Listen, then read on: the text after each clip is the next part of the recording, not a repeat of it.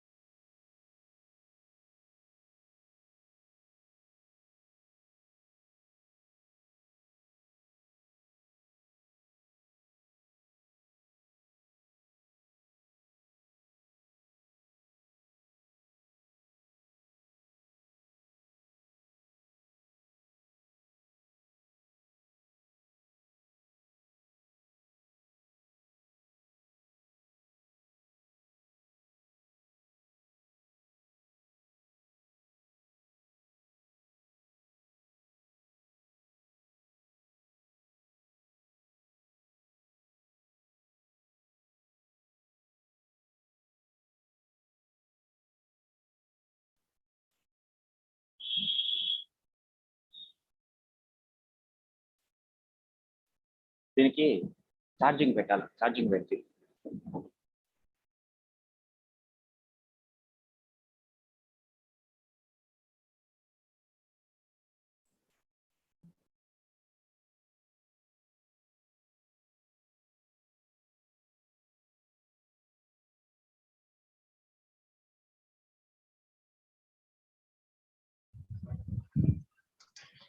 Madam గారు ఇది అవ్వట్లేదు ఇక్కడ. నా మాట వినబడుతుందా? వినపడుతోంది సార్, వినపడుతోంది. ఓకే, నేను సెల్ ఫోన్ నుంచి చేస్తాను. అది ఈ అబ్బాయి వచ్చాడు కానీ పని జరగట్లేదు, సిస్టమ్ మీద అవ్వట్లేదు. వినపడుతోంది సార్ మీ మాట.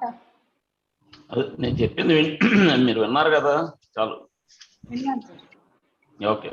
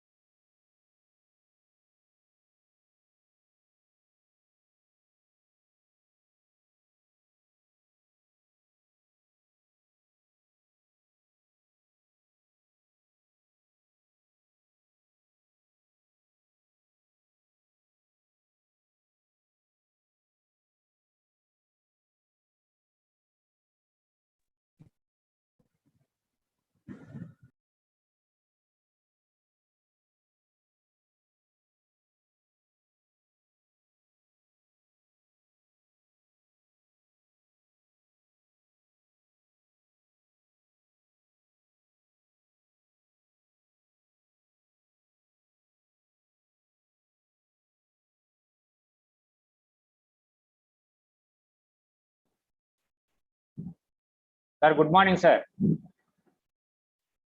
Good morning, sir. Sir, VC here, good morning. Sir, VC got join here, sir. Sir, VC sir, you have to unmute yourself, sir.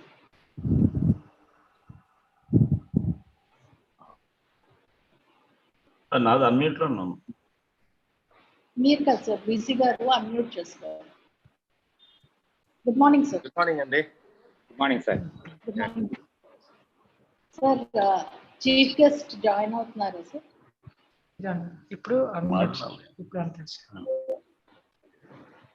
Link పంపించారా చైర్మన్ గారికి?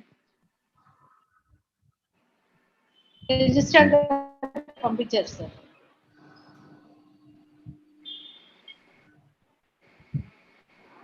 ఇంకోసారి పంపించాలా సార్? ఒకసారి పంపించండి మీరు.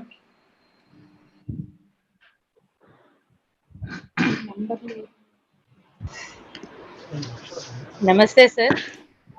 Lalita Bashran. Yeah, how are you? Sir, fine, sir. Thank you. Sir మీరు అందరిని గుర్తుపడుతున్నారు, principal గుర్తుపడట్లేదు. First principle గారిని how are you sir అన్నారు. Thank you sir.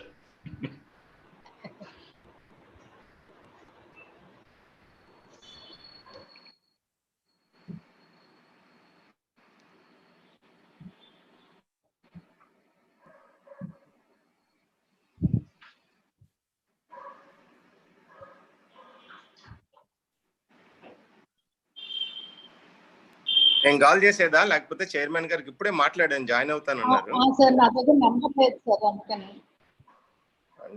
నేను అడిగి మళ్ళీ again rejoin. Okay sir.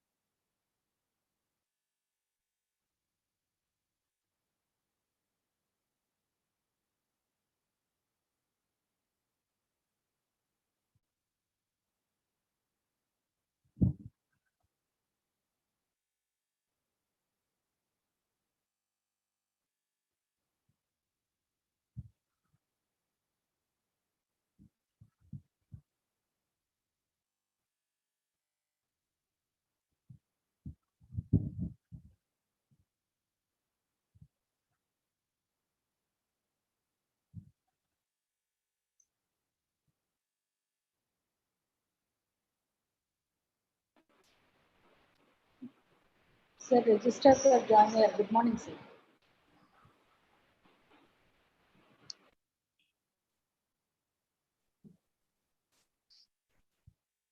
Yeah, good morning, all of you. Sir, good morning, sir. Good morning, sir. sir. Just finished my class. I am sorry, I am late by 10 minutes joining. Good morning, sir. Register garu, good morning. Good morning. Good morning, sir. Yeah. Glad to see all smiling and smart faces.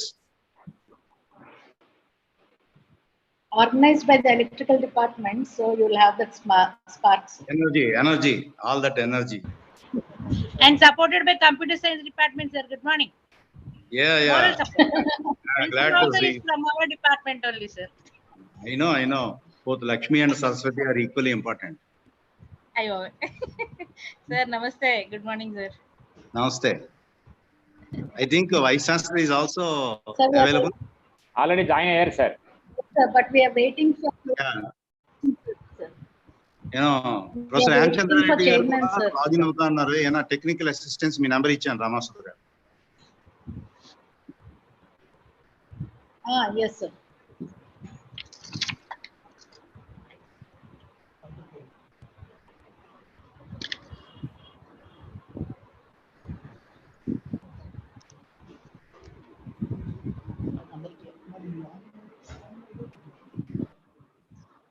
గారు login అవ్వలేదా? అయినట్టున్నారు. అయ్యారు sir. VC గారు అయ్యారు, sir. Hemachandra Reddy గారితో మాట్లాడి join అవుతానన్నారు sir. And Sivakrishna గారు lighting సరిపోలేదండి మీ ఛాంబర్ లో. సార్ సార్ వాళ్ళ లైట్ అన్నది వాళ్ళ లైట్ అంతా ప్రపంచానికి ఇచ్చేసి వాళ్ళకి తగ్గించుకున్నారు. So power distributed.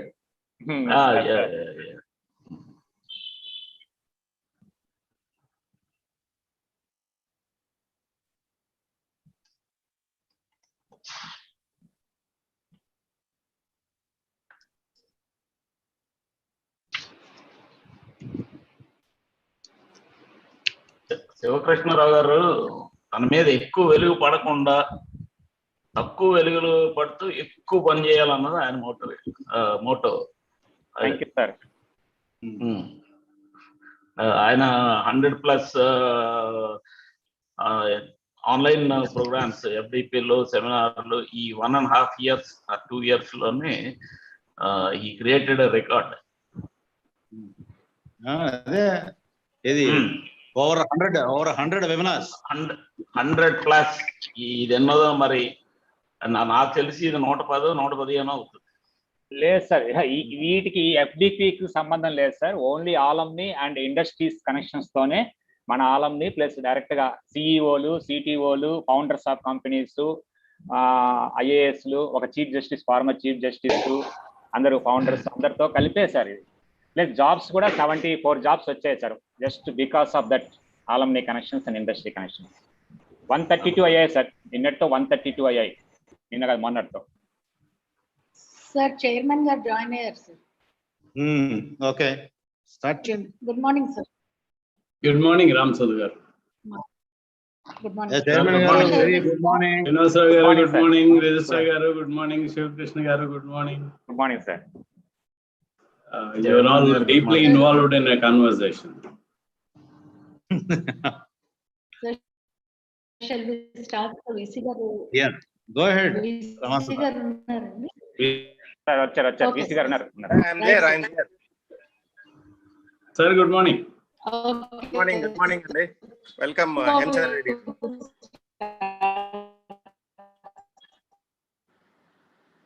Good morning chairman గారు. Good morning, sir. A very good morning to one and all. Opportunity to welcome each one of you to the session and attitude. I take this opportunity to welcome each one of you to the short-term training program on Mastering Self-Motivation and Attitude, Art of Living, organized by the Department of Electrical Engineering, AU College of Engineering, Andhra University. The STTP is sponsored by All India Council for Technical Education.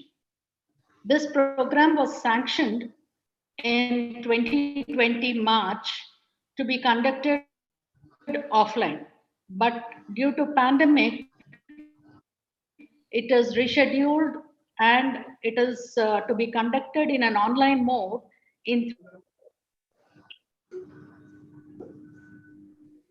3 phases. And this is the first phase. And Ma'am, your voice is breaking, madam. Ramasudha, madam, your voice is breaking, madam. Please.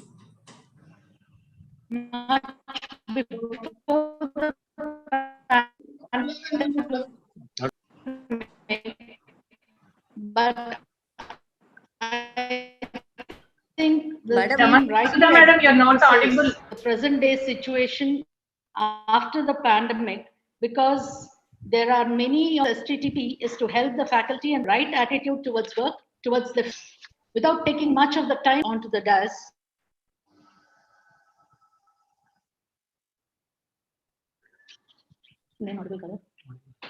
I'm not audible.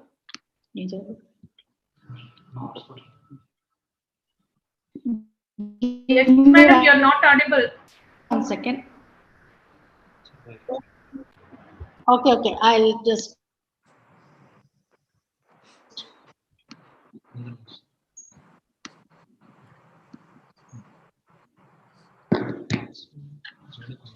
Okay, now? Yes, madam. Okay. Right. I am continuing with inviting the dignitaries.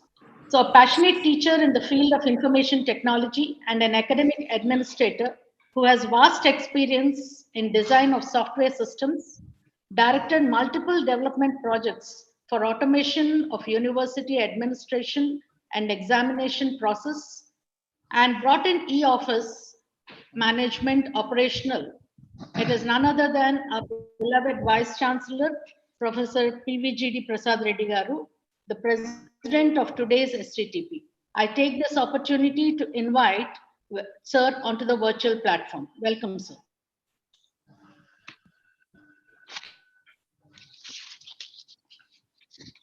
A person who hardly needs any introduction, with more than 30 years of teaching and research experience in the field of mechanical engineering.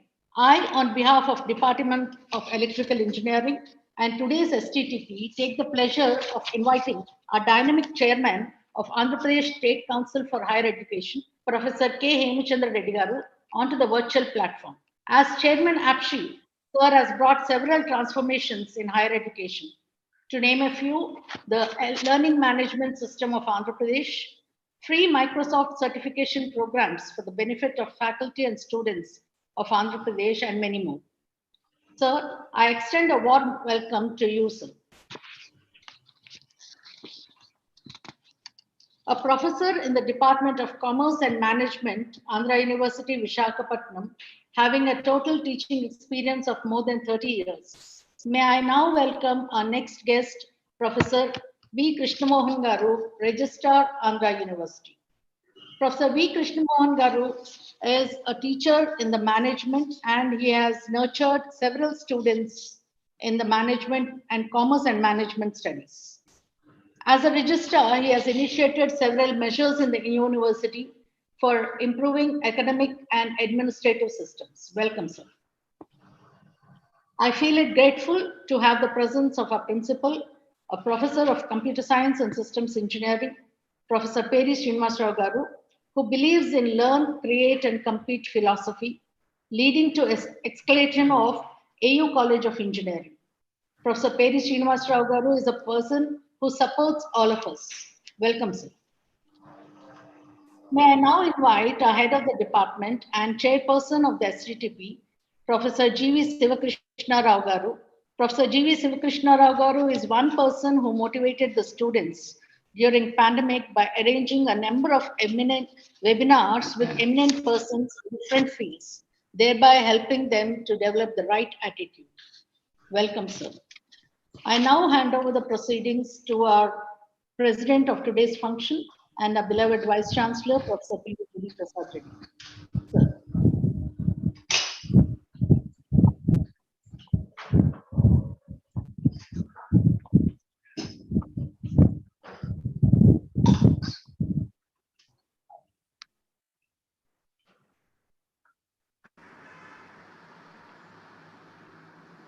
So, Good morning, Ramasudha. I think there is a song that you have prepared, which is to be rendered. yes, sir, there is, yes, sir.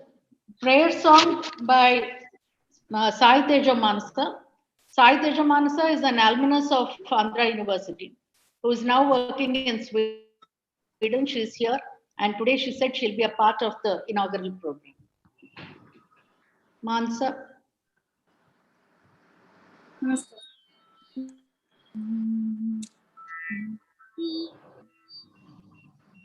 वीणाधरे विपुलमङ्गल दानशीले वीणाधरे विपुलमङ्गल दानशीले भक्तार्थिनाशिने विरिञ्चे हरीश वन्दे भक्तार्थिनाशिने विरिञ्चे हरीश वन्दे कीर्तिप्रदे अखिल मनोरथरे कीर्तिप्रदे अखिल मनोरथरे विद्याप्रदाय सरस्वती नमामि विद्याप्रदायिनी सरस्वती नमामि नित्यम्।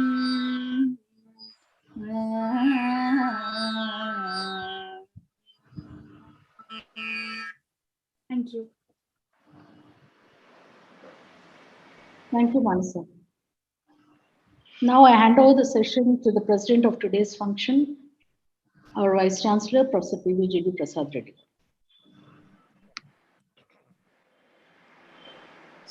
Good morning, ladies and gentlemen. Chief guest of today's inaugural function and the keynote speaker, the right person for the right job, aptly suited to the theme of today's webinar, because I have seen the words called self-motivation and awareness, the art of living. And I'm so confident that, okay, he is one man, who has been motivating the whole state and all the universities, the students, and who has got, lot of spirit of, the Sanskrit slokas also, because I have seen him, mentioning many slokas and, okay, giving their meaning. The chairman of AP State Council for Higher Education, Professor Hemchandra Reddy garu. I extend a very warm welcome to you, sir, to this webinar being organized by our Department of Electrical Engineering, the convener, Professor Ramasudha. She is in fact the Director Computer Center of this university. And I've seen, okay, the Principal College of Engineering, Professor Peri Srinivasarao, present there online, and along with my registrar, Professor Krishna Mohan. I see him in the department. I know at 9 o'clock, he is one person who always be available in the department at 9 o'clock for a class. Probably, I think he must be already delivering the class also there. Switching off, this particular platform, maybe muting them so that, at the right time, he will come back, I know. And I see the head of the department, C.V. Krishna Rao, and all the other members. So today, the department is organizing a short-term training program sponsored by All India Council for Technical Education on a very, very important topic.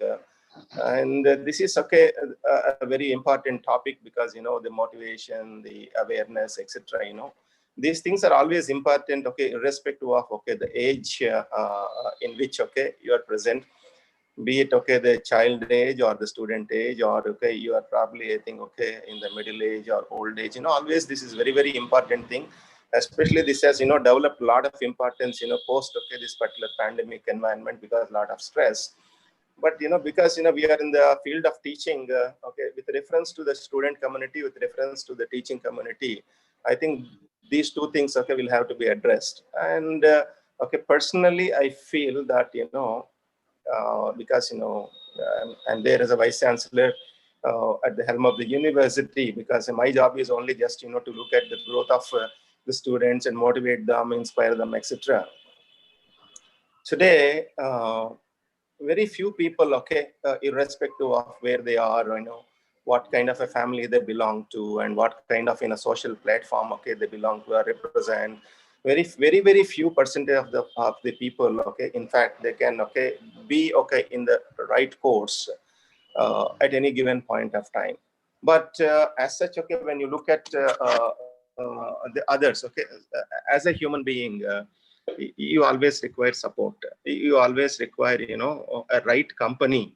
You always expect the social fabric to provide some good environment for you. And mostly, the societies, as far as I know, they fail to provide, this kind of a right environment for the community.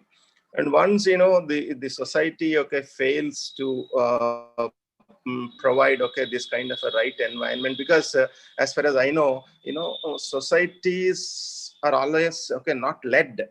Problem is that, so society is mostly, they metamorph, in the sense, they are mostly influenced, right?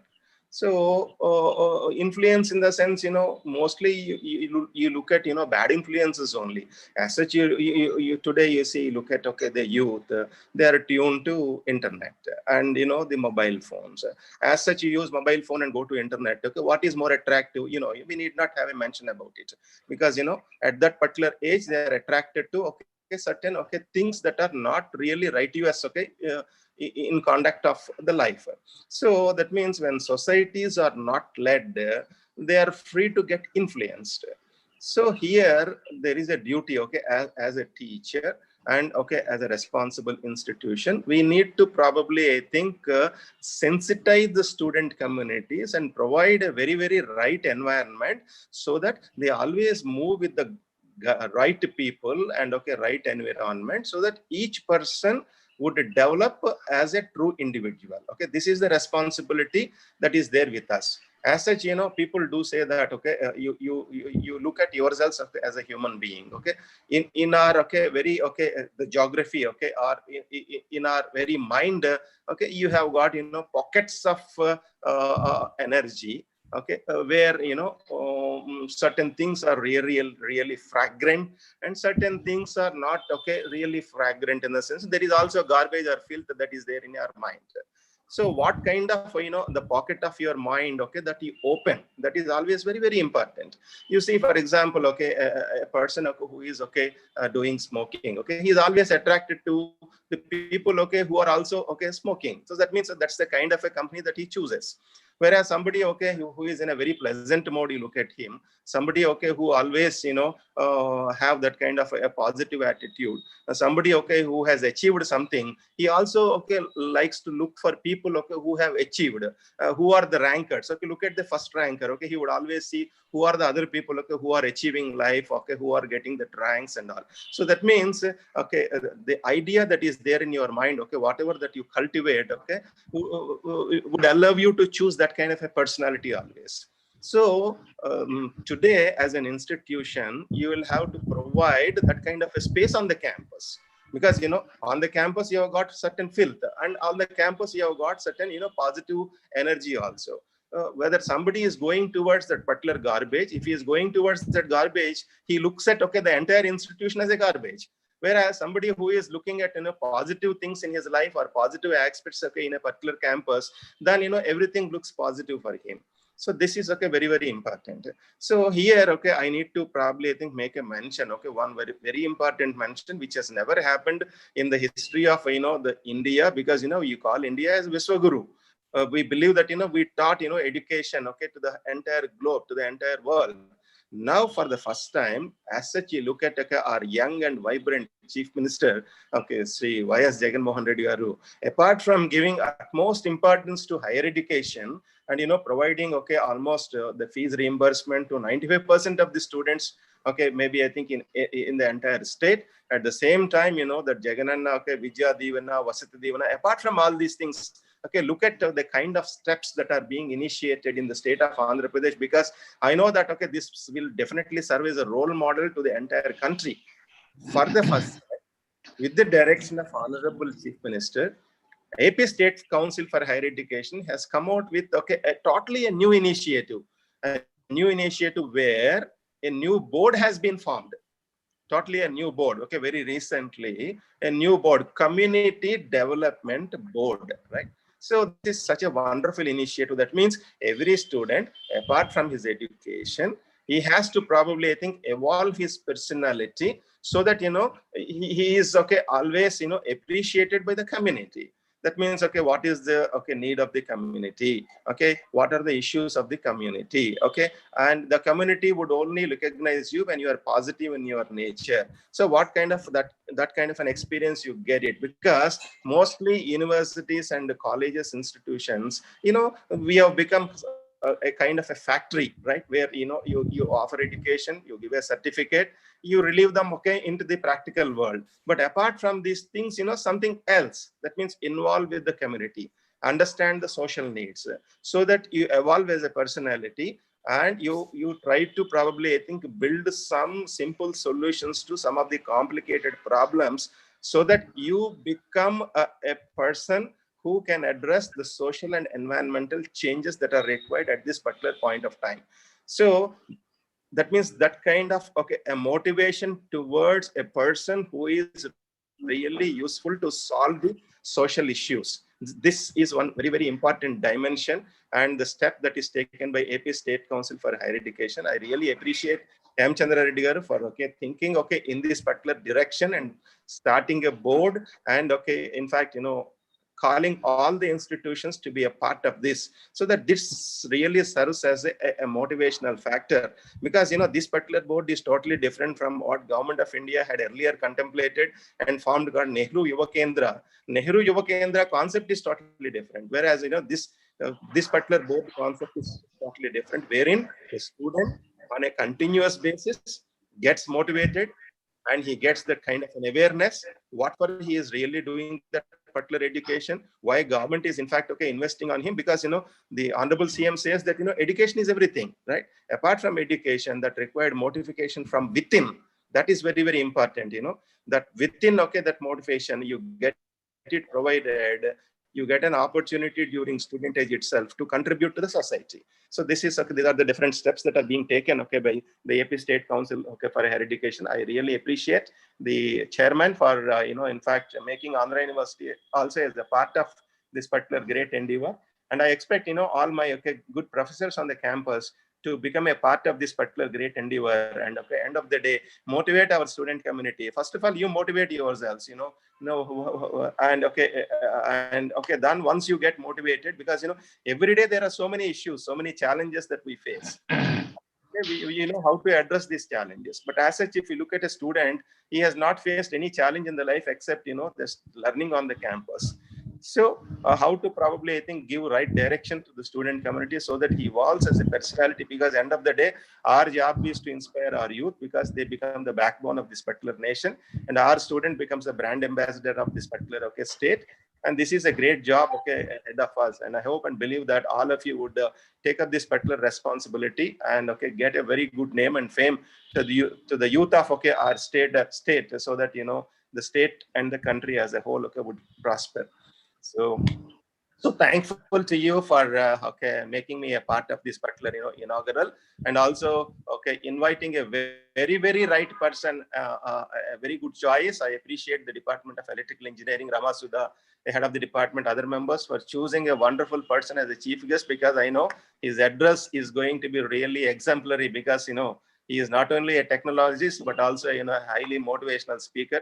Even I know that many, okay, RSS people also, okay, would invite him, because I know we know that RSS, okay, they always believe this particular kind of an ideology, the motivation, the inspiration, okay, the awareness awareness, etc. They also call Hemchandra Reddy garu to motivate their youth. So it's a right person for the right job. Thank you, sir. I extend a very warm welcome to you, sir. And Ramasudha, what is the next part of the agenda? Because you did. Thank you for all your kind words, sir. Thank you. Sir. I spoke from my... Ma'am, message by HOD, sir, madam. Chairperson of STTP. Sir. I sent the minute-to-minute agenda I to you. request to all the people to keep their mics under mute so that only one person would be the speaker always. So, good morning, all the sirs and madams. So, President of the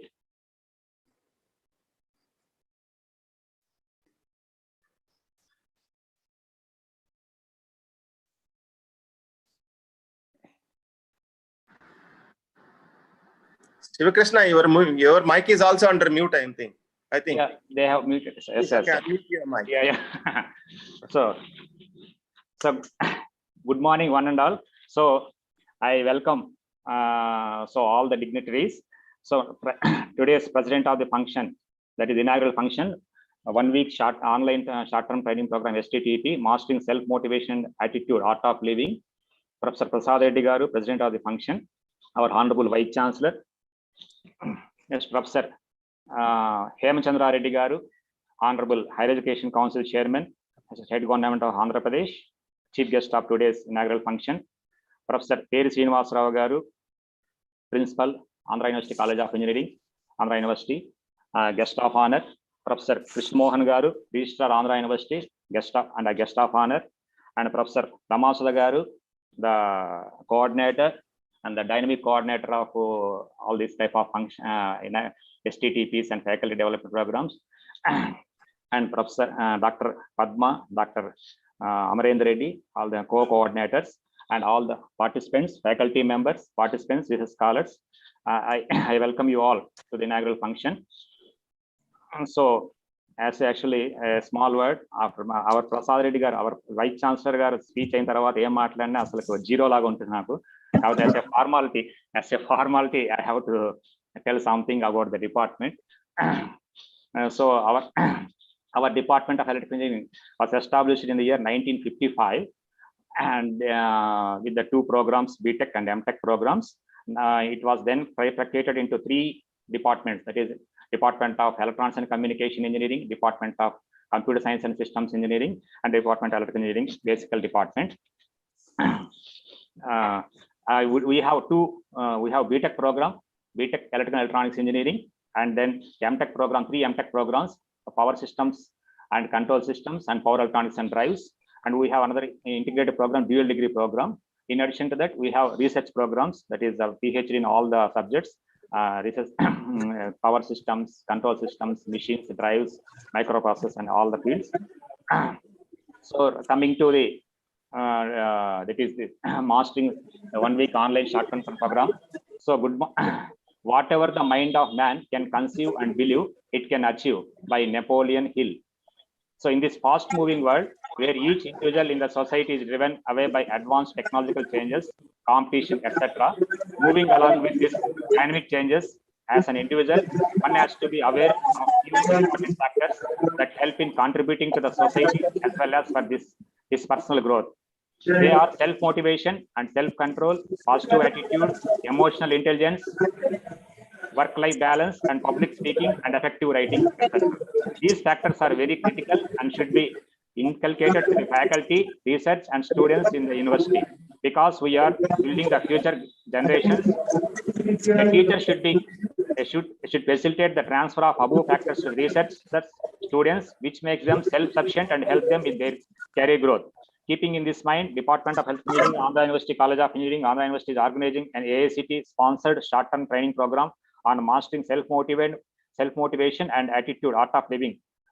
By the end of this program, every participant will be able to develop many real-life career advancement skills like efficient public speaking, right attitude, collaborative relationship, work-life balance, etc. Hope all the registered participants will have a great time and enriching experience through this 1 week online STTP.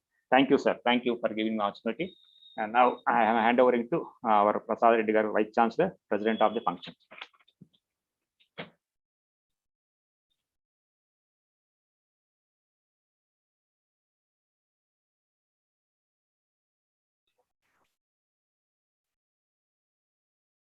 Ramaswamy Garu. Sir. అయిపోయింది sir చెప్పండి sir BC sir BC గారు చెప్తాను.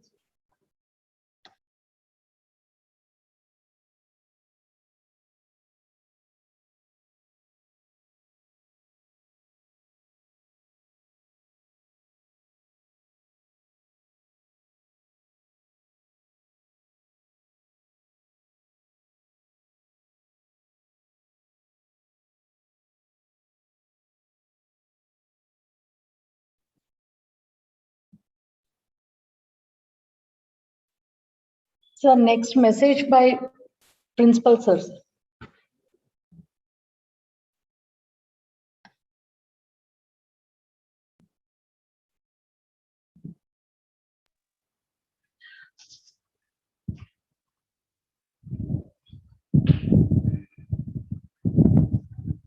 President of today's inaugural function, Professor PVGD Prasad Reddy Garu, Vice Chancellor of Andhra University.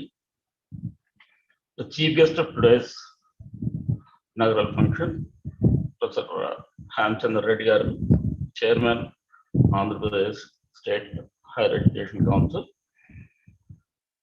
The Chairman of this STTP program, Professor Sivakrishna Garu. The coordinator of this program, Professor Ramaswamy Garu, and other faculty members of the Department of Electrical Engineering, the participants and student friends. A very good morning to all of you. I take immense pleasure in inviting you all to this short-term program on mastering self-motivation and attitude, art of living, sponsored by AICT and organized by the Department of Electrical Engineering, Andhra University College of Engineering. The program is planned at the right time and the backdrop of COVID pandemic. The main aim of the program is to help and motivate the faculty and scholars to master themselves by self-motivation and developing the right attitude. The pandemic has taken the whole world, and the crisis led to the loss of lives of dear ones, jobs, and many financial problems. There are none who escaped from its class. It caused anxiety, stress, and agony in many lives. Lots of victims are still depressed and needs emotional support. Self-motivation is very important in a person's life because this helps them see things in a positive way. This will enable them to overcome challenges by developing an attitude that could withstand trials and failures. If one is able to develop a good outlook in life, everything will start falling into their proper places. Therefore, individuals who are self-motivated tend to be more organized, get great time management, self-confident, and also have a high self-esteem. I really congratulate the Department of Electrical Engineering and particularly Professor Ramaswamy for organizing this motivational workshop at the right time. I think certainly this will help all the participants in a great way. I thank the entire Department of Electrical Engineering for giving me this opportunity to be a part of this program. Thank you, one and all. Thank you, sir. Next, the message by our registrar and guest of honor today, Professor V. Krishnamohan Garu.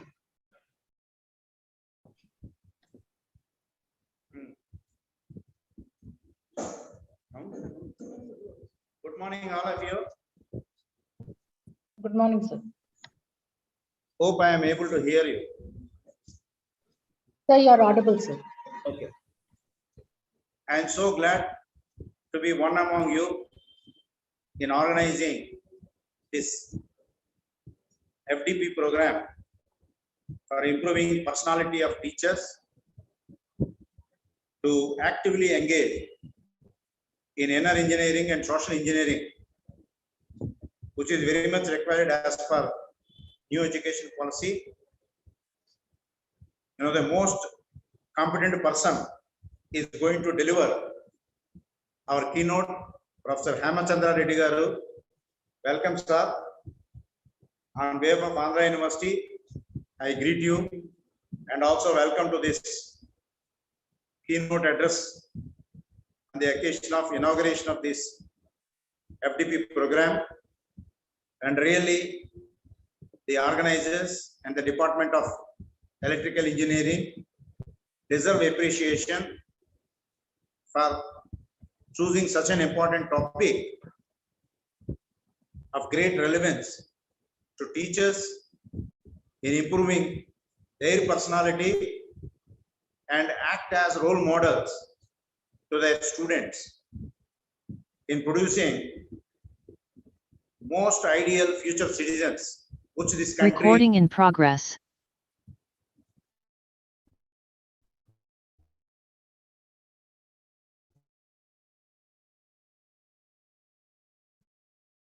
Sir,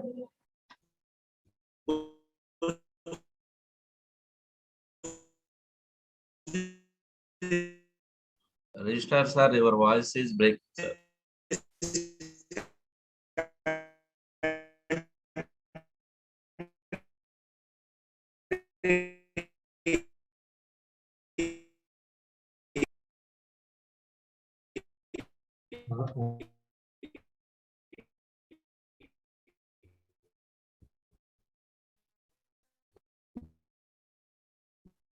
Sir, your voice is breaking, sir. Not audible.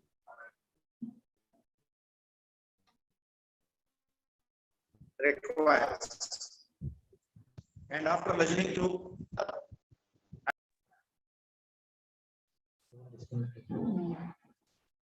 sir got disconnected, I guess.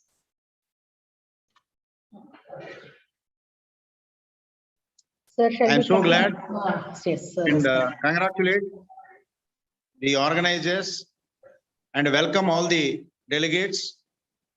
And I also look forward, along with all of you, to listen to the keynote by our respected chairman, Professor Ham. I take this opportunity.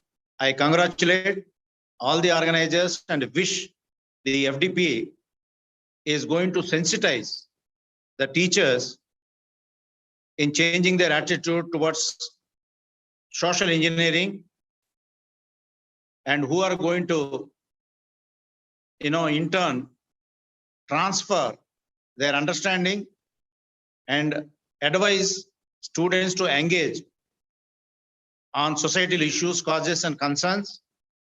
And unless there is inner engineering, the outer social engineering never happen automatically.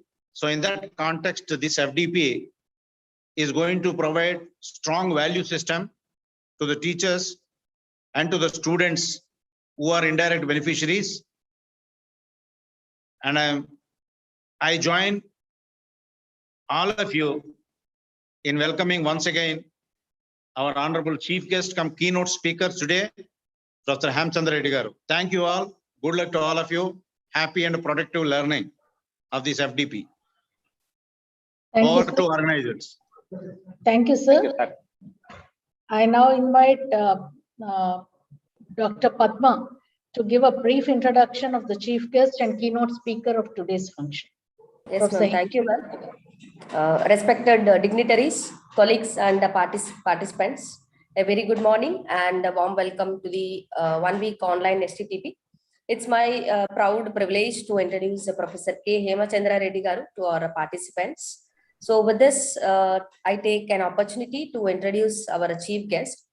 K. Hemachandra Reddy is professor in mechanical engineering in JNTU Anantapur since 2000. His educational qualifications are MTech and PhD. Presently, sir works for AP being as chairman APSI. Professor Hemachandra Reddy has more than 30 years of teaching and research experience in the field of mechanical engineering. He is specialized in the areas of thermal engineering, computational fluid dynamics. He has published more than 222 technical papers in various standard national and international journals and conferences with 2,345 citations, H-index of 22 and I-index of 36. He has executed externally funded research projects sponsored by DRDO to the tune of 30 lakhs and 30 lakhs project in the area of PCM based thermal energy storage applications, which was sanctioned by SERB DST. He has guided 40 scholars for PhD degrees and 39 PhD students are in progress. And sir also guided 70 PG students. He has delivered more than 50 invited lectures technically in various universities and colleges. Sir also delivered around 100 talks on personality development, career counseling, goal setting, and achievement motivation in various academic institutions and public platforms for the welfare of students and faculties. Sir also organized about 10 workshops. During his tenure as professor in JNTU Anantapur, he has handled many administrative positions at the university and the college levels like placement officer, principal, director, academics and planning, TechWhip nodal officer, and the registrar for JNTU Anantapur. He also served as a principal, JNTUA College of Engineering, Pulivendala, YSR district. To his credit, he has been honored with many awards like Anna University National Award for the outstanding academic from degree level institutions from ISTE New Delhi, India. State Best Teacher Award from the AP State Government in the year 2011 and Broad Outlook Learner Teacher Award from Air India for the year 2006-2007. Hemachandra Reddy Garu also published a patent on computer implemented system and method for evaluating optimal machining parameters in WEDM in the year 2017. He has visited the United States of America, Austria, and Malaysia on academic and research assignments. He is a member of various professional bodies, including American Society of Social Mechanical Engineers, gold member of International Solar Energy Society, and served the National Executive Council of Indian Society Technical Education for 2 terms and National Council of Institution of Engineers India for 1 term. He is also the secretary of ISTE AP State Chapter. He authored 2 books titled Thermal Engineering Data Handbook, published by IK International New Delhi in the year 2007, and Experimental Studies on the Performance of CI Engine with TME Blends, Lombard Academic Publishing. So due to his hard work and a dedication towards education, he has been nominated as a chairman APSI in the year 2009. So thank you so much, sir. Thank you for giving me this opportunity. Ma'am, please carry on, ma'am. Thank you, Padma. We now have a most distinguished guest today, a chief guest of today's function, Chairman APSI, Professor Hemachandra Reddy Garu. Sir, we now request you to talk brief about the event, and then later on we'll have the keynote address. Thank you, sir. Thank you, Madam. Honorable Vice Chancellor of the great university, Andhra University, and the President of this function, Professor Prasad Reddy Garu, the Registrar of the University, Professor Krishna Mohan Garu, and the Principal of Andhra University Engineering College, my good friend, Professor Srinivas Rao Garu, Head of Electrical Engineering Department, Professor G.V. Krishna Rao Garu, the coordinator of this program, Professor Ram Sudha Garu, and all other distinguished academicians who have assembled here this morning. Very good morning.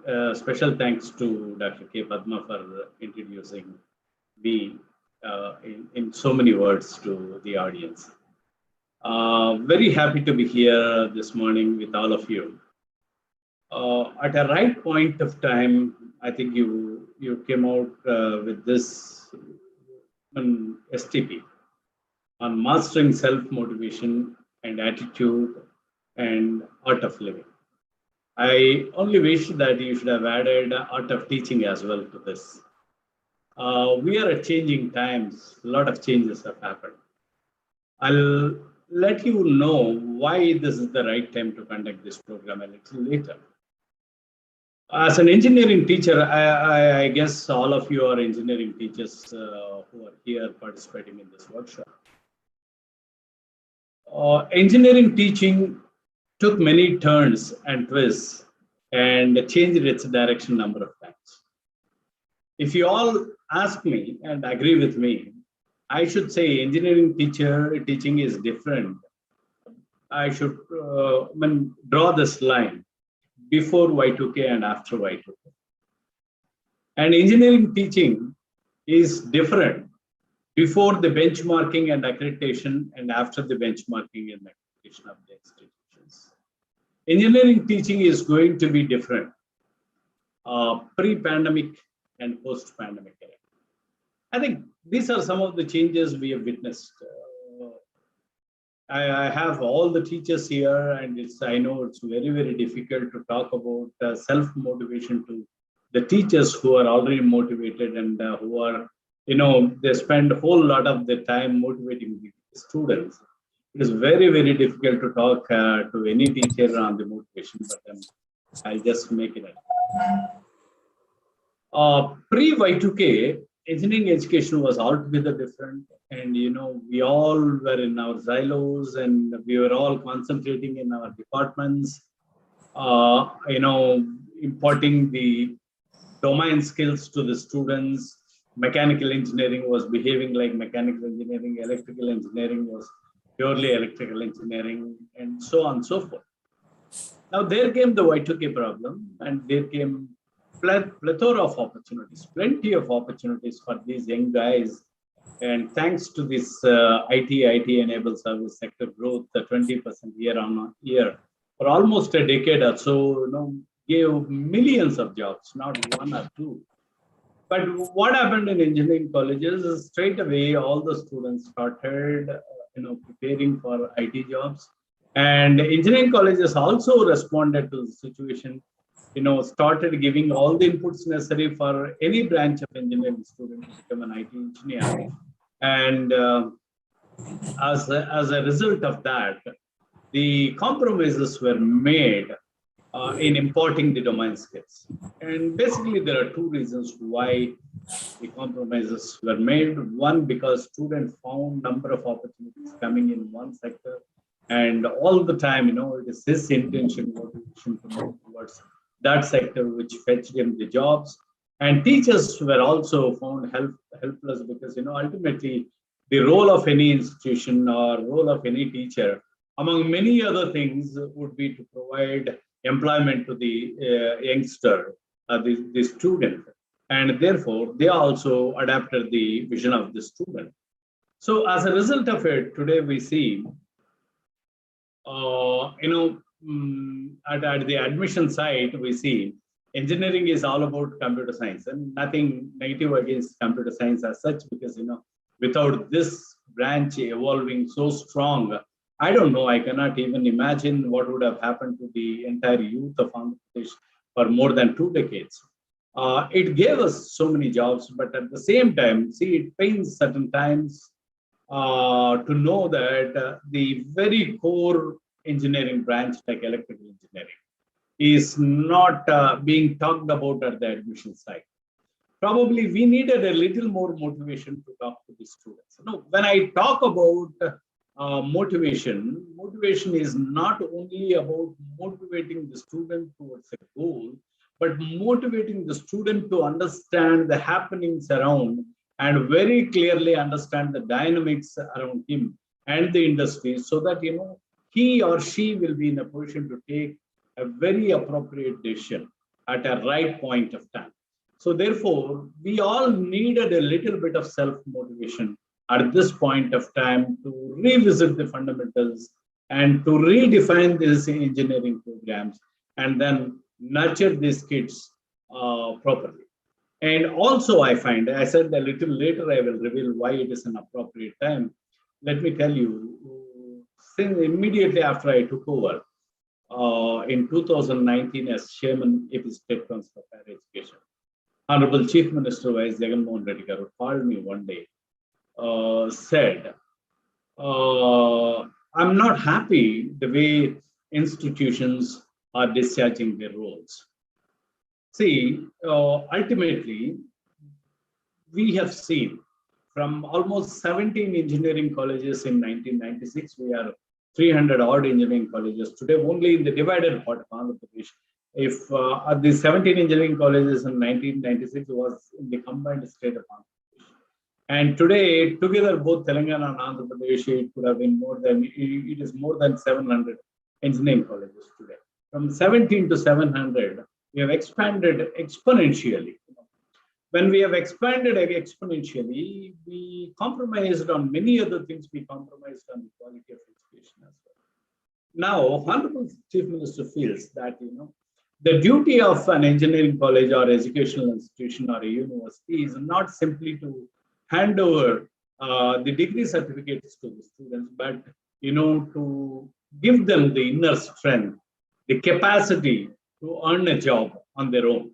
Now, he said straight away, if universities and colleges are doing this job of skilling, equipping the student with the required knowledge to fetch a job for himself, because you all agree with me, or nowhere in any definition of a university or an institution, the job of providing a placement to a student is not defined. See, the role of an educational institution is only to educate, give the knowledge and experiencing to the present situation of the society and teach him how to face the challenges of the society, but not showing a job. But very unfortunately, almost all the educational institutions and universities have assumed a role of facilitating employment provision as well. So the number of placements, the placement cells, myself and Srinivas Rao, we were placement officers together way back in 2004, 5, 6. We worked parallelly. Srinivas Rao Garu from Andhra University, me from JNTU Anantapur. See, we almost assumed a role. Now, Honorable CM says, see, you are handing over thousands, for that matter, lakhs of degrees every year in the state of Andhra Pradesh. But majority of them are moving around the politicians asking for a job. See, the role of a politician is not to provide a job to a student, to a graduate. The role of a politician is something else in policy making. So the universities shall reassume its responsibility of educating them, providing with the right knowledge and right skills so that student can roll out of the institution confidently, face any kind of a job interview and try to get a job for himself on his own capabilities. So that's what he said. See, when I said changing times, this is the vision of the most dynamic chief minister we have ever seen.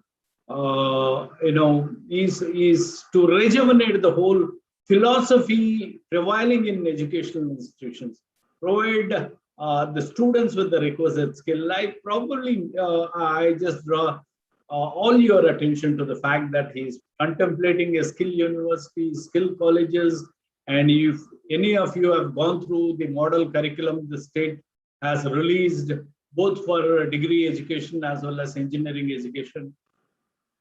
Now we have brought in almost 30% of skill-oriented programs.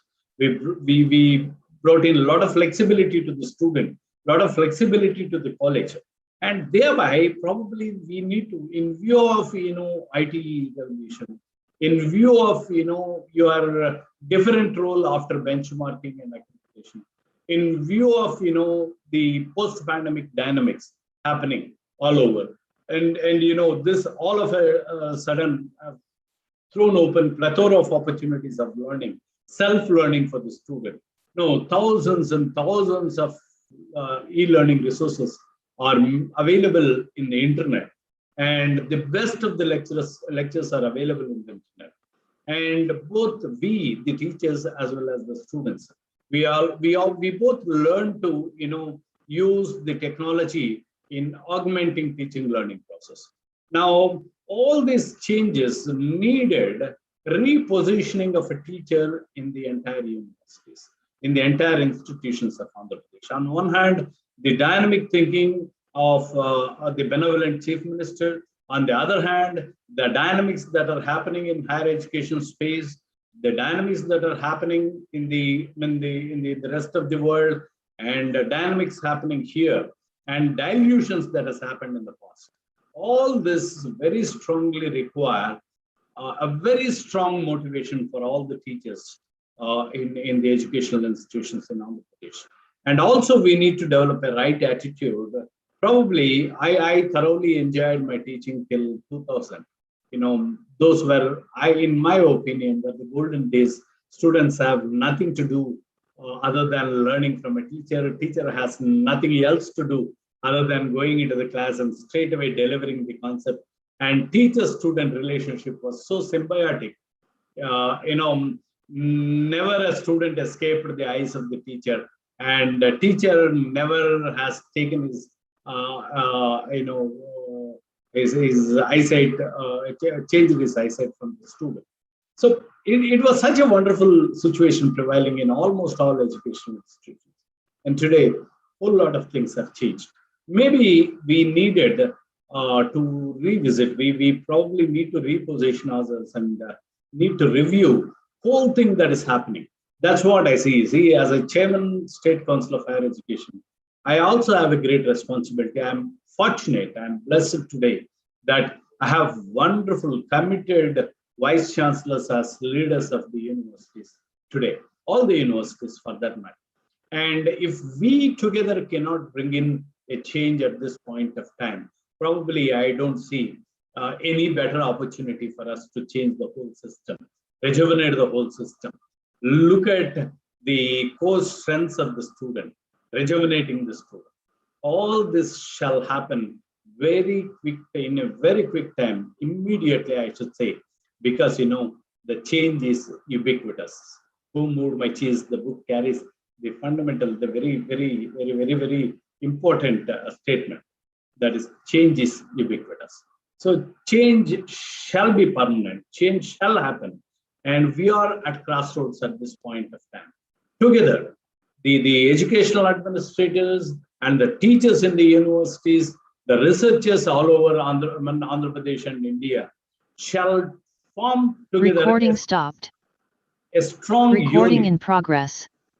strong unit to take the higher education to a next level, whereby the student of Andhra Pradesh stands very tall in the competition, in the level playing field, and probably take every advantage on the opportunities coming his way.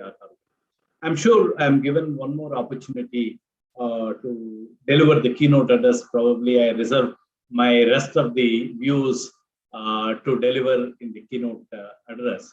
For the time being, I take this opportunity to congratulate Andhra University in general and Electrical Engineering Department of Andhra University Engineering College in particular for coming out with such a wonderful program.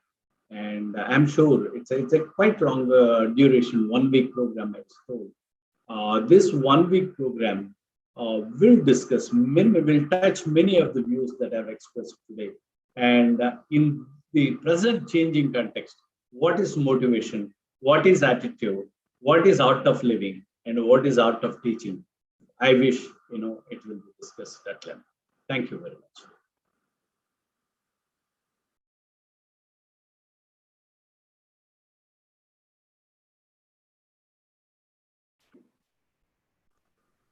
Professor Ramasubhagan. Sir, thank you very much, sir. Thank you very much for your detailed introduction about the program. And the program has started off with a kickstart with your message. And after this inaugural, we are going to have your keynote. We also have included the art of speaking, art of technical writing. All these we have included in this 7-day program. Sir. In addition to that, we have also included pranayama and meditation also for the participants. So now I request Dr. Amrendra to propose the formal vote of thanks for the inaugural function. Good morning, Madam, and good morning all. On behalf Dr. of the Amrendra. department, good morning, Madam, and good morning all. Good morning. Am I audible, Madam? Yes. Brendra, you are audible. Brendra, continue. Yes, You are sir. audible. So here, good morning all. On behalf of the Department of Electrical Engineering and coordinators of online STTP for 1 week, it's our pleasure to propose vote of thanks to all dignitaries present for the inaugural session. We are very much thankful to Professor PVGD Prasad Reddy Garu, Vice Chancellor, Andhra University, and also the President of STTP program for continuous encouragement to conduct these type of the programs. We are thankful to Professor K. Hemchandra Reddy Garu, Chairman, AP State Council of Higher Education, Andhra Pradesh, for accepting our invitation to deliver keynote and also for the presence at this event. We are thankful to Professor V. Krishnamohan Garu, Registrar, Andhra University, for accepting as guest of honor to this STTP. We are thankful to Professor P. Srinivas Rao Garu, Principal, AU College of Engineering, Andhra University, for permitting us to conduct this STTP and for his acceptance as guest of honor to this STTP. We are thankful to AICTE for sanctioning 1 week online STTP, Mastering Self-Motivation and Attitude Art of Living.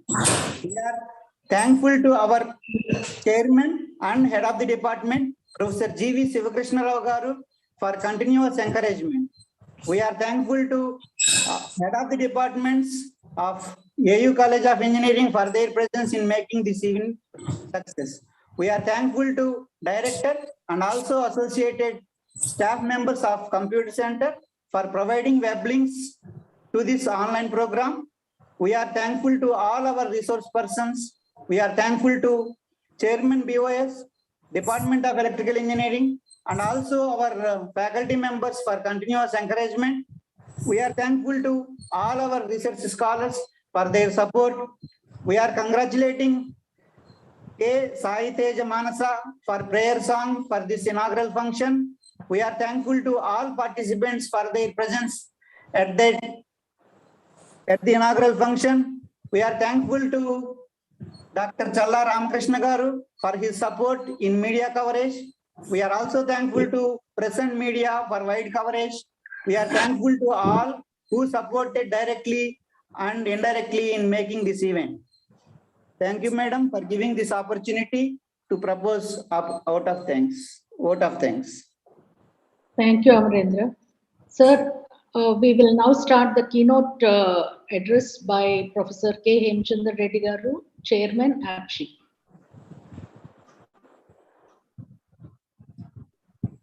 Sir.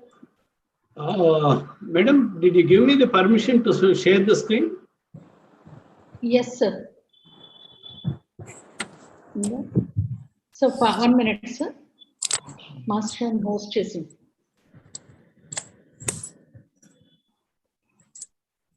Yes, sir. Your screen is visible, sir.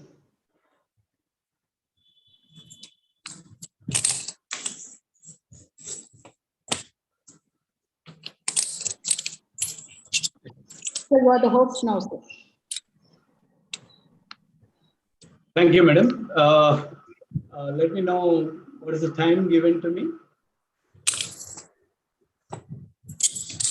Sir, you have time till 12:30, sir. 11:30 or 12:30? Your wish, sir. You can extend till 12:30. Okay, maybe I would like to conclude it somewhere around 11:45 because I have another meeting at 12. Sure, sir. I'll go till that point. Okay. Once again, thank you very much for giving me this opportunity to speak my mind with all the teachers. At the outset, Ajnana Thimirandasya, Jnananjana Salokiyam, Chakshurmilitam Yena, Tasmai Sri Guruvena. I salute all the teachers who remove the cataract of ignorance and show their people vivid path of light. So, with that salutation to all the teachers, let me talk about give my keynote talk on self-motivation. I just a while back, I told, as a teacher, I underwent different changes. The day one when I joined as a teacher, the role I assumed was slightly different from what the role that I have played till I assumed this role. See, it's continuously changing. Somewhere, the very fundamental speaks, as I understood in all my 30 years of teaching career, I understood. The best role a teacher can play is to sensitize, motivate his students, his people. And when you once do that, probably any amount of information you pass on, that would be received attentively by the teacher. That's where, the role of a teacher is very broadly defined. The role of a teacher is very well appreciated exactly there. And therefore, my talk is going to be entirely revolving around the relationship between the teacher and the student. I chose this picture, cat, positioning its jaw at an insect. I should say the jaw has the power to crush the insect. The jaw has the power to care the insect. Now with that message, probably I would like to go. And basically, when I talk about a teacher-student relationship, probably I'll tell you a very small story to explain what is a student, what goes through his mind, and what is a teacher, what he or she thinks. Probably with this story, I would like to begin my keynote lecture. There used to be a boy called Rob. I read this somewhere sometime back in the internet. There used to be a boy called Rob. And very popular site at a music school was, Rob was all the time dragged, Rob's mother was dragging Rob into the school. So this was everyday phenomena at the music school. It goes without saying, Rob was a student of that music school. And Rob never has shown any kind of an interest towards, his teacher or teachings. And he was always a backbencher. Teacher never liked Rob because Rob never has shown any kind of attention in the class. And teacher almost ignored this boy. And teacher never liked this boy because his attitude was not good in the class. If not making any mischievous things in the class, he was not attentive at all. So after some time, Rob stops coming to the school. Teacher also ignores, and things go on from there. And this teacher of the music school is a very popular teacher, a committed teacher, and she trains such high quality musicians in her classrooms.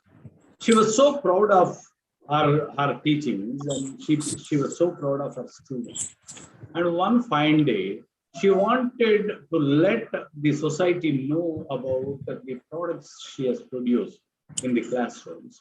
So she plans for a music concert, and a music concert to be rendered where music to be rendered by her old students. So she carefully starts identifying one after the other. So she had an intention to identify 10 of her old students to perform on the music concert. And she could identify 9 when she was looking for the 10th. Rob reappears in the scene. Please pay a little attention because the story is going too long. But I thought I should share it. Now Rob reappears in the scene, started pleading with his teacher. Ma'am, please give me an opportunity. I came to know that you are conducting a music concert.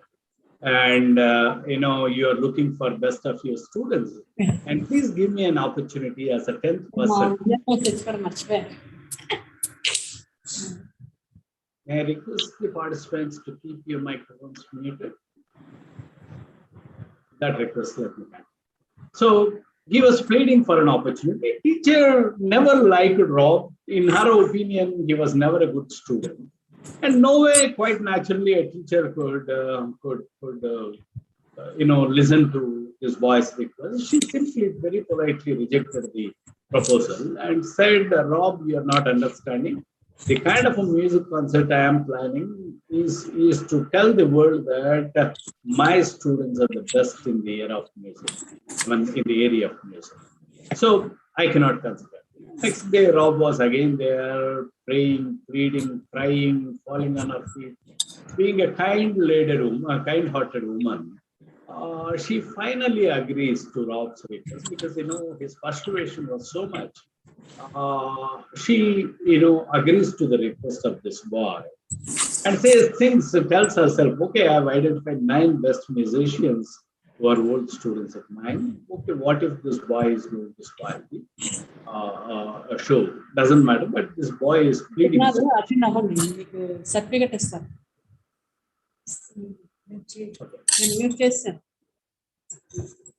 Sailaja BBV garu. Can you mute your mic? Ramasudha garu. Yeah, no problem. Please mute your mic, Ramasudha. Not me, sir. Yeah. You ask all participants. Otherwise, you close. Mute all other mics except chairman. Okay, thank you for that. Otherwise, my mic also. Sir, it is distracting, sir. No, it's fine. The issue is resolved. It sometimes happens like this. Okay. So let me continue with this story. I'm sorry for choosing a long story. So that was her thinking. She thought, as a 10th person, Rob can be permitted there. So the day comes, the music concert begins. One after the other, her students started performing, rendering wonderful music like Sai Tejo. Who's that girl? In the morning, she has rendered an excellent. Sai Tejo Mansa. Sai Tejo Mansa rendered an excellent present. So one after the other, they started rendering beautiful music, and the audience, they thought it's worth participating in this music concert. It is worth their money. And one after the other was excelling, and the 9 programs goes by so beautifully, and audience applause was unlimited for all the performance. There came the turn of this boy Rob as a 10th person to perform on the days, and the teacher for the first time looked very concerned. She looks at this boy. This boy was not in a good attire, and he didn't, whom is here. He was very casual. He was very casually walking onto the place, and teacher curses herself, scolds herself. I should be a fool of highest order. I should not have allowed this boy. So far it went well. I'm sure this boy is going to spoil this evening. But then Rob goes there, starts performing. It was a spellbound performance, amazing performance, best of the best, and much superlative to all other performances that were played before. And Rob, when he finishes his performance, the applause never dies down, and audience express their ecstasy, and audience were so thrilled to listen to such a performance. And teacher was so amazed. She jumps on the desk, gives him a warm hug, and says, "Rob, my boy, how could you do this? You were never a good student. You were never a good student in my classes. Just because of your persuasion, I have included you. I never knew that you are such a wonderful musician. I'm really sorry, my child, for not recognizing your talent, going by my, opinion on you. I'm sorry for rejecting your proposal quite a few times before finally accepting. But the teacher has such a curiosity to know from the Rob. How could, after all, become such a wonderful musician? She asks him after the the noise settles down after the event is over. She walks along with him, asks him, "What made you such a wonderful musician? Why were you not a good student?"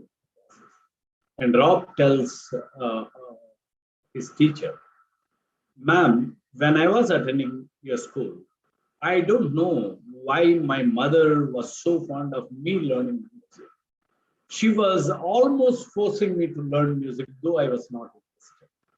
And my mother wanted me to learn music. When I was sitting in my class, I always remembered the sufferings of my mother. She was suffering from cancer. I love her so much, I couldn't concentrate on your teachings. I was just, thinking of her sufferings.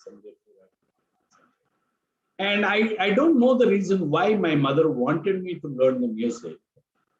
Because I very well knew that by learning music, I cannot make her happy because she is born deaf and dumb. She is born deaf and dumb. I don't know the reasons why my mother wanted me to join music school, but I couldn't satisfy. I knew very well that I couldn't satisfy my mother. I love my mother so much. I was thinking of her sufferings when I was in your classroom. And the day I stopped attending to your class, that was the last day my mother lived on this earth. Now I believe that she has joined God at the heaven, and I'm sure God must have given her the ears to listen to my music. With that single thought, with that single hope, I dedicated myself to the music because I love my mother so much. I wanted to make her happy. And therefore, I became a musician, a burning urge going through me to satisfy or to express my love for my mother. And that took me this long. My dear teacher, I'm a musician because I love my mother. Now, this story I just wanted to tell you, not to bring in that emotion required, but only to tell all the teachers, to inform all the teachers that student in your classroom must have many thoughts going through, many priorities going through. And probably that's where we need to be a little more attentive. Had the teacher took time to talk to Rob, whom she she underrated, whom she thought was never a good student, should have talked to the student at least once to know what is going through his mind. That's where, the role of a teacher is very, very clearly defined. I just took the story to explain to all of you, about the role of a teacher, basically, and also to understand the confusions, the feelings of the student. And when we stand on the dais in a classroom, let me tell you, my dear friends, you are facing 120 eyes, 60 sets of eyes. Each eye is expressing some feeling. Probably as a teacher, you should be good enough to understand the feelings of all that the student is exhibiting in a classroom. And thereby, you develop such a strong bonding. I think this is the first step as a teacher that we should be doing. And only then probably whatever you try to do in the classroom will reach them. And therefore, I tell you, the future of the student is in my classroom today. And this future has a potential for both good and bad. The minds of tomorrow's leaders will be molded, I repeat, molded artistically by what I do here today, standing inside a classroom. And today you call it a virtual classroom, like how we are all connected, or a physical classroom, how we are going to connect from tomorrow onwards, because we comfortably crossed that most difficult phase, and we have resorted to our physical classroom. All said and done, the minds of tomorrow's leaders will be molded artistically by what I, the teacher, do in the classroom. So that is the role of a teacher. Are you just a teacher? This is somewhere, something goes through the minds of some of the teachers. Somewhere we are into a society where teacher is not respected. I guess, that's the feeling at least some of the teachers have. Thank God, I'm not just a teacher. I'm in the greatest profession of all. I must be vigilant every day, lest I lose one fragile opportunity to. Please understand, my dear friends. I must be vigilant every day, lest I lose one very important opportunity to improve. And that's what, while doing my job, while artistically molding tomorrow's leaders, if I fail in my duty as a teacher, I should be losing a greatest opportunity.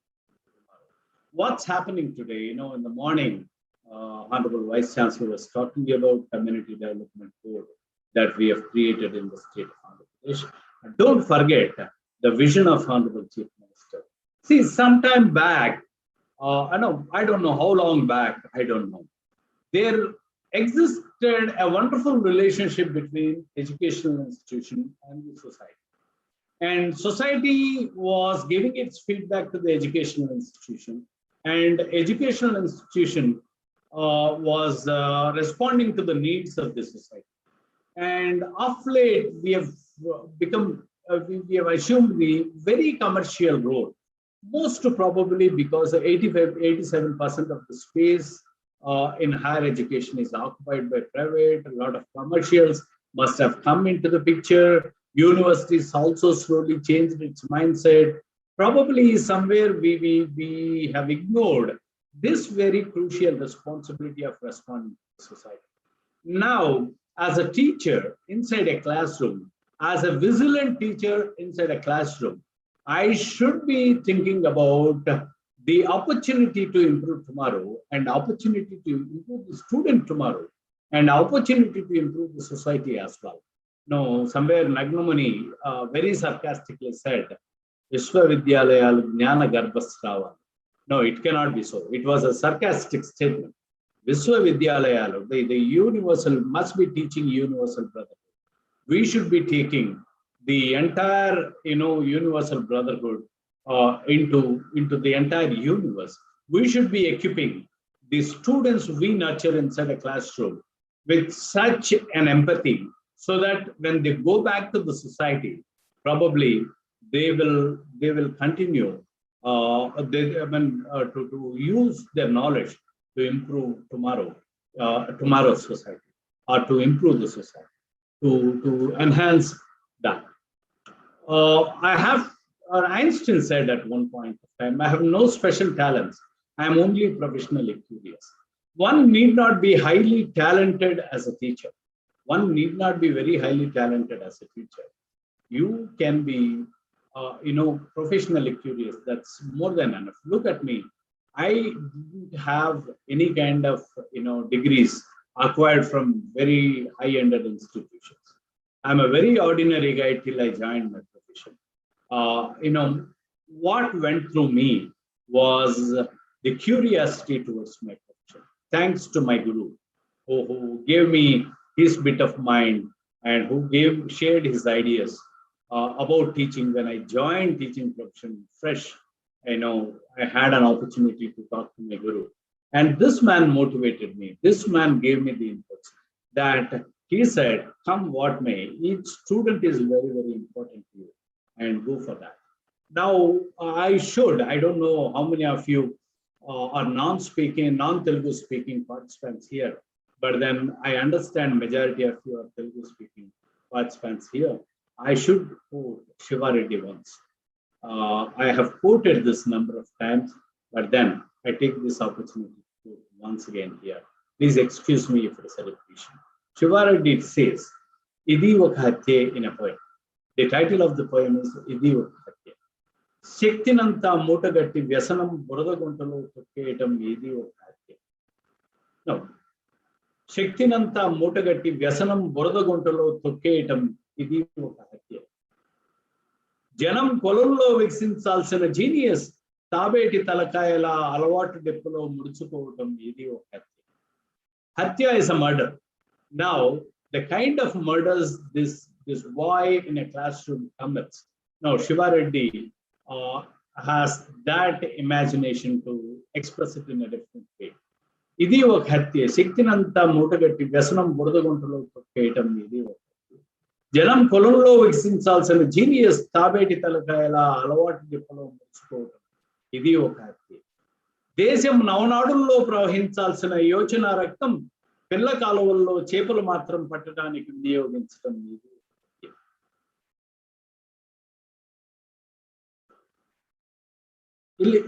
See, Shiva Reddy talks about so many murders unknowingly these students do.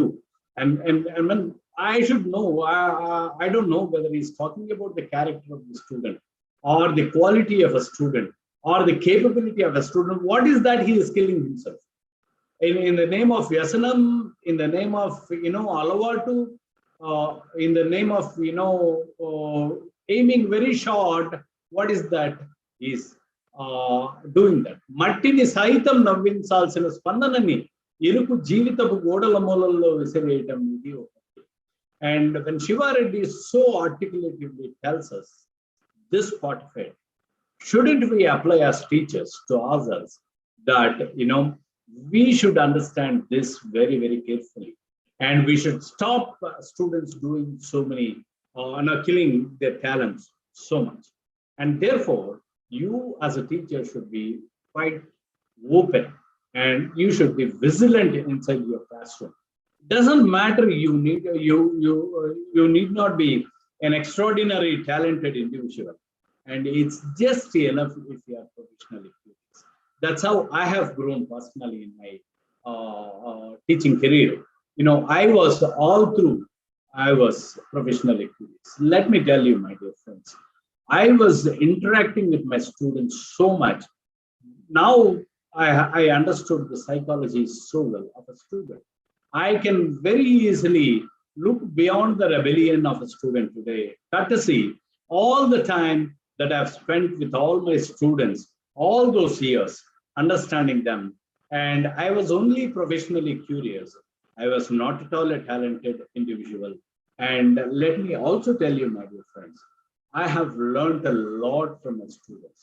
And I never knew anything beyond my mechanical engineering when I joined as a teacher. But today, I understand finance, I understand industry, I understand employment, I understand empathy, I understand psychology, I understand polity, I understand international dynamics, I understand relations between countries. And most of them I've learned because, I learned interacting with my students. And this is a wonderful opportunity. Today people talk about this. Acharya padamadatte padam shishyasamedaya padam sarvamacharya padam kalate. And people in the West talk about peer learning. Today we are acquiring that, peer learning. The peer learning will take an individual quite a long way in acquiring knowledge, in strengthening himself or herself. And I only bring in a small modification to that. It need not be all the time through peer learning. Through an effective interaction between a teacher and a student, you can also learn a lot. I am a living example before you. I have learned a lot because I always participated in the student debates, in the student discussions. I was one among them outside the college hours when they debated, discussed. And I never had that ego going through me. I was part of them when once the timetable hours are over. So that gave me enormous mileage and advantage. And I was asking you to include this. Teaching is not a lost art, but the regard for it is a lost tradition. Of course, we know when Manu has created this Chaturvarna, a Brahmin to teach, a Vaishya to do business, a Kshatriya to fight wars, and a Shudra to cultivate. And the role of Brahmin Manu has created was only to teach, and the responsibility he has given to the society is to take care of this Brahmin or the teacher. And it was the entire role of a teacher, society, to take care of the teacher. And teacher was not a wealthiest person in the society, but definitely society was caring for him. That was the regard society had for a teacher. We come from such, we inherit such a rich heritage, and we come from there. But very unfortunately today, it is all becoming a business. Today, we take a very fat salary for what we do as a teacher, and probably society is of the feeling that we are doing business over our teachings and we are bargaining, getting our salary, and therefore society probably stopped looking at us as teachers as described by Manu. But definitely, a good teacher, even today, has a very great place in the society. That's what I should tell you. And if at all, if you are not convinced, I can show you 100 examples where good teachers are regarded. Of late, we have seen Abdul Kalam. More than as a scientist, as a teacher, he won many awards in this country. And teaching is not a lost art, definitely, let me tell you. And we only need to revisit that art of teaching and thereby take ourselves to the next level, and thereby collectively the educational institution to the next level. And today people are talking about a very short-sighted learning the students are making, and very indifference the students are showing in the classrooms. And today teachers have many complaints over the students about their non-participation, about their lack of curiosity. And parallelly, when you listen to the teacher in their private conversations, they have many complaints on the teachers as well. And the students in their private conversations, they keep talking very bad about teachers. Now, somewhere we have split into two groups which are not very connected to them. And we go to the classroom, mechanically we deliver our lecture. And that's not enough. Teachers who require respect receive very little, let me tell you. But those who show respect gain a great deal of it. That's what I just wanted to emphasize. And teaching is not a lost art. The art is still respected at every corner of the society. But as teachers, we need to start respecting every people in front of you. Treat them equally.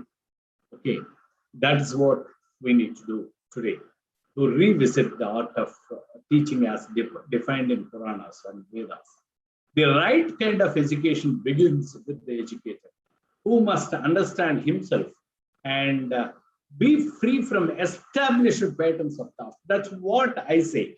Shouldn't we unshackle ourselves today at this point of time? Whatever we have learned, I'm 30 years old as a teacher, and some of you are equally experienced as a teacher. And over decades of our experience, we have understood something. And should we not unshackle ourselves of all those old beliefs when things are changing so dynamically outside?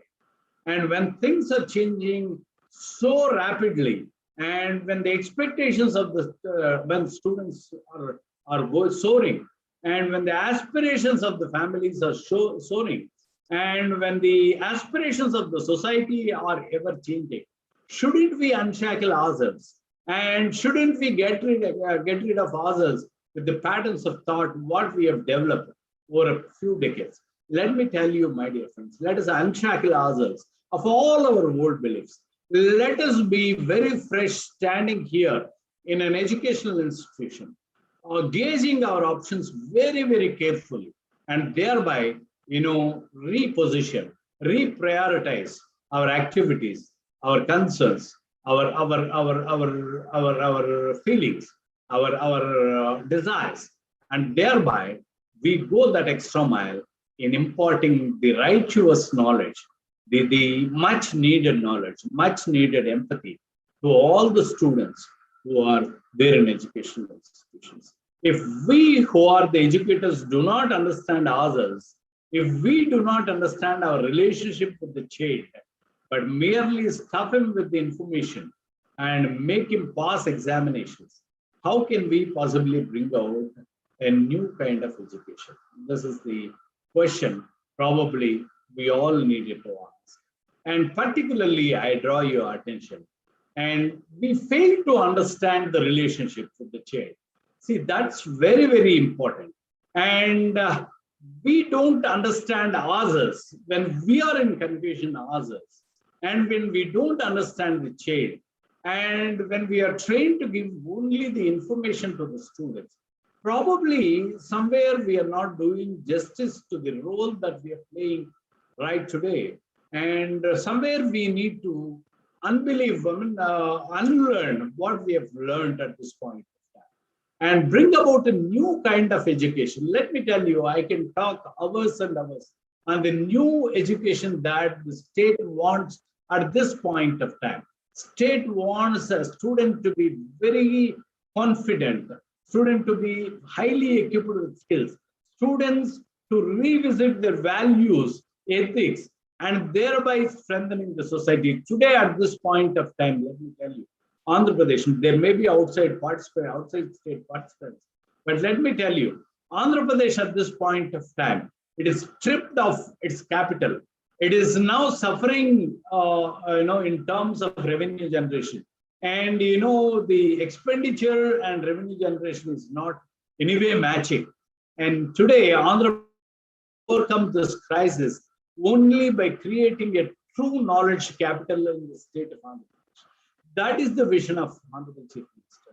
We need to create a true knowledge capital in the state of Andhra Pradesh, and thereby, whether you look at all the measures that we have taken, whether be it Microsoft MOU to upskill 162,000 students, create a skill university and skill colleges, and bringing in that much needed flexibility into the curriculum, embracing online education technology, creating village libraries, digital libraries in every village, and the LMS we have created, and the free laptops that Honorable Chief Minister has promoted. Let me tell you, my dear friends, they are all lakhs of crores, at least if not lakhs of crores, thousands of crores of investment the government is trying to make on the education sector.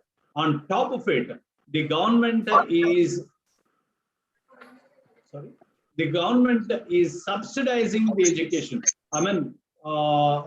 Taking the burden, I should not say subsidizing, taking the complete burden of the educating the youth on its shoulders. See, government has ventured in the most difficult times, particularly at the time, I think those management process, including Mr. Mohan here, they will understand the dynamics of the economy. And let me tell you, under the most difficult situations, there is a chief minister who has guts, who has heart to pump in so much money towards education as a sector on the whole. Let it be primary, let it be higher education. He has a vision and he wants everything to change. He is ready to invest thousands of crores. But shouldn't we, at the helm of affairs or at the strategic locations, as a key stakeholder in educational institutions, shouldn't we realize this responsibility? Shouldn't we unshackle ourselves? Shouldn't we reposition ourselves?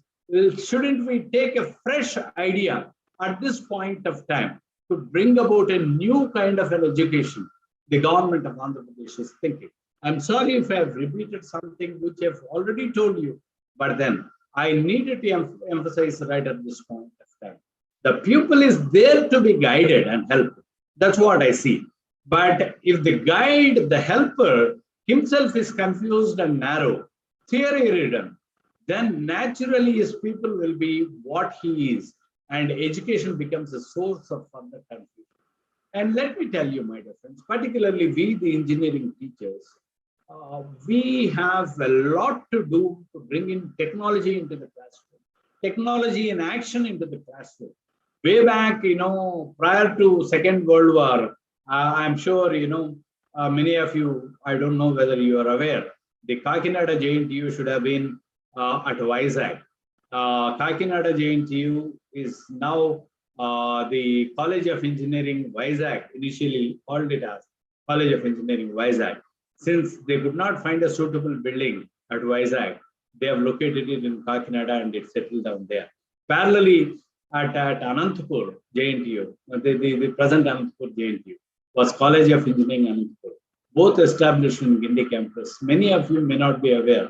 It was a rethinking of the government, thinking of the government of India post Second World War. They have drawn a strategy for reconstruction of India post Second World War, and therefore they have decided to come up with many more engineering colleges. Now, post Second World War, every country wanted to produce more and more engineers to rebuild their devastated nations.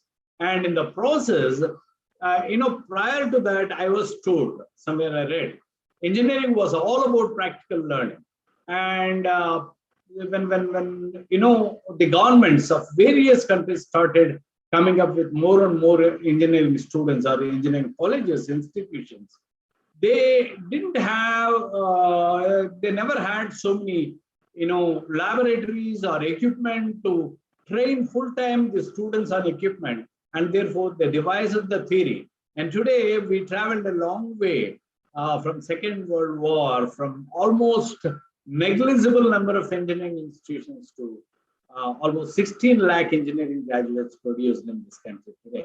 And what has happened with exponential growth, what we started doing, we designed the theory so effectively and almost stuffed the entire engineering education into a classroom. We designed it, they designed the engineering education such that, the entire knowledge of engineering and technology was delivered in a classroom, and very little learning provision was made in the laboratory. And now today, we should bring in the technology into the classroom. We should bring technology in action into the classroom. Today, you have that wonderful advantage of using ICT, internet tools to bring in the live technology into the classroom. Now, today, we need to reposition ourselves, and more than the theory, you need to explain a concept to practice. And this is what is going to be appreciated. And more than anything, the teacher himself cannot be confused inside a classroom.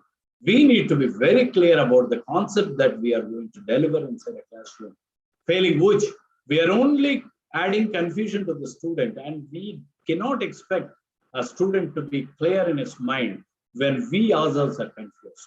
And that's where my request to you is, I had a great professor named Professor Timmareddy, by name Professor Timmareddy, and he was a UK PhD. And he always tells, in a classroom, my dear students, do you know how much time I have spent on teaching this concept to you? I have spent more than 3 hours to talk this 1 hour inside a classroom. He always said, I should not carry confusion into a classroom. I should be very, very clear in my thinking. And then only I can educate you. And therefore, don't ever think that the role of a teacher is easy. Come deliver something in a classroom and go. No, this is what my guru, Timmareddy, when I was a BTech student, he told me. No, the teacher role is very, very difficult. Whenever he went to the classroom, he always thought about the student, his confusions, and teacher evolved a very clear concept, and then go to a classroom, deliver it so straight, without any confusion, and thereby, make student learn this concept as clear as possible.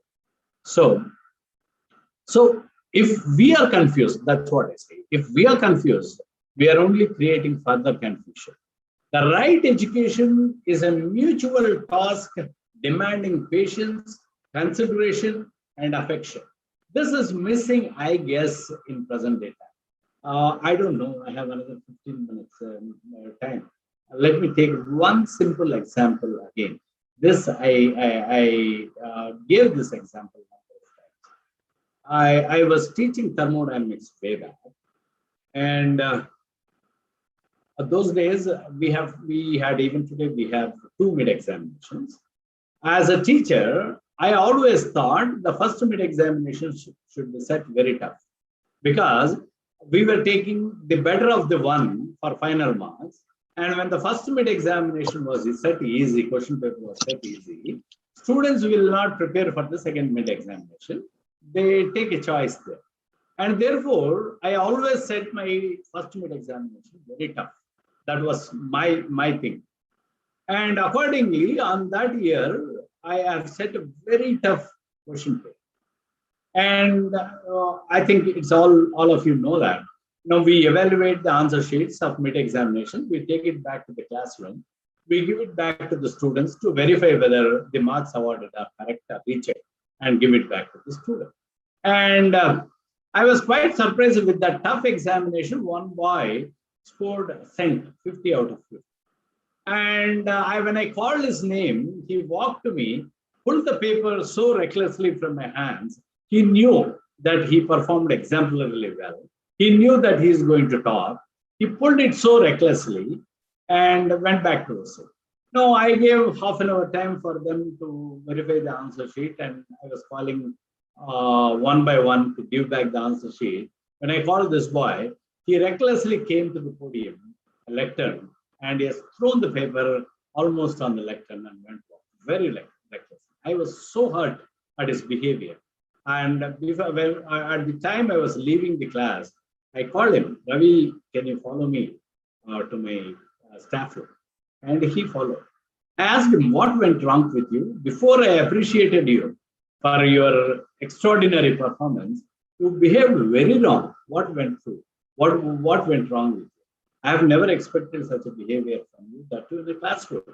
And the so-called boy said, sir, it is one semester, one mid-examination is over. Half of the year, that time it was yearly pattern. Half of the year is over. And you never looked at me in the classroom. You have 5, 6 your favorite boys sitting in the front rows. You always look at them. You always teach them. You almost ignored me as if there is a student like me in a classroom. And today I've shown, with all the vengeance on you, I have performed and prepared for this examinations. I have performed. Now I was literally puzzled. See, as a teacher, it's quite impossible for all of us, for any one of us, to care for all 60 students equally. And the hurt this boy carried, in fact, I was hurt at his behavior. And when I called him back into my staff room, he was expressing his hurt, that teacher never looked at him. Teacher never recognized him in the classroom. And I asked him a question, Ravi, if you were to be me, if you were the teacher, if you imagine that I were you, and I sit in your classroom without responding to your teaching, without trying to establish an eye contact with the teacher, do you think a teacher will look at you? And he said, I don't know all this psychology, whatever you are talking. You are trying to escape. No, it's an established fact that you didn't care for me for almost 6 months. That's what I wanted to tell you. But let me tell you, I still topped this examination. All your favorite guys ended up somewhere around 30, 35, whereas I am the person who scored 50 out of 50. I'll be very happy, sir, if you can recognize me in a classroom. Now, this changed my attitude inside a classroom a lot. This incident, let me tell you. See, after all, they're human beings. They have an emotion. Certain times, they don't know how to express their emotion. Certain times, they are withdrawn. Certain times, they are into their shells. And somewhere the most difficult job thereafter, I understood, is to understand, look beyond their rebellion and look at their feelings.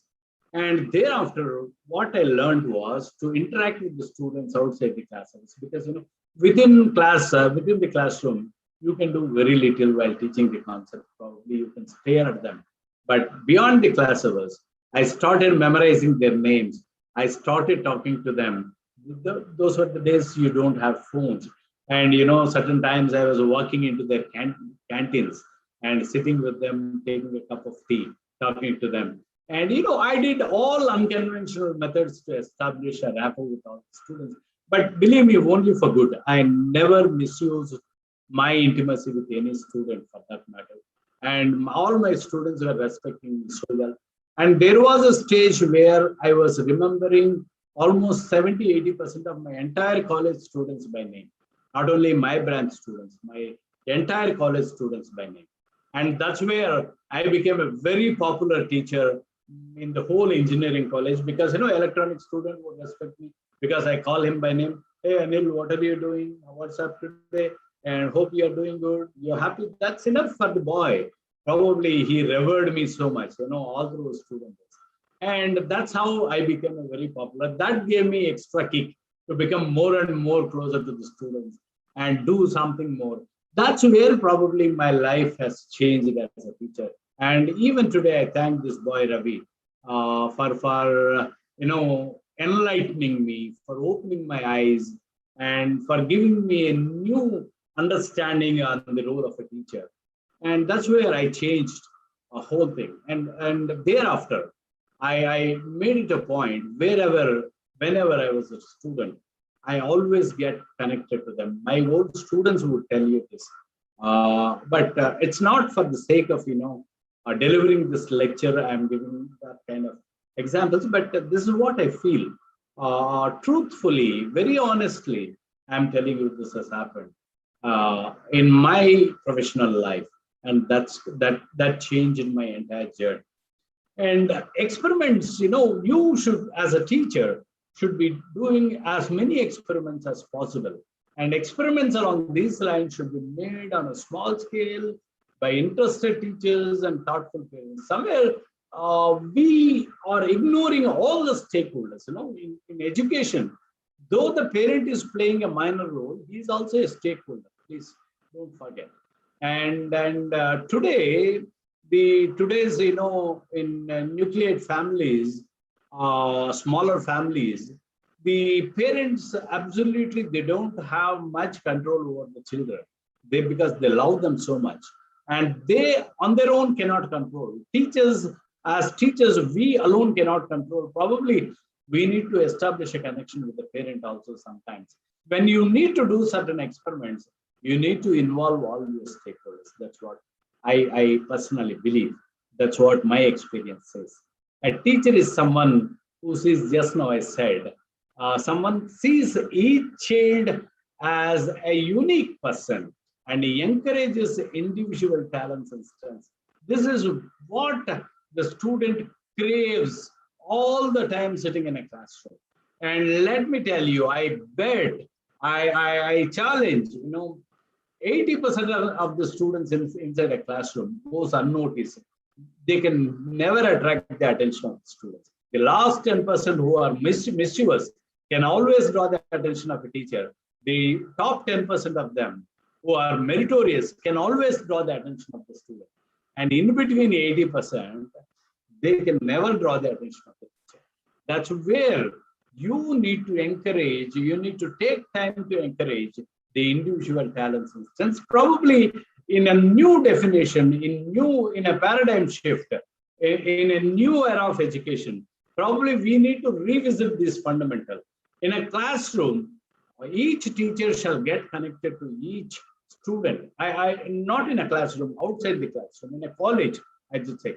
And all my earlier examples, wherever, as an administrator, I was successful. I was successful because I've spent time in the hostels with the students and long hours with the students. And, forgetting my ego, my role, I was sitting with them, I was sitting on a floor, I was talking to them very casually. And that's how I established a rapport. Believe me, as a teacher, I could travel this far because I understood my students much better.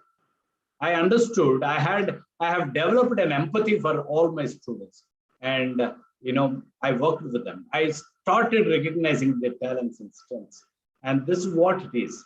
You need to be developing your talent and strength. We need to focus on it.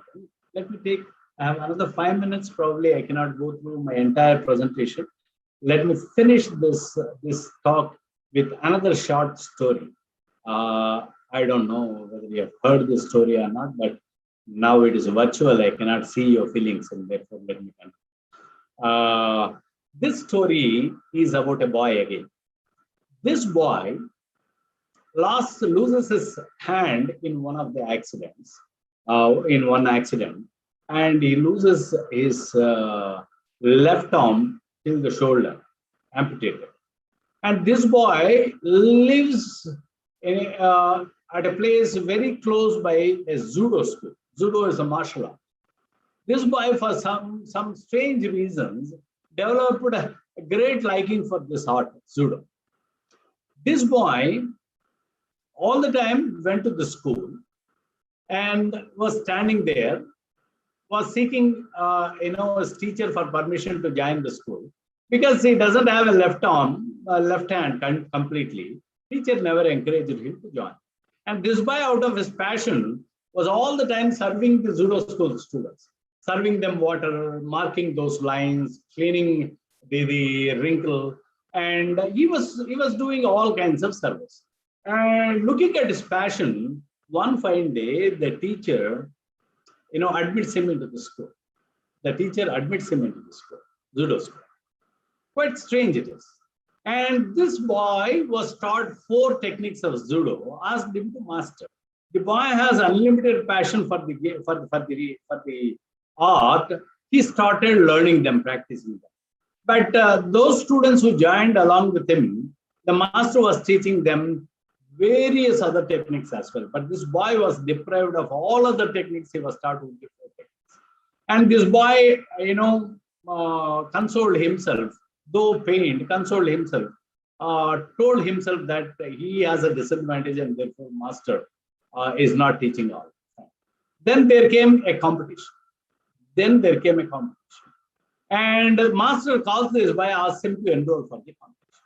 This boy was so surprised. I know only 4 techniques in judo. I don't have a left hand. How can I participate in the event? But master tells him, but you are going to win. Just participate with all the passion. This boy goes there, enters into the fray, wins one after the other, and finally enters into quarterfinals. This boy was quite surprised. He knows only 4 techniques in judo, and he doesn't have a left hand.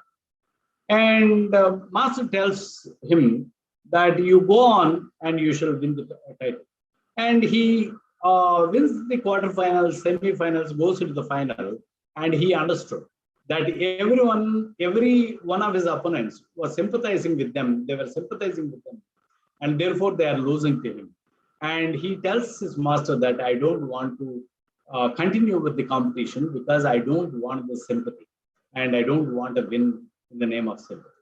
And master tells, who said that they are losing to you for sympathy? No, you are winning on your own. You go on, you are going to win the title. So he goes on and wins the title.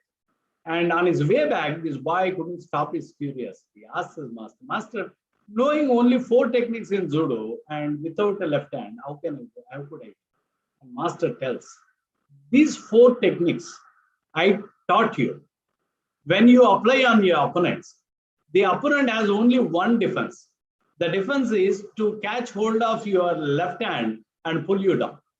Now you don't have a left hand, the opponent is going defenseless, and therefore, whenever you apply, you have a lot of passion, you have mastered these 4 techniques, and whenever you applied this kick on them, they are looking at the defense, you don't have a left hand, and therefore they are unable to win over.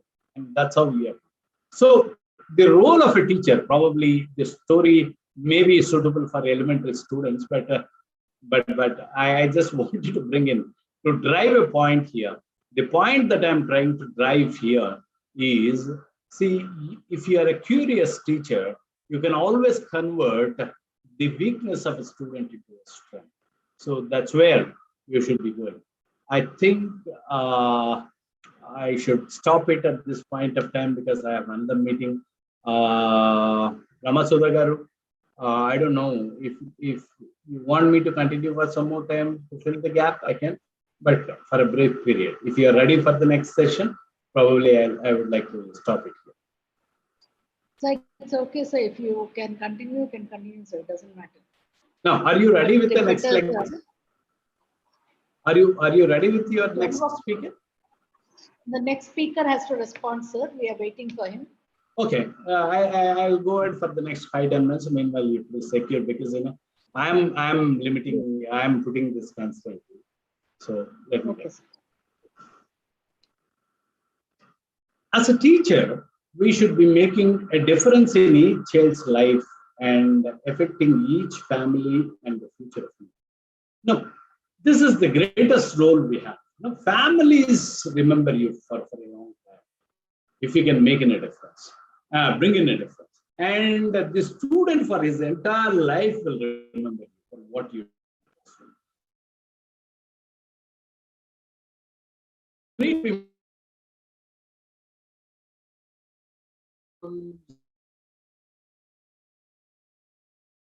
Problems with all my student very plainly looks at you as a changer, rejuvenated and enlightenment. And that's what a student after all expects. But if you really adorn the role of an enlightener, probably this is going to affect the lives, the families, and the futures of many. One of the beauties of teaching is that there is no limit to one's growth as a teacher. Now, definitely there is no limit for my growth because, I can grow as long as my student can grow. Imagine tomorrow my student becomes President of India. Imagine tomorrow my student becomes Chief Minister of a state or Prime Minister of a country. And imagine if the student likes me, reveres me, and respects me, how long I can go. I can go to Raj Bhavan, Rashtrapati Bhavan, I can go to PMO, I can go to CMO, I can go anywhere my student can, as long as my student can go. So that's where it is. So the beauties of the teaching is that there is no limit to one's growth as a teacher, just as there is no knowing beforehand how much a student can learn. The principal goal of education is to create men who are capable of doing new things. And today we are at that age, let me tell you. We should create people who are capable of doing newer things. See, routine things cannot happen.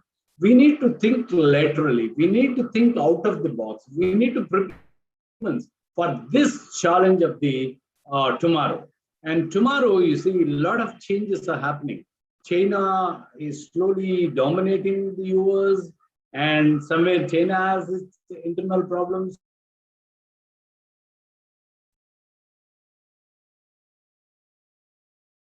The way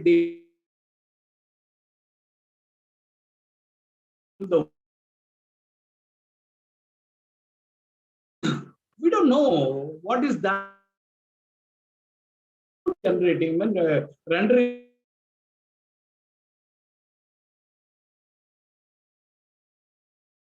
them as life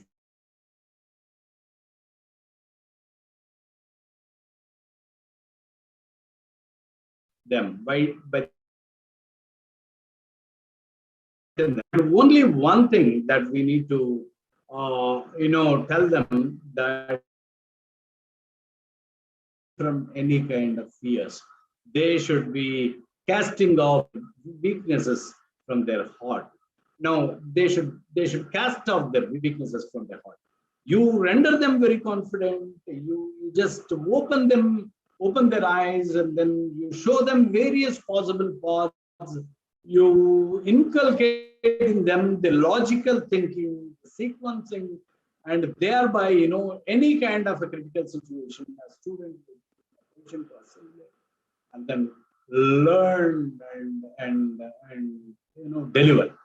The sterling qualities of a teacher do not depend on the profound knowledge and talent, but from the charisma that brings inspiration, motivation, and devotion. And once again, I repeat, no, it is not purely basing on the knowledge. You know, today we are in such an era, internet era.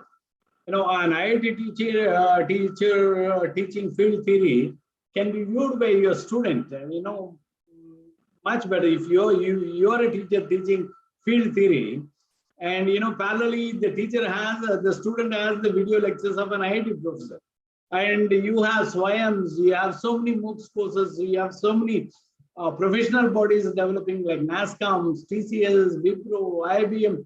All of them are releasing these learning resources. It is not the knowledge that matters at this point of time. You need not be competing with any knowledgeable person in the industry or elsewhere.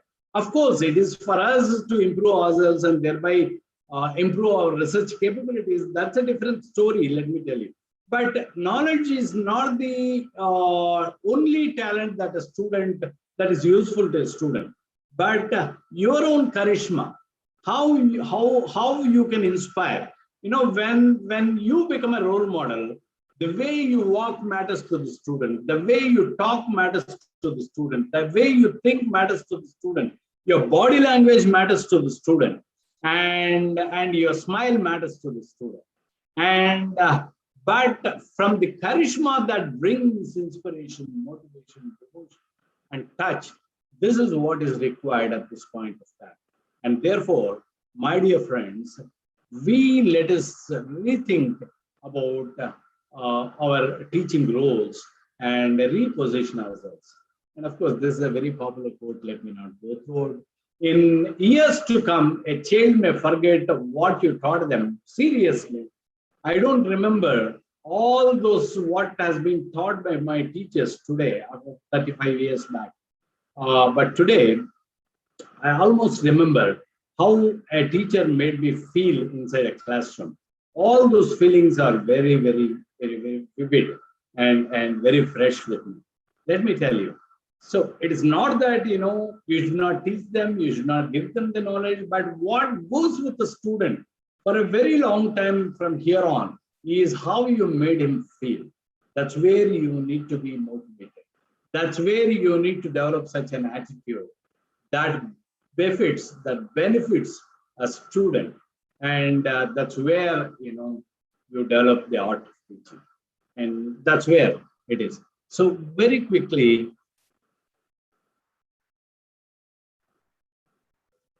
let me go to a serenity prayer. A teacher's serenity prayer. If I were to be a teacher, I would be praying for this. Oh my Lord, give me wisdom. Oh my Lord, give me wisdom. What for? I may look to the future and see the effect that my teachings will have on these children. Oh my God, give me that wisdom. Thereby, I may look into the future and see the effect that my teachings in this classroom will have on these children, and thus adapt my methods to fit the needs, the future needs of each and one of them inside the classroom. Oh my Lord, give me that wisdom to be right at this point. If I have to pray to the Lord, oh my Lord, give me that creativity.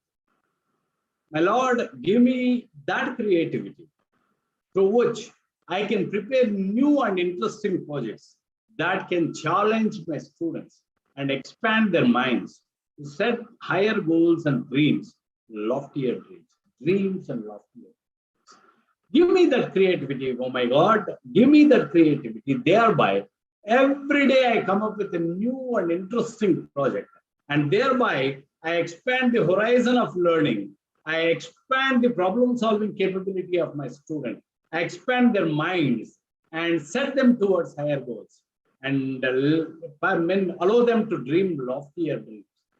I mean, Abdul Kalam says that, but you know, I would pray for God, pray God to give me such wisdom, such creativity, if I have to excel in my role.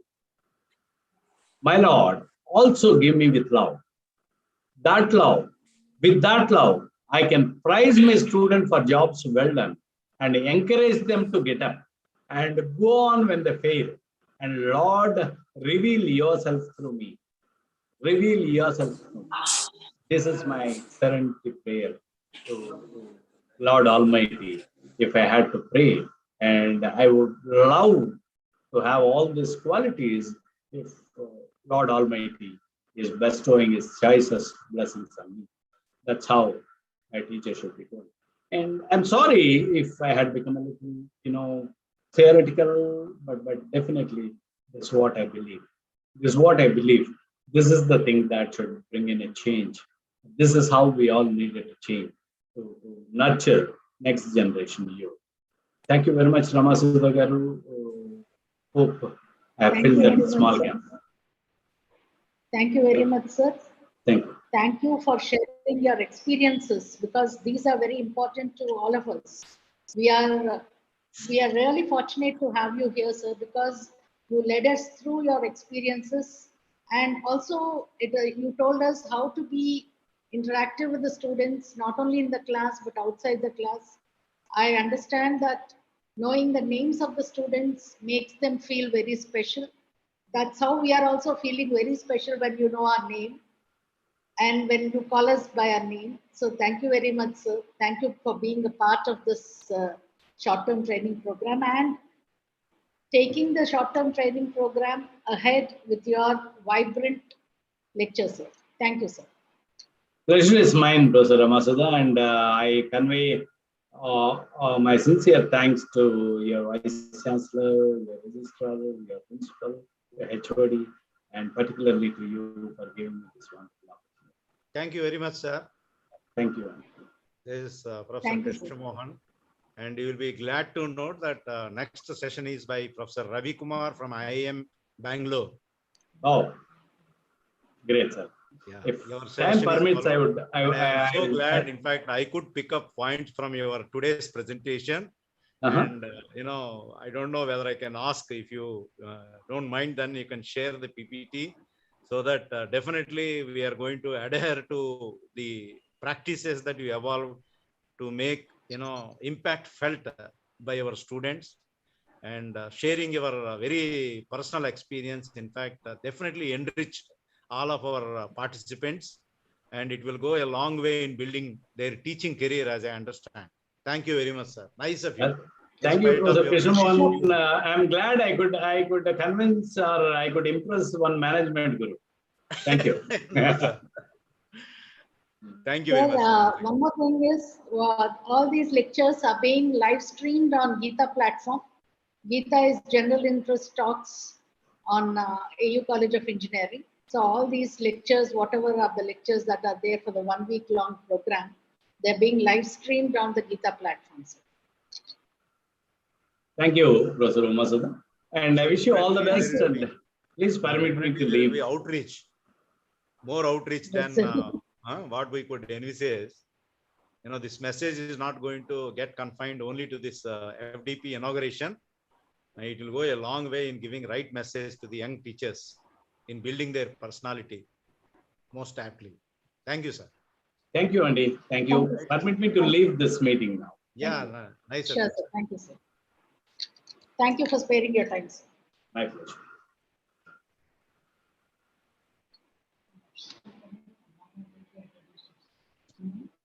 I'm ready.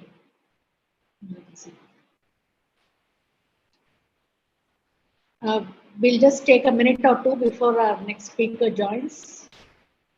Yeah, he said he will join exactly at 12 o'clock. I joined, sir, already. Yeah, welcome. Your photo is not seen. No, it is visible. Yeah. Hope. I can see my face. I can see you also. Now I am able to see you, sir. Oh, yes, sir. Yes, sir. Yeah. Yes, sir. We can see you, sir. It is quite cold here, so.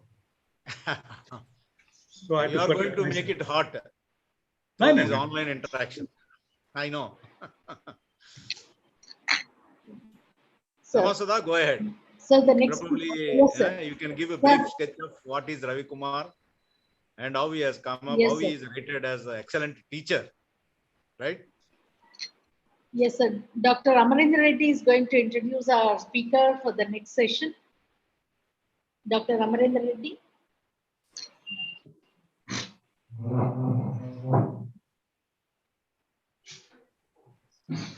Thank you, madam. It is my pleasure to introduce Professor Ravi Kumar Garu to this audience of the short-term training program. So Professor Ravi Kumar Garu has been tenured as a professor in organizational behavior at IIM Bangalore. Sir holds a master's degree in philosophy and parapsychology and a doctoral degree in organizational behavior from both Andhra University, Valther.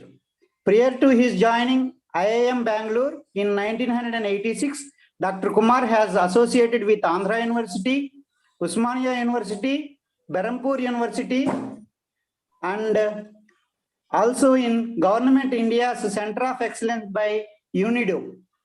Dr. Kumar has over 40 years of teaching and consulting research experience in the fields of organizational behavior and human resources management, in addition to wide-ranging academic administration.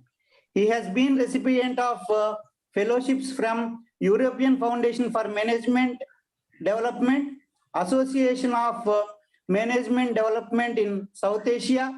Dr. Kumar serving as visiting professor in ESADE, Spain, Barcelona, and he is also with the Department of Management, Sultan Qaboos University, Muscat, and his research articles have been appeared in national and international journals and were shared in several conferences and seminars. His collaborative research has been published as a book, Shaping Business Leaders, What B Schools Do Not Do. Another co-authored book, Organizational Growth and Success, a case research study.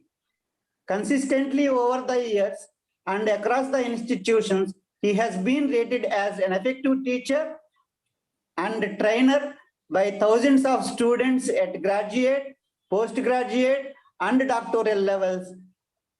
So here Dr. Kumar has developed several teaching materials that include broadcasting quality in management educational. So here Dr. Kumar has held consulting assignments with government institutions, public and private sector organizations, and multinational companies. Dr. Kumar has been as an editorial member in several international and national journals. And at the young age, Sir has served as several apex decision-making and policy formulating bodies. Developing, and Sir is a member of different digital format educational movies. So here, and he is the first academic from the IIM to be featured on BBC for work done on gender diversity.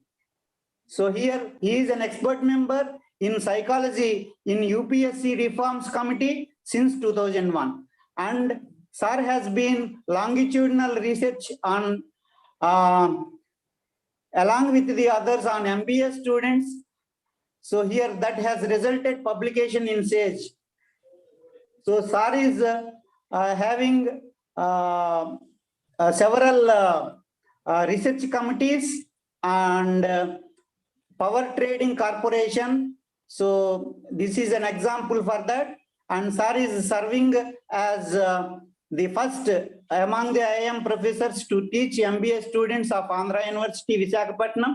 And he is the first among the IIM professors to become honorary professor at School of Management Studies, Central University of Hyderabad. It is my pleasure to introduce to the audience of this STTP program, and thank you, madam. So for giving this opportunity. Thank you. Thank you, Amrendra. Sir, it's now a pleasure to hear you, an eminent personality like you, to have you on this dance. Thank you. Thank you, Dr. Ramasudha, Dr. Reddy, and my old friend. Virtually. Thank you very much, sir, for your mute. Okay, sir. Thank you very much, Dr. Reddy, Dr. Ramasudha, and above all, my old friend, Krishna Mohan. It's a pleasure to be with you this morning. I hope I am audible and visible. Yes, sir. You are perfectly audible. Those of you who see me and who can listen to me, don't respond. Only those of you who are not able to see me or listen to me, please raise a voice. I'll tell you how to get at least one or two. Most importantly, if you can listen to me, fantastic. If you can see me and listen, super. Right?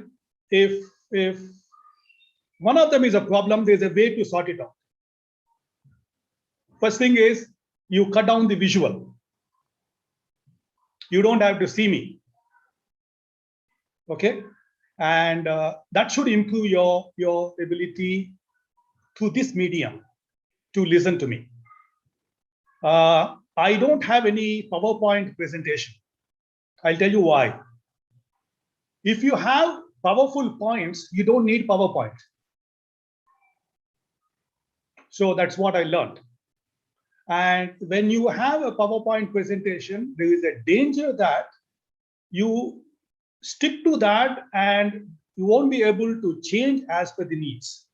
So for these two reasons, I have done away with PowerPoint presentation, though I'm very well known for leveraging the technology. I don't know how many of you are interested in knowing PowerPoint presentation is in existence when Microsoft Office came into existence. Before that, the earlier forms was, the first one was known as Harvard Presentation Graphics, HPG. It's way back in 1991. Then they said, they dropped that and they said, we have Harvard Graphics. You don't have to use the word presentation. The minute Microsoft Office came, the PowerPoint came, and from 1997 onwards, PowerPoint has become very popular. So, but I'm not using any PowerPoint presentation, but I have some points which I'm sure will add value. After saying all these things, first let me congratulate my university, and I'm proud to say that it is my university. It is our university, Andhra University, for organizing this short-term training program. I wish and hope, though it is titled as short-term training program, I'm sure it will have a long-term impact. So just because it is titled as a short-term does not mean that it cannot have a long-term impact. Let's see how it can have a long-term impact. I thank Andhra University for inviting me and giving me an opportunity to add value to its endeavors. Now, my topic is discovering self to leverage for growth and development. Now, you might wonder, what is all this about? Ravi Kumar, given his background in psychology and parapsychology, and given his background in management research, what is going to tell about? I suppose most of you understand Telugu and watch Telugu films. If you have seen a recent film called Most Eligible Bachelor, this session is something connected to that film. I don't know how many of you have seen a film called Most Eligible Bachelor. If you have not seen it, please see it. I don't get any cut in the income, but it's worth watching because it talks about exactly our topic.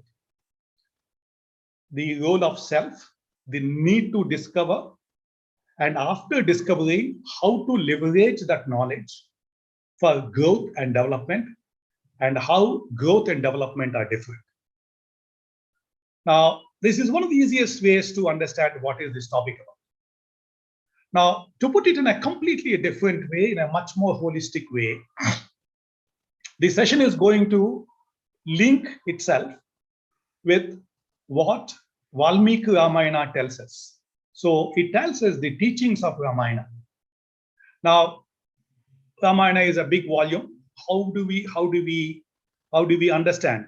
We don't know Sanskrit, all that is fine, but there's a much easier way of knowing from Ramayana. How do you know about Ramayana?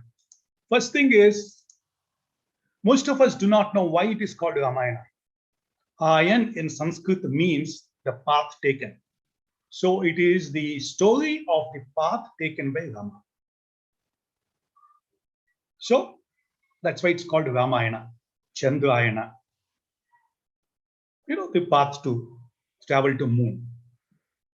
Rama once he had a doubt. He has not become a king, he is just a prince. He had a doubt. The doubt is the first strategy in our session. He wanted to know about himself. He had a doubt about himself. So what did he do? We didn't have Andhra University in those days. STTP was not there. PowerPoint presentations are not there. Ravi Kumar is not there. How to go about?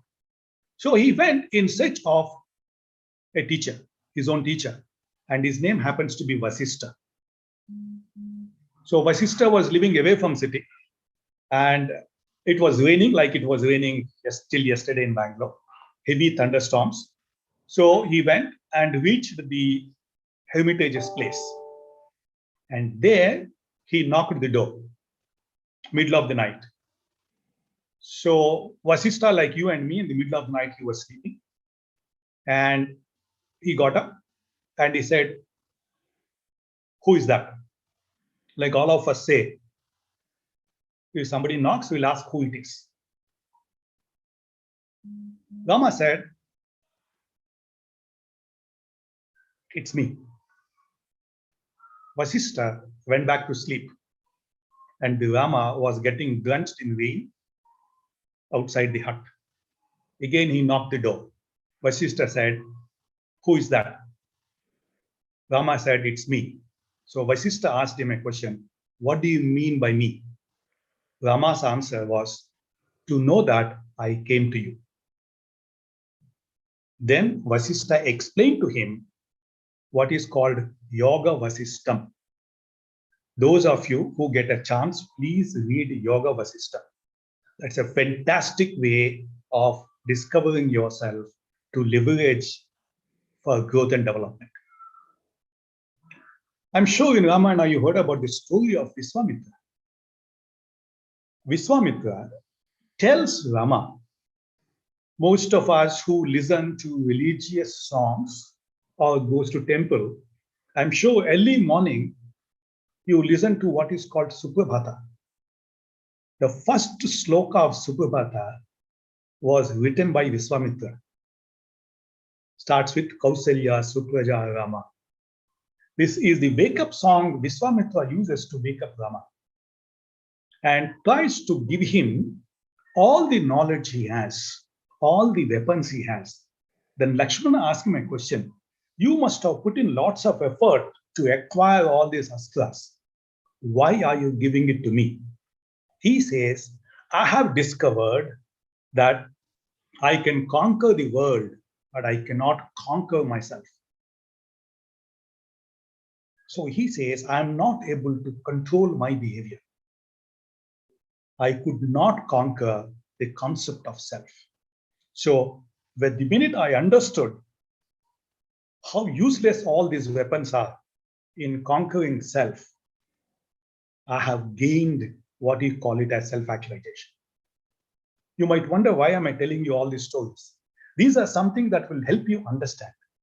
You look at Mahabharata, the entire gist of Gita is that Swadharmeni Dhanam.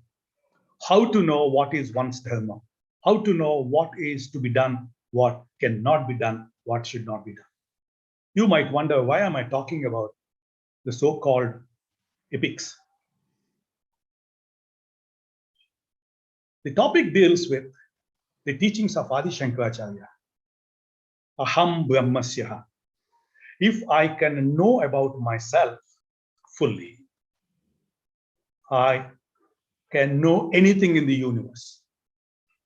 I don't know how many of you remember how many of you remember Adi Shankaracharya's experience with a low caste individual called Chandala? And he realizes learning need not come only from teachers. There is God in everybody. This is called the Chandala experience. Right? Incidentally, one of the works of Adi Shankaracharya called Shakpadi, that means a living creature with 6 legs. It could be an insect, it could be a human being, because you have 6 inner enemies according to the wisdom in India.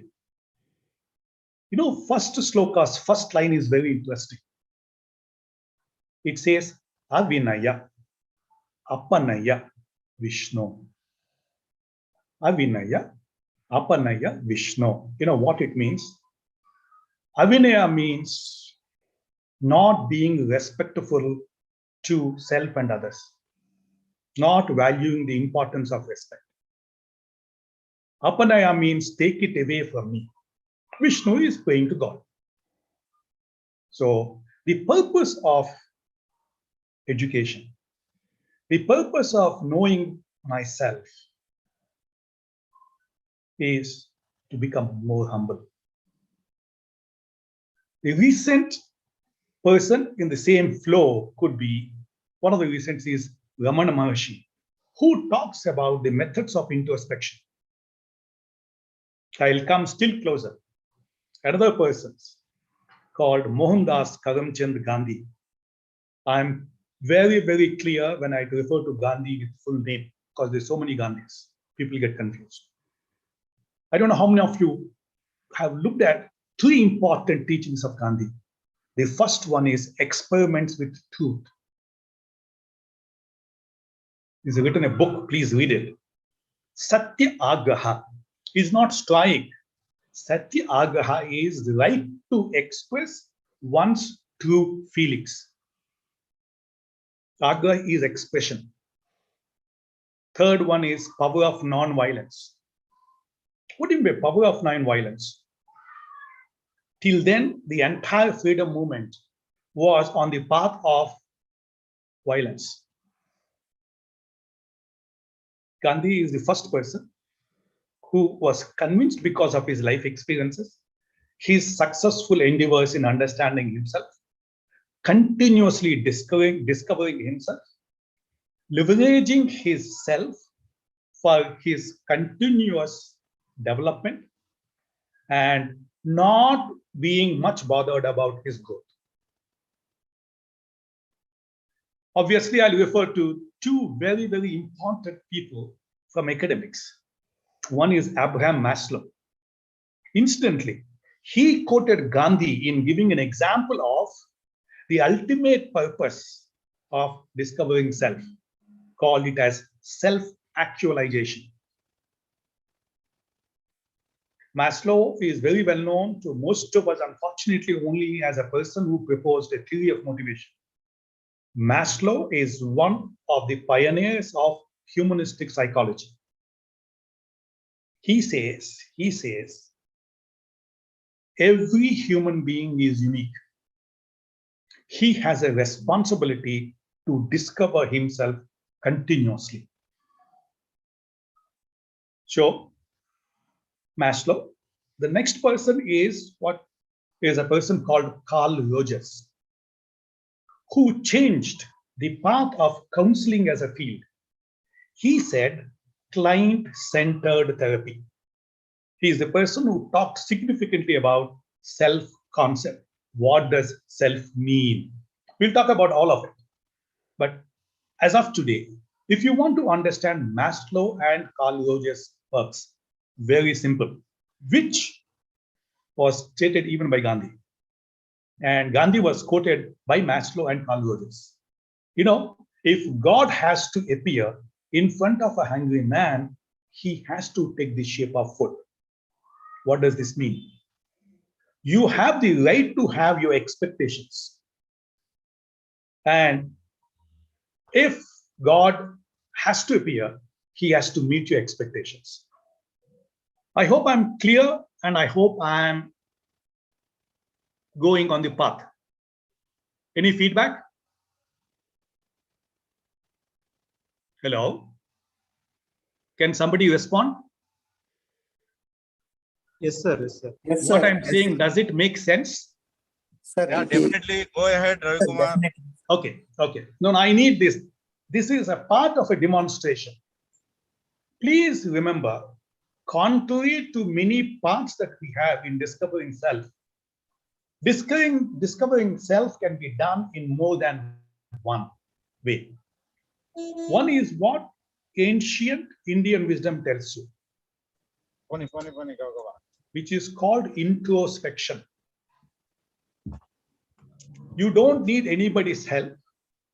With your cognitive power, with your intellect, you can discover yourself. That is one path. There is a second path. I can know about myself. I can discover myself with the help of others. This is typically more of a non-Indian, more to European or American way of understanding. You must have heard about a very popular saying in English, tell me about your friends, I can tell you about you. So I can know about myself by interacting with others. We'll talk about it later if the time permits. Fine. So what do you mean by self? When I say self, it exists between the birth and the death of a human being. Self did not exist before you're taken birth. Self doesn't exist as a concept after death. So first, let's get it very clear. Self means a concept, an entity that exists between the birth and the death. If that's clear, the next step becomes much easier. Now, for most of us, death is a very, very painful aspect. All of us stupidly try to avoid death. Some people succeed in delaying the death. But in US, we say there are two things that are certain in life: taxes and death. You can't avoid. You can delay. It's a typical American expression. So that means death is certain. When it comes, how it comes, what's your number in the waiting list, it may be uncertain. But death is certain. How death happens is uncertain. When we talk about death, there are three kinds of deaths according to the research on death. Let me make it very simple. The first death is called cardiac death. That means when your heart stops, you're dead. This is called cardiological death. Medical science says that people can be revived. People can be brought back from the cruel jaws of death if heart stops. There are resuscitation techniques. There are surgical techniques. That can happen. That means you can revive a person who is under cardiac death and bring him back to life. So first kind of death is cardiac death. Most of you must have seen this is quite often shown in several films across languages, where accident happens or somebody gets. The one film that comes to my mind is Attaru David. Pavan Kalyan rescues Ravu Ramesh and brings him to the hospital, and the doctor typically says, you brought him in time. Science says, even though heart has stopped, the brain is active for some time. During that time, the person can be revived. So there is something called a cardiological death, which can be revived. But there's something called neurological death, which can never be revived. If brain dead means dead. Now you might wonder, why am I talking about this? In the field of psychology and behavioral science, there is another death called behavioral death. Behavioral death is when you stop discovering yourself. I hope now you see the link. You are behaviorally dead if you are stopped discovering about yourself. You don't interest you anymore. Okay? Put it in a different way. I stopped thinking either about myself or about world, about anything. So my thinking is zero. I don't have feelings. There's another dimension. I don't feel good or bad. I don't feel high or low. I don't feel happy or unhappy. I don't feel high and I don't feel low. The third one is there is no activity or reactivity. When these things happen, we say a person is behaviorally dead. He may be cardiologically alive and neurologically alive. I'll give you a simple example. A person who is in a prolongated coma, he is behaviorally dead.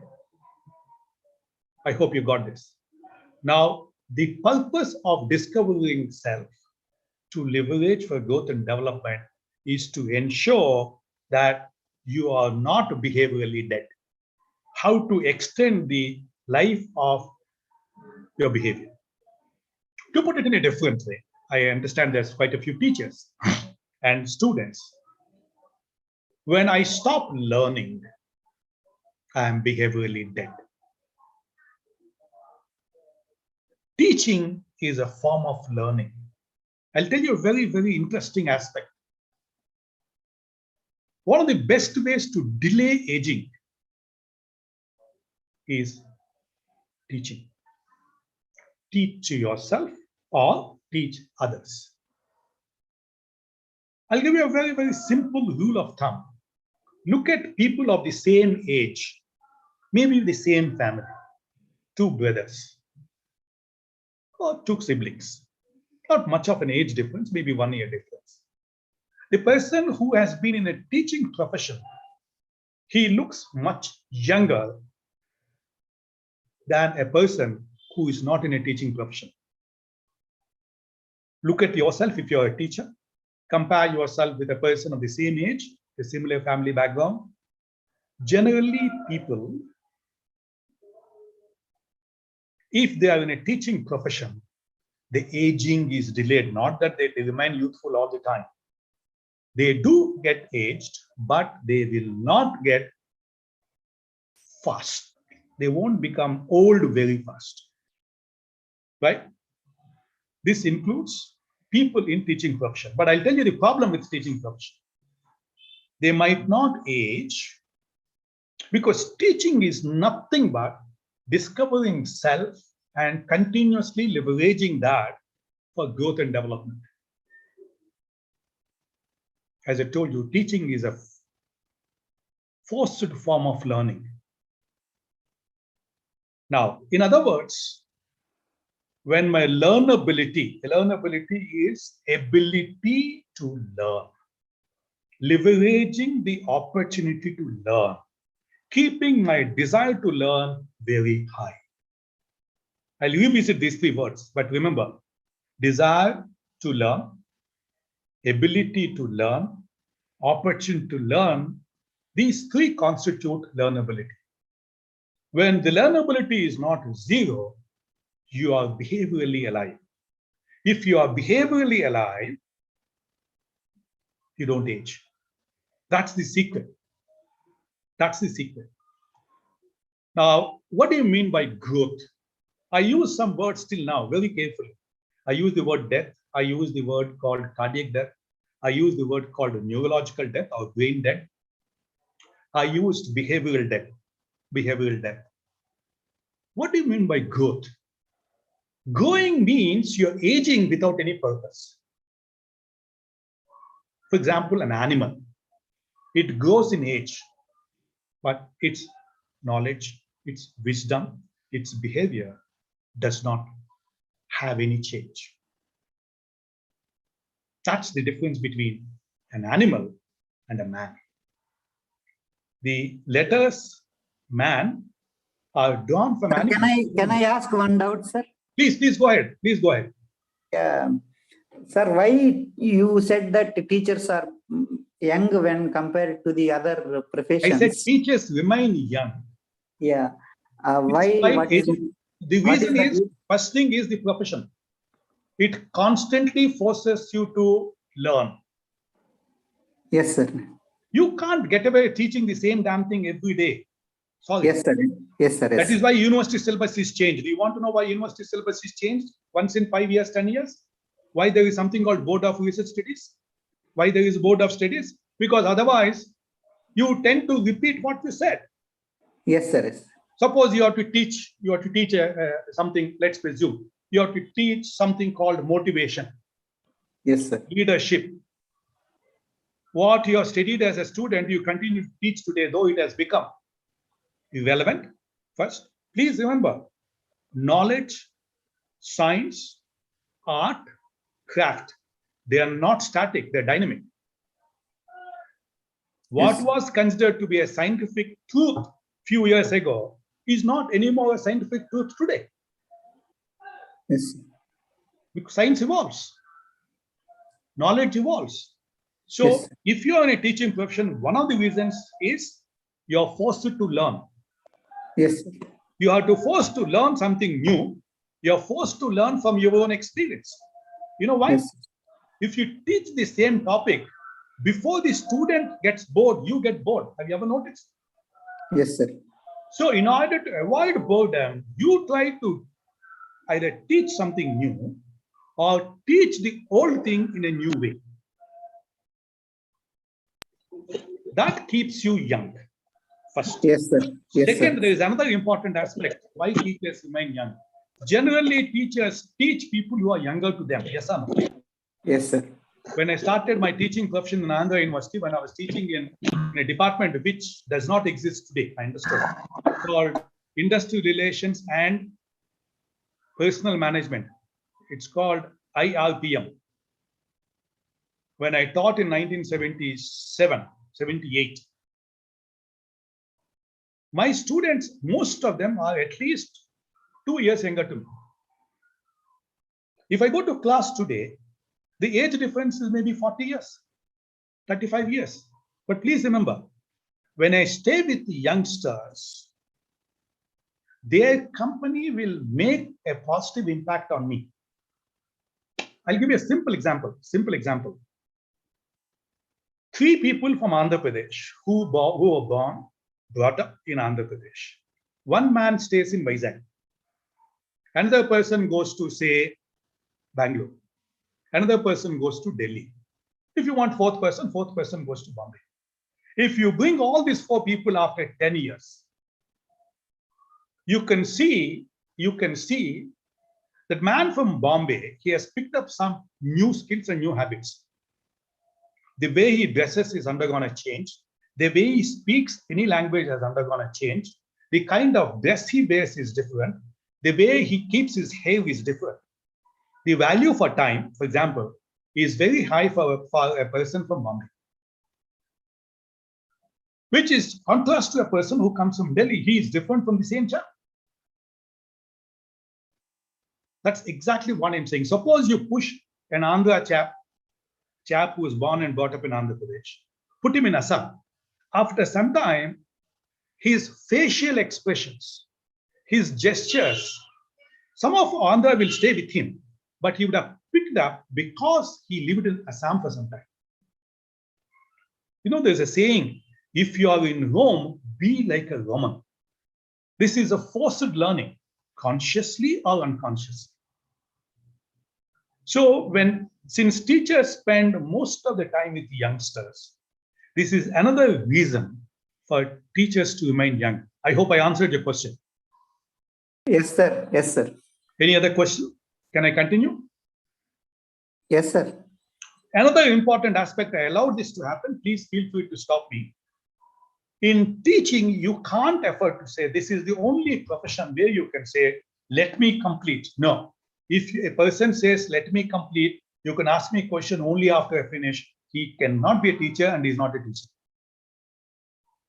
Take it from me. In any other profession, in bureaucracy, it is possible. In all other professions, it's possible. But in teaching, the desire to learn has to be encouraged. And questioning, putting a question means the individual is struggling to discover himself. That's why generally teachers encourage people to question. and I'm no exception.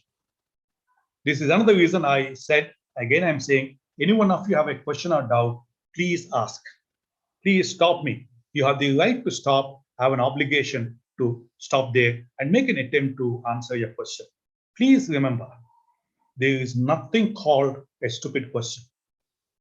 An answer can be seen as a stupid answer. First. Second, to ask a question, you don't need competence. You don't need knowledge. It requires only a little bit of courage of exposing oneself that I don't know, but I have a desire to know. Not knowing is not a crime. But after not knowing, not making an attempt to know the answer is definitely a crime. Crime in academics, at least. So feel free to ask questions. To ask a question, you need one simple courage of exposing oneself. And I'm not here to sit and pass a value-loaded judgment that you asked a stupid question. There is nothing called a stupid question. Question is a question is a question. Whenever I come across the word question, I'm reminded of my local guardian, Dr. S. Gopal, who was a professor of history at JNU. He said, Radhakrishnan philosophy has interpreted the word question in a very, very unique way. Question means I quest on. I don't know how many of you understand Telugu there. Pipasi, jnana pipasi. You question because of the thirst you have towards the knowledge. You are the thirst of the knowledge. If you are fully satisfied, which is a hypothetical construct, there is nobody who knows everything completely, including himself, including herself. So knowledge about self completely is only a myth. It's a constant struggle. That is what we mean by discovering self. Can I continue, please? Yes, sir. Yes, okay. Sir. So growth means, in India, we use this as a dirty, foul language. Telugulo cheptam meeku కాస్త వయసు పెరిగింది బుద్ధి రాలేదు. That is growth. A tree grows, doesn't serve any purpose, excepting it's growing. Whereas there's another tree that growing and serving a purpose of giving a shade, giving oxygen, taking carbon dioxide inside, giving fruits. I would request you to look at two trees, which are the most purposive trees perhaps I can think of in the plant kingdom. The plantain tree, I will teach it too, the banana tree. Technically, you should call it as banana plant because it doesn't have a bark, hard. It doesn't have a trunk that is hard. Every part of a banana plant serves a purpose. Similarly, a coconut tree. Similarly, a palm tree. Look at them. They have not just grown, they have developed. Development means my growth is made purposive. At least it meets one purpose. Now, there is a multidimensionality for development. If I can make it multi-purposive, fantastic. That means I might have grown in my profession. For example, I'm an assistant professor. Later, I became an associate professor. Later, I became a full professor. That is what you meant by growth. But did you ever ask a question, did I improve as a teacher? If I have not improved as a teacher, it happens because I've not discovered my teaching style, my teaching method, the pedagogy I use, or the information I gather, or the information I share. Maybe I become less sensitive to the needs of the student. These are all the aspects. So the question here is, development means enhanced purposive growth. It means I have one purpose, now I'll make it two purposes, three purposes. Give you a simple example. You take what is the purpose of Gita, Bhagavad Gita. Is it because it's in Mahabharata? Or can you learn something? M.K. Gandhi made a very interesting statement. Mohandas Karamchand Gandhi. He said, whenever I'm confronted with an unsurmountable problem, a difficult problem for which I don't have an answer, he says, I resort to Gita. I read Gita, and somehow I feel I get an answer. And every time I went to Gita, I found an answer. This might be a little exaggeration, but please remember, discovering is. So what do you mean by development? The third aspect of development is we always thought purpose is static. All philosophies, all religions tell you how wrong we are. The purpose, the minute it is static, the minute it is met, you are dead. I'll ask you a simple question. What is the purpose of eating? To satisfy hunger. If I become thirsty, I drink water. What is the purpose of drinking water? To quench my thirst. I feel tired. What is the purpose of sleeping? It is to recoup the energy. But please remember, after eating, after some time, again you feel hungry. After drinking some water, again you feel thirsty. After learning something, you feel like learning more. That's why I quest on. Question means I quest on. Put it in a different way. If I can make the purpose dynamic,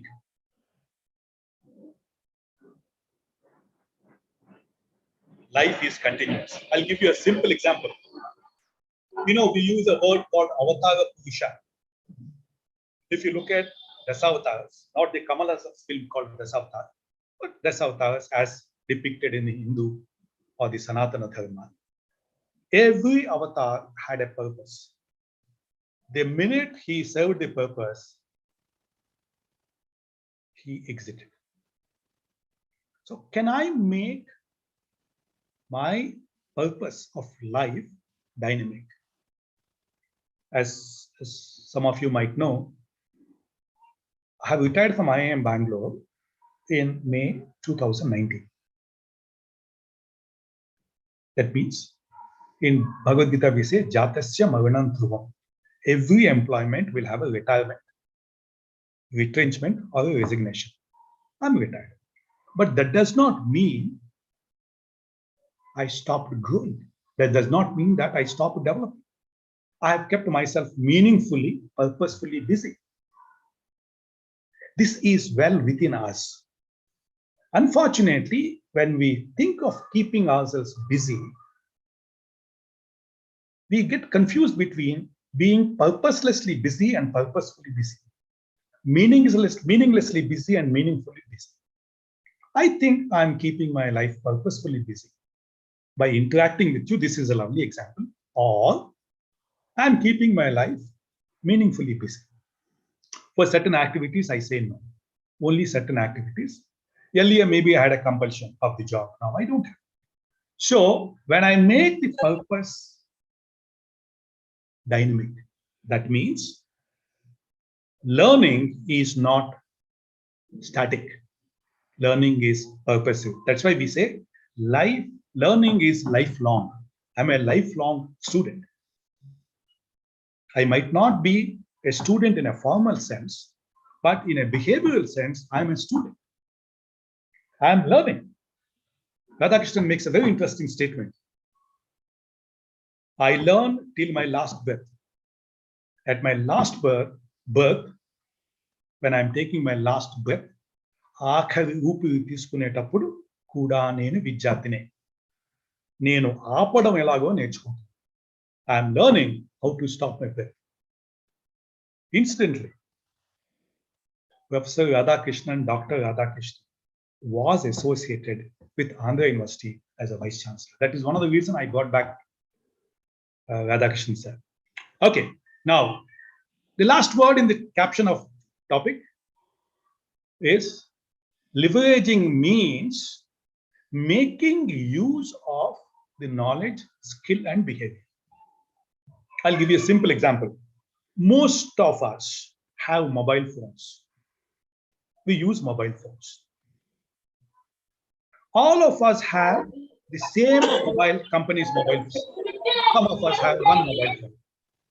Can I request others to mute their mics, please? Okay. You and I have the same mobile phone. The benefit I get from this mobile phone becomes far superior when I have developed what is called mobile competency. If I learn more about the mobile phone, I can get the benefit from the mobile phone more. Simple example, simple example. You may have it, but you don't know how to use it. That's the difference. That's exactly the difference. Right? I'm reminded of my experience in Andhra University. We had a department called nuclear physics. Dr. Venkatreddy was the professor and head. He had a Radio Shack PC, personal computer, or sorry, mini computer. And when I and a colleague of mine, late Dr. Madhu, we went to him and said that, listen, we want to make use of it. Surprisingly, he said, go ahead. He bought it from US. I think that was the first mini computer in Andhra University. Why am I saying this? He has it. He knows how to use it. We don't have it. He said, you learn. To learn a computer, you don't have to own it. All the people who own it might not know how to use it. So to close the mobile phone example, the performance on a mobile phone is dependent on two factors. One is your mobile culture. Mobile culture is different from mobile competence. Mobile culture is when you call somebody, you don't know under what circumstances, in what situation he is. It's culture to ask, is it a good time for me to talk? There is something called civilized hours and uncivilized hours. Being sensitive to others' needs is one of the purposes of discovering self. I have no business to hurt anybody. I cannot hurt people knowingly. After knowing it hurts, I should not be here. Obviously, all religions say the same thing. Now, coming back, leveraging means how do I make use of the knowledge that I have, the skill that I have, and the behavior that I have. So let me go in deeper into the subject. Can I continue, please? I need a feedback. Yes, sir. Yes, sir. Yes, sir. Yes, sir. Okay. Any question here? No, sir. Okay. Now, when we say discovering, it has two dimensions. One is discovering self. What do you mean by discovering? Please understand this. It is not invention. It is not innovation. It is there. You are not knowledgeable of its existence. With some effort, with hard work, with some risk, you are realizing its existence. Columbus discovered America. Marco Polo discovered India. Let's presume. Give 2 examples. These countries or these continents, subcontinents existed before that man. So it is there. That's why it is called discovery. Now, are you discovering yourself? Are you discovering beyond yourself? Beyond yourself has many meanings. One simple meaning is, if you are discovering others, it's not yourself. So it is what we call it as para-self, the universe. I am part of the universe. You are part of the universe. Together, you and I are parts of a universe, but we don't constitute together the whole of universe. There is universe beyond you and me. In other words, when we do this, we are realizing the importance of interconnectedness of 3 vital aspects of discovery.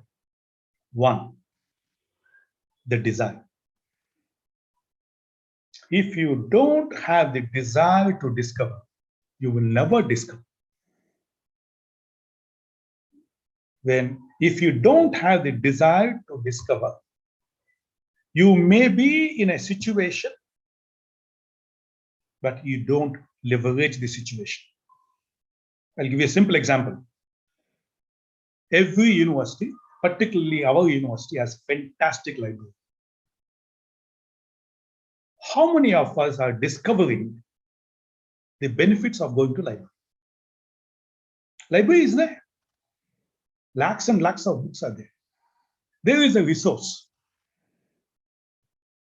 Are you realizing it? Are you leveraging it? Please remember, universities, what is known as Jnanadhara. Teachers are a resource. Technology is another resource. Society is another resource.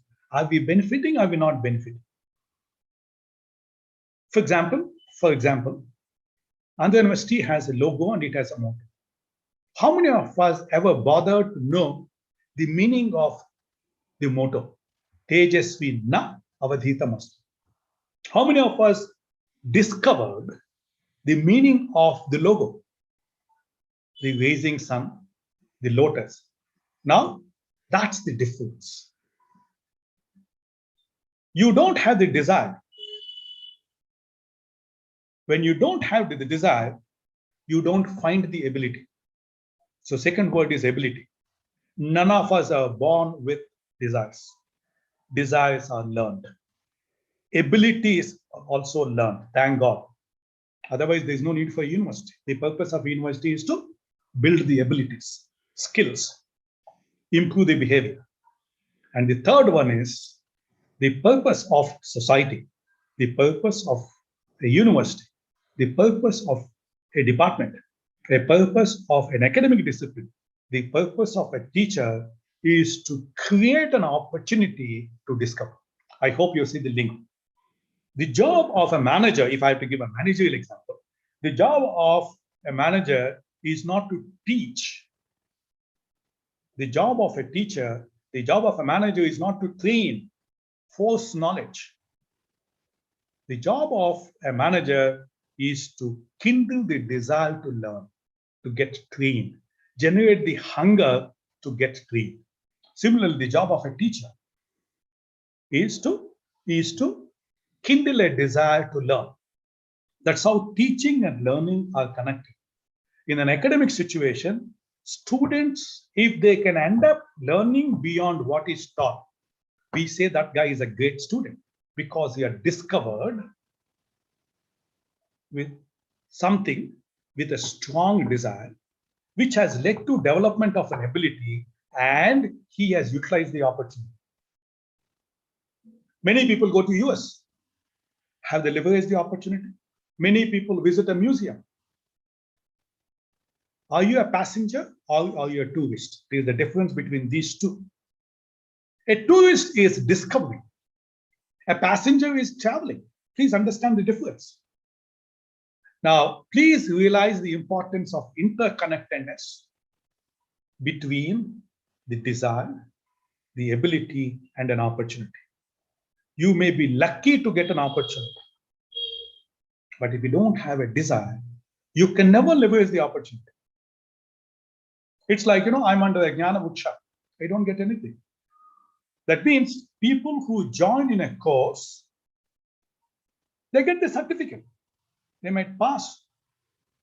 But what he learned is far inferior to a student who discovered more learning from the same environment. This is what we meant by leveraging, right? Let me take you to the next aspect of it, growth. Please remember, growth is something that you cannot arrest. You have no control on growth, especially growth of human being in terms of aging and in terms of development of several abilities that include mental abilities, that includes what we call it intellect. If I use the word intellect. When I use the word intellect, intellect ki Telugulo digve ani padam medhavi. Intellect ki chaduvu ki sambandham ledhu. A person may be illiterate, but he might have what you call it as intellect. he might have what is called wisdom, buddhundachu, ataniki జ్ఞానం ఉండొచ్చు. But at the same time, you have to remember, when you grow, you have to pay a price for the growing. One of the easiest ways to understand the growth is what we call the word aging. Right? When people ask me, I tell them, I am older than yesterday. I am older than yesterday, but I'm younger than tomorrow. Because I've not experienced tomorrow. While we grow in age, please remember certain things come down in us. One of them is curiosity. Simple word, we use the word interest, close to curiosity. Right? When a new film is released, you look at the audience or the spectators or viewers. Most of them would be youngsters. Why an elderly person is not dying to see a film, a new film? He doesn't have interest. He does not see any difference between this film and the film that was released early. If I have to give an example, if RRR, a film by Rajamouli, gets released in January 6th or 7th, as it's being threatened, most of the elderly people, old people, they don't show much interest. They think it is nowhere, it's not going to be much different from Bahubali and Bahubali 2. But a youngster, that means a person who is much younger to me in age, he is more curious to see. So one aspect you have to bear in mind as we grow in age, if I had to use an academic expression, they are negatively correlated. As I grow in age, my curiosity comes down, my interest comes down. My interest in what? My interest in myself will come down. My interest in others will come down. My interest in what's happening around me will come down. My interest in future will come down. All these things lead to behavioral death. Okay, you understood the curiosity and the interest. I'll give a simple example. If you give something to a 5-year-old, 6-year-old child, that child is interested to know how it works. That's how they discover. I have noticed again and again the last 5-6 years, when I meet people who are younger to me, but not very young, say 45, 50. When I ask him, hey boss, can you change the channel in your TV? He will call his son. His son is more knowledgeable than his father, though the father bought the TV. You know why? This child is interested and curious to know how a thing will work. So, with age, curiosity comes down. If you can enhance and retain your curiosity, you will never age. Second, as I told you, curiosity and interest are related. They're not the same, but they're related. Look at what is called energy levels. The minute I meet a young person, I'm not using the word restlessness, not fidgeting. He is energetic, he is bubbling to do something. They're active. One might even use a judgmental statement called hyperactive. Right? Whereas people who are aged, they are morose. They're morose because they lost curiosity in leading life. They are getting closer to behavioral death, which will lead to a cardiac death, which will lead to a neurological death, which is reversible, which we discussed earlier. So energy levels come down. Please remember, one of the best ways to enhance energy levels is to feel energetic. Feel energetic. I explained to you earlier, behavioral death has got 3 components. What do you think? How do you feel? And how do you act? If you think your purpose in life is served, you are retired, Many university teachers, universities are like this. Fortunately, not my university, Andhra University. On the date of appointment, they take retirement. They go take their salary, but they do nothing. Their purpose in life is served because they got the job. They don't feel any curiosity, any desire to perform. That's why they just go. Life becomes mechanical. It's routine. Every student is no way different from other students. They teach the same thing in the same way to different people, which impacts their reputation as a teacher. I hope I'm clear. Let me go to the next step. You can feel energetic. When you feel energetic, people see energy in you and you see energy in you. Please remember, in human life, feelings are facts. We'll come to that, but the most important is to understand the link between feel and fact.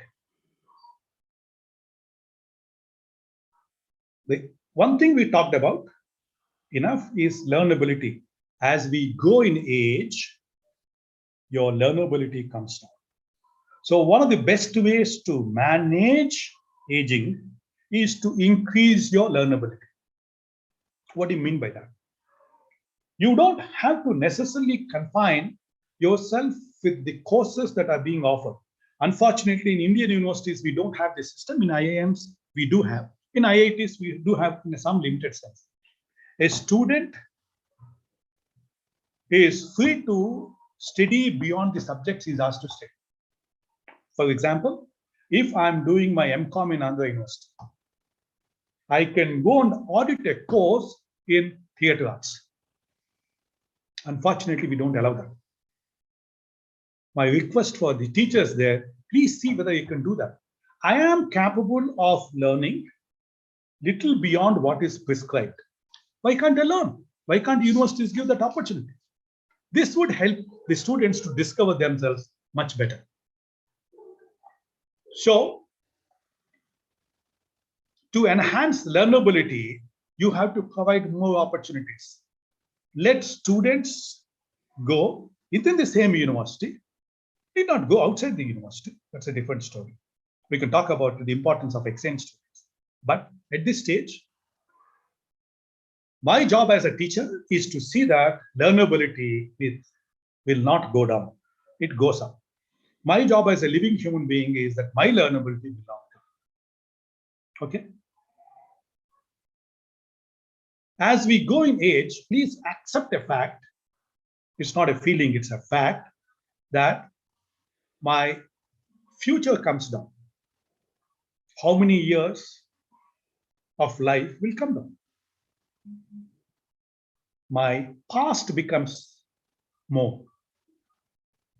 When my past becomes more, there is every possibility because of this. I become more rigid. That means I'll say it is my way is the highway. Others have no way. There is a word in Telugu, I can't understand a soft word in English, I'll explain that. Chadas. Your situations changes. Your style doesn't undergo a change. You remain the same. When the situation changes, if your behavior doesn't change, you become a victim of style. Several film stars remain, though they are in acting profession as film stars, because their style of acting does not undergo a change. That's why they become staple food for mimicry artists. I'll give you one simple example. Have you ever come across any mimicry artist, say in Andhra Pradesh, showing his mimicking capability of a film star called Chandramohan? They mimic N.T. Ramarao, they mimic Nageshwar Rao. Have you any time seen a person from, say, Bombay or Delhi, North India, Western India, a mimicry artist imitating Naziruddin Shah? No. That's precisely because they are not victims of style. They discover themselves continuously. and they align. I'll come to the concept of alignment a little later. But at this stage, I have another 52 minutes to go. As I age, as I grow in age, my rigidity increases. How do I discover myself? I have to discover myself by ensuring that I increase my flexibility. Doing is important. I know only one way to do. There may be another way to do. Can I discover another way to do?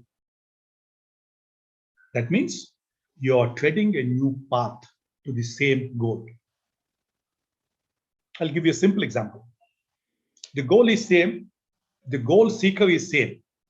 If he takes the same path, life becomes routine. The goal is same. The goal seeker is same. If he treads a new path, he will discover a new path. That's the philosophy, right? Another thing that increases with me is a baggage. How many of you remember a nursery rhyme we have practiced again and again? Baba, black sheep, have you any wool? Yes, sir, 3 bags full. This baggage increases in weight and in size.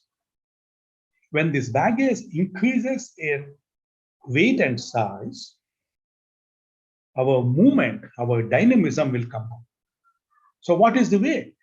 Discover what goods from my baggage can be discarded.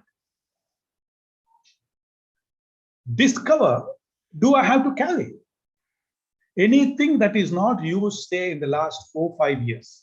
Take it from me. You don't need it in your future. So why carry it? This is exactly the point I'm saying.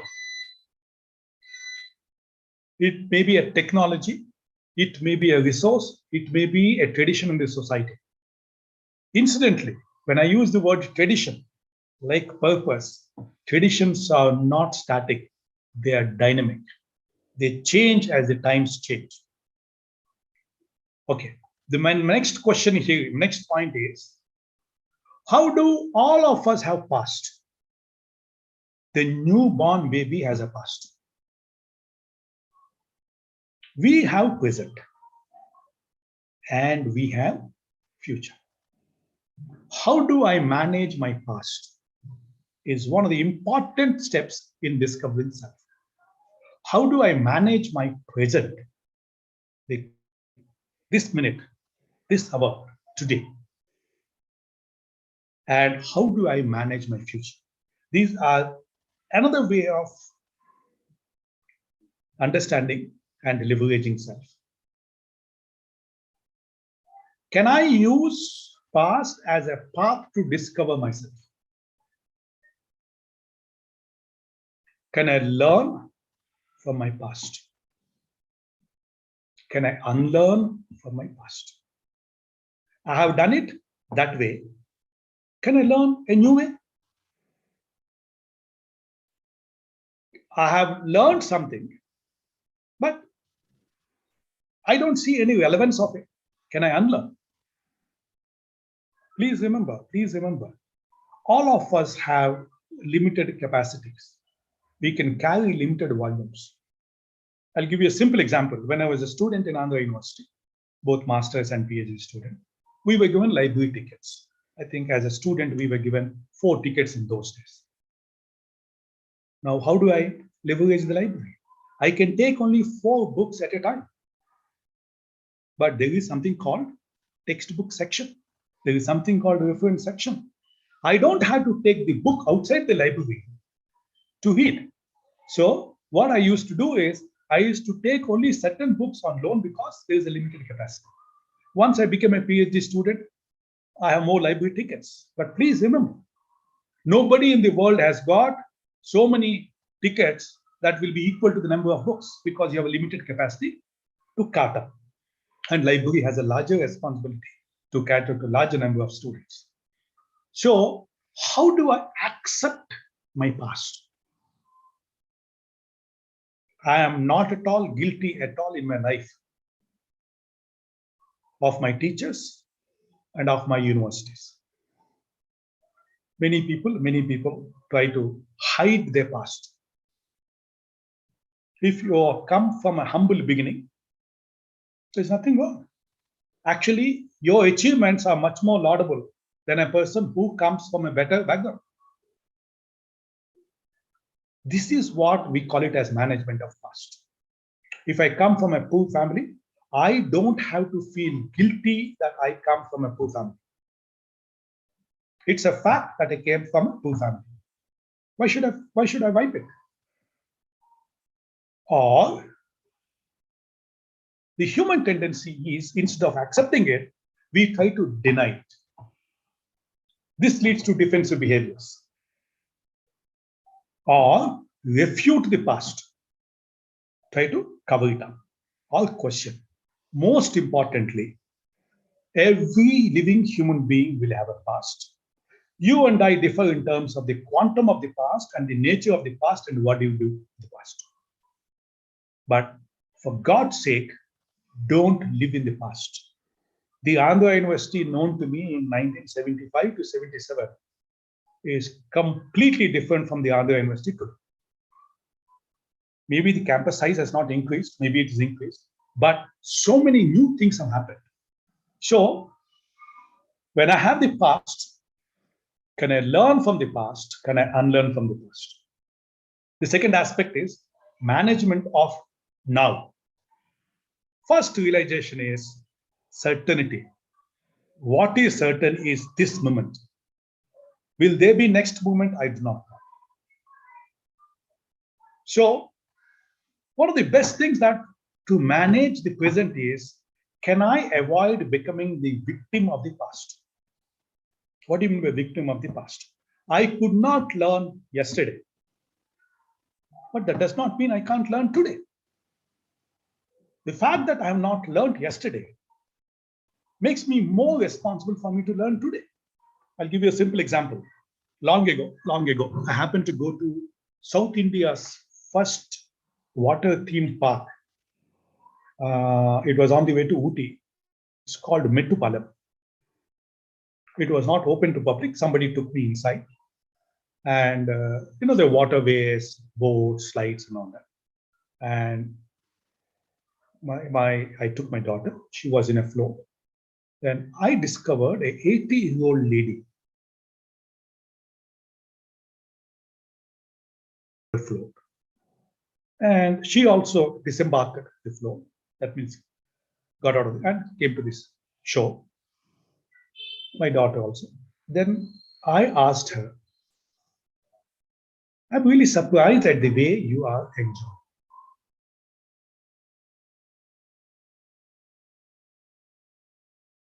I did not have this yesterday. When I was young, I didn't have this facility. This facility is available today. What's wrong? I did not ridicule her. I'm trying to tell. So when you meet an elderly person who didn't have this facility, which you have, you don't have to ridicule him. You're forcing him to become a victim of the past, not necessarily. Not necessarily, right? What I can do to live in the present, because I'm not sure of future. I use two words for you to understand. One is contextual sensitivity. Second one is contextual sensibility. What do you mean by contextual sensitivity? The context of yesterday is different from the context of today. Can I be sensitive to this difference? Can I see the difference between this and that? When you don't differentiate between two things that appear similar or you find them similar, your learnability comes down. I'll give you a simple example. If you've gone to outside India, suppose you go to Japan,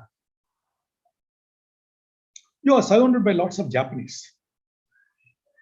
You find it very difficult to differentiate your driver with your colleague and with your boss.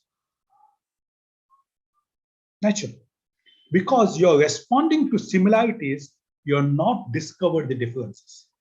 Suppose you go today, say to Ludhiana, Chandigarh, Amritsar. You find, for example, I'm giving, you find lots of Sardarjis there. Their names are different. Their features are different, but we can't see a difference. If you can't see a difference, you can't make a difference. I don't know how many of you remember, for many years, all South Indians were referred to as Madrasis. So a typical North Indian cannot see a difference between a person who comes from Andhra, Telangana, Karnataka, Tamil Nadu, and Kerala. He can't see a difference between the languages. That's because he's not contextually sensitive. A chap from Andhra knows the difference between Telugu of Srikakulam and West Godavari. How it happens, I'll come to that little later. But as of today, at this minute, the best way to manage present is, can I develop contextual sensitivity and contextual sensibility? Successful leaders across times, across societies have used this as a strategy. How do I manage my future? How do you define your future? Future itself is hope. There is no guarantee. But future is inundated with 4 parameters. The future is quote unquote dynamic. We call it volatile. Future is uncertain. Future is more complex than today. And future is more ambiguous. Let me explain. This is called a VUCA model. It's a model that developed during Israel war, which is applied to management later. Okay, now when the future is volatile, I should be prepared to withstand for the ups and downs. Uncertainty is A will lead to B. There is no guarantee of A leading to B. A might lead to C is uncertainty. What is complexity? When I move A, it moves B. That is complexity. It's not simple. I press A, but I get a hint of B. Now, what is ambiguity? You don't know the interconnectedness. At this stage, if things are clear, I will take you to different steps of discovering self. Then we'll talk about the strategies to leverage. One Yes, sir. step, sorry? Yes, sir. Yes, sir. Okay. One step is, how do you know self? How to know self? I told you, a typical ancient Indian wisdom is detach yourself from the external world and start looking into yourself. Introspection. With other methods. One thing is to realize, if I can understand myself, I can influence the world better. That includes me. Now, I'll give you a very simple step. You know, when I want to create something that is non-existent, in a sense, it does not exist in that shape and form. There are 2 ways of doing it. One is called additive, other is called subtractive. You know, painting is additive. You add. You put one color, you put another color, you get another color. So this is called additive art form. All art forms need not be additive, right? So painting is additive. What is sculpting? How to make a statue? They take a block of stone and they chisel it out. That is subtraction. Once a sculptor was asked, how did he become such a great sculptor? You know, his answer was very interesting. Stone is there. God has hidden the statue inside the stone. I know what is not required. So my job is to remove the unwanted stuff by chiseling it out, and I end up with a vigraha, with a statue. So what do you mean by this? How can I learn new things? That is additive. What is subtractive? How can I unlearn? How can I give up something which I have? Knowing purpose of self is another step. What is purpose of life? According to the ancient wisdom, we say there are 4 purposes of self. Artha, Kama, Moksha, Dharma. It is in that order. Whatever I do, whether I'm seeking a benefit or meaning, whether I'm acting, whether I'm pursuing something beyond my life, all these things have to be done according to Dharma. That means this tells us, listen. You have the desire to achieve a goal. Your acts are ready, how to go about, and you're sure of your goal.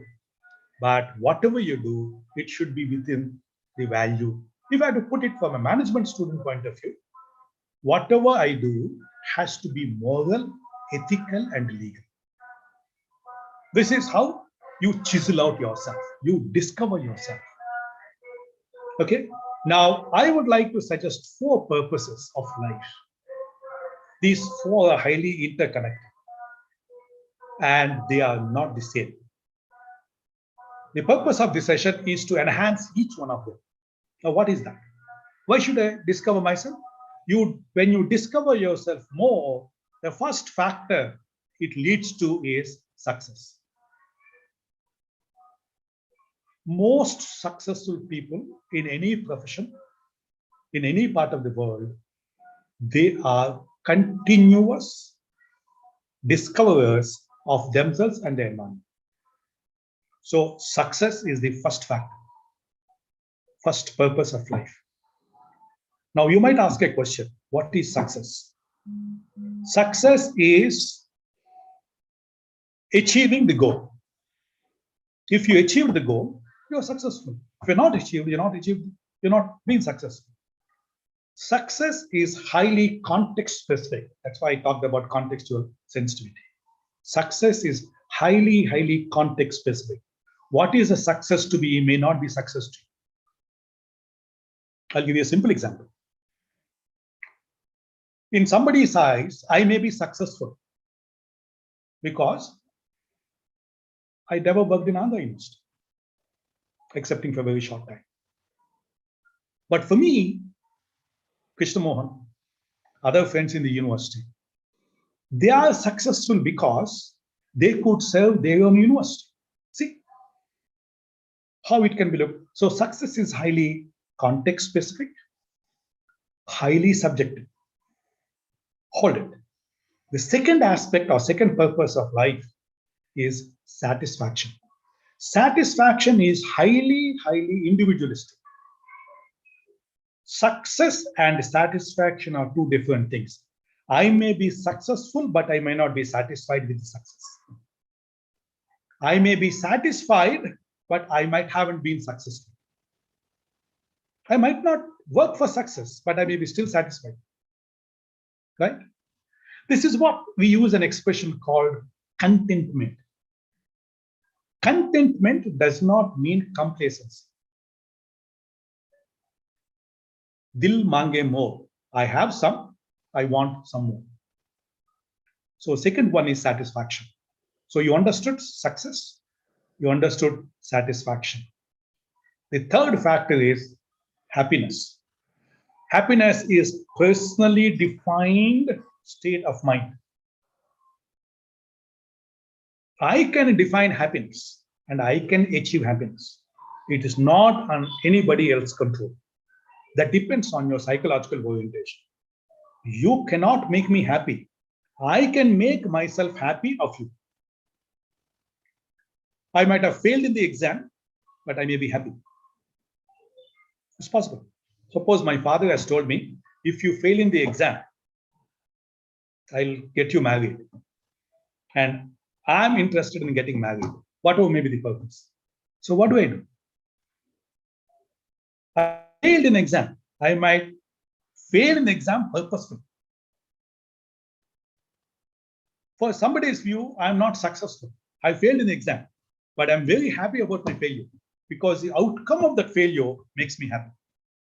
So please understand, happiness is not in what we get. Happiness is in what we make out of what we get.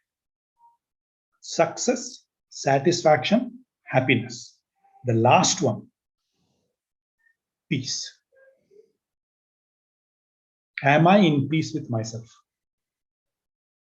So 4 Purusharthas, 4 purposes of life: corporate life, academic life, student life, anybody's life as long as he's not dead. Success, satisfaction, happiness, and peace, and my ability to understand the interconnectedness of success leading to satisfaction, satisfaction leading to success, these two together leading to happiness, or happiness leading to success, or happiness leading to satisfaction. Above all, if I'm in peace, it contributes to my success. If I'm in peace, it will contribute to my satisfaction. If I'm in peace, it contributes to my happiness. Incidentally, they are not separated from others. If I'm happy, it can make others happy. Others might find happiness in my happiness. Now, here comes a question. At the end, tell me, what is this so-called self? How do I understand? How do I discover self? Very, very simple, straight model. Imagine an onion. I know onion price is 100 rupees less throughout India, but take an onion, cut it vertically. Now, normally we cut it horizontally when we make a salad. We make first vertical cut, fold it, don't see the layers, and cut it again vertically, again cut it vertically, so that you get finely chopped onion. No, just take an onion, cut vertically. You find several layers. The first layer in understanding model is assumptions. What do I do when I know nothing? The position you take about yourself, about others, about knowledge, about an issue, about a problem, when you know nothing about the problem, is what we assume. Look at the spelling of assume. ASSUME. Now you separate as you me. Quite often, when you assume, you're making an ass of you and me. Unless otherwise, your assumption is purposive. Let me give a high school example.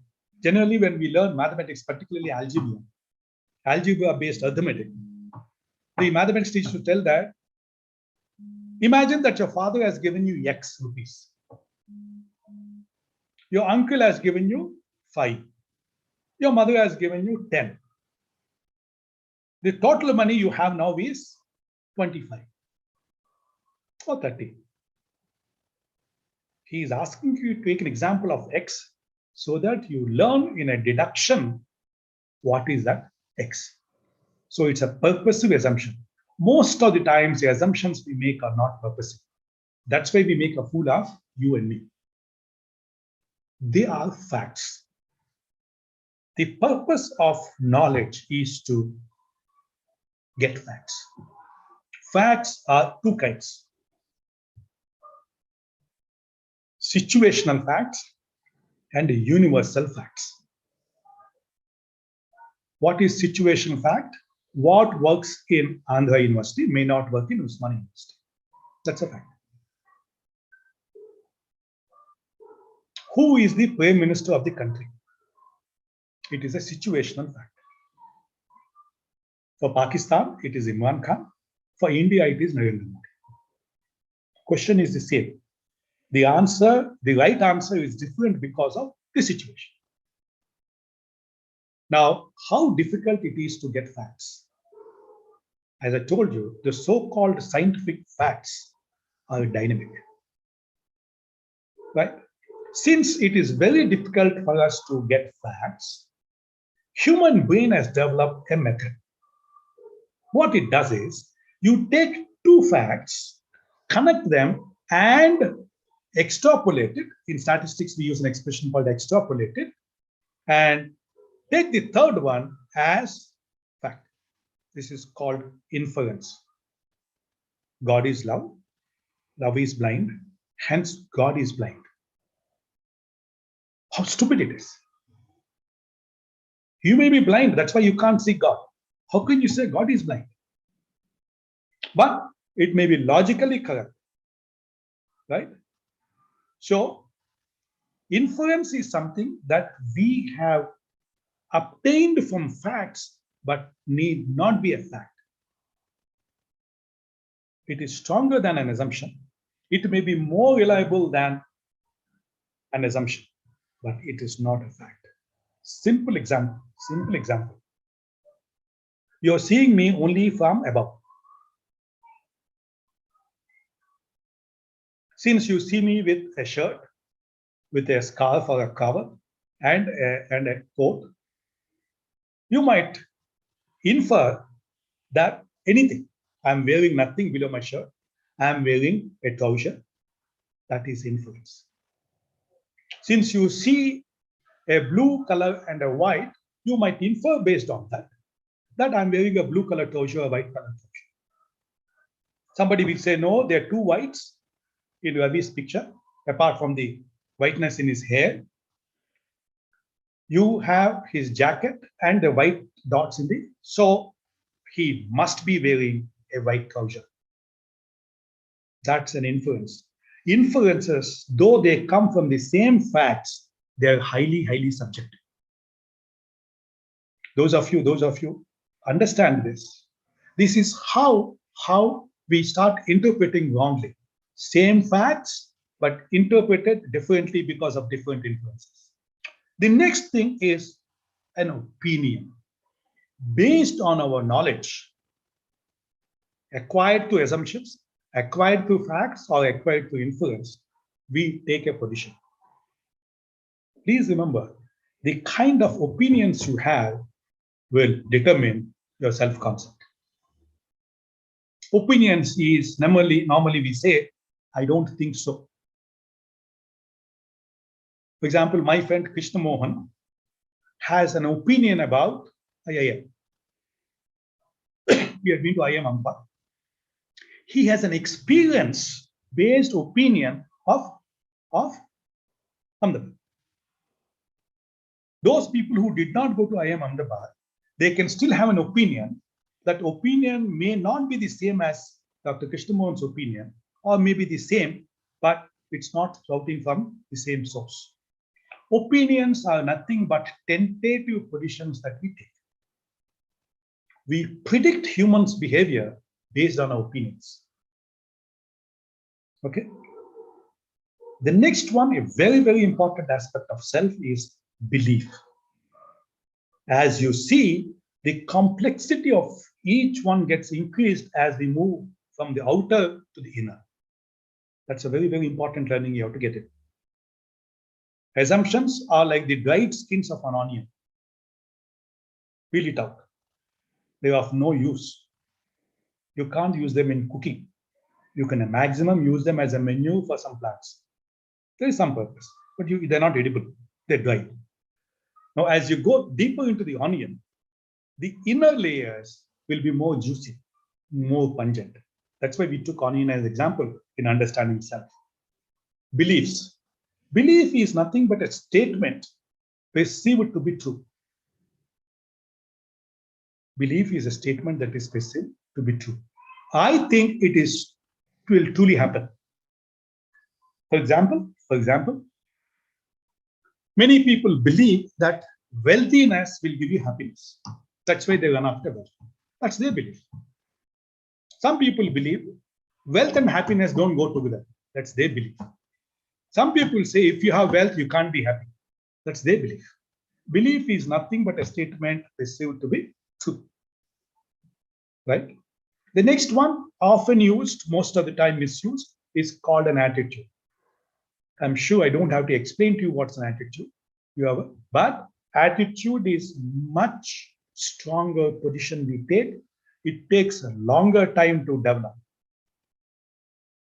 It has a larger role in the impact on your life, whether it is success or failure, because of your attitude. The innermost aspect is what we call it as values. What is a value? I go back to Ramayana and I said Ramayana is nothing but, it means the path taken by Rama. The 2 feet on which Rama walked is supposed to be Dharma and Satya. Truthful and following the Dharma. He listened only to 2 people in his life. One, he respected and listened to his father. Then he listened to his teachers. Is another way to learn. So, what is a value? For example, what may happen? I should not tell a lie. That's whatever may happen to me, I should not be away from my duty. If I am to kill somebody, if my job is to kill somebody, I have to kill. That's it. So values are those positions, which I don't think I can explain to you. I have to explain to you. Values are those aspects of an individual which stay unchanged for a longer time. That's something interesting. This is what we call it as cultural values. Lifelong, if you belong to a culture, you carry that cultural value. Job values stay with you as long as you do the job. The values of an organization, you keep them with you as long as you're in that organization. I'll give you a simple example. If I'm a politician, if I'm a member of a political party, as long as I'm in that party, I try to expose the values of that party. The minute I change over, my values of the party have to undergo a change. Because I'm seeing that I will do that, I'm given a chance to join this party. If I'm in Congress, for example, if I leave Congress and join BJP, if I continue the behaviors that are in line with the Congress values, I will be a misfit in BJP. I'm just giving an example. I'm no political leanings on this. So values are the innermost aspect of it. That means our behavior is predominantly governed by values. I'll give you a simple example of values. This is a line drawn by ourselves, and we'll say up to that line, okay, beyond that line, not okay. I will oblige people up to that point, but beyond that, I won't. Somebody asked me to come and meet them. I'll say yes. Then they'll ask me to meet me at 10 o'clock in the night. I might say no. Not 10 o'clock. It's uncivilized hour for me. So these values are nothing but self-imposed regulations, which we have learned from this society. So a person coming from one society, what he values is different from another person who is coming from a different society, but in the same time. The values of an American citizen are different from the values of an Indian citizen. For example, in India, we are holiday ethic. We enjoy having holidays. We want holidays. Whereas in US, we don't have many holidays. I'm not saying that is good, this is bad. Incidentally, values are nothing but what you consider good, you follow. What you don't consider good, you don't espouse. There is nothing called a right value or a wrong value. That's a value-loaded judgment. But there is something called appropriate value and inappropriate value. Let me go back to the earlier example I gave you. If I'm a teacher, I have to espouse to a value that student has a right to stop me. So I have to respect that and give an allowance and encourage students to ask me questions. If I'm a bureaucrat, Yes, I can't have the same value system. Please understand this.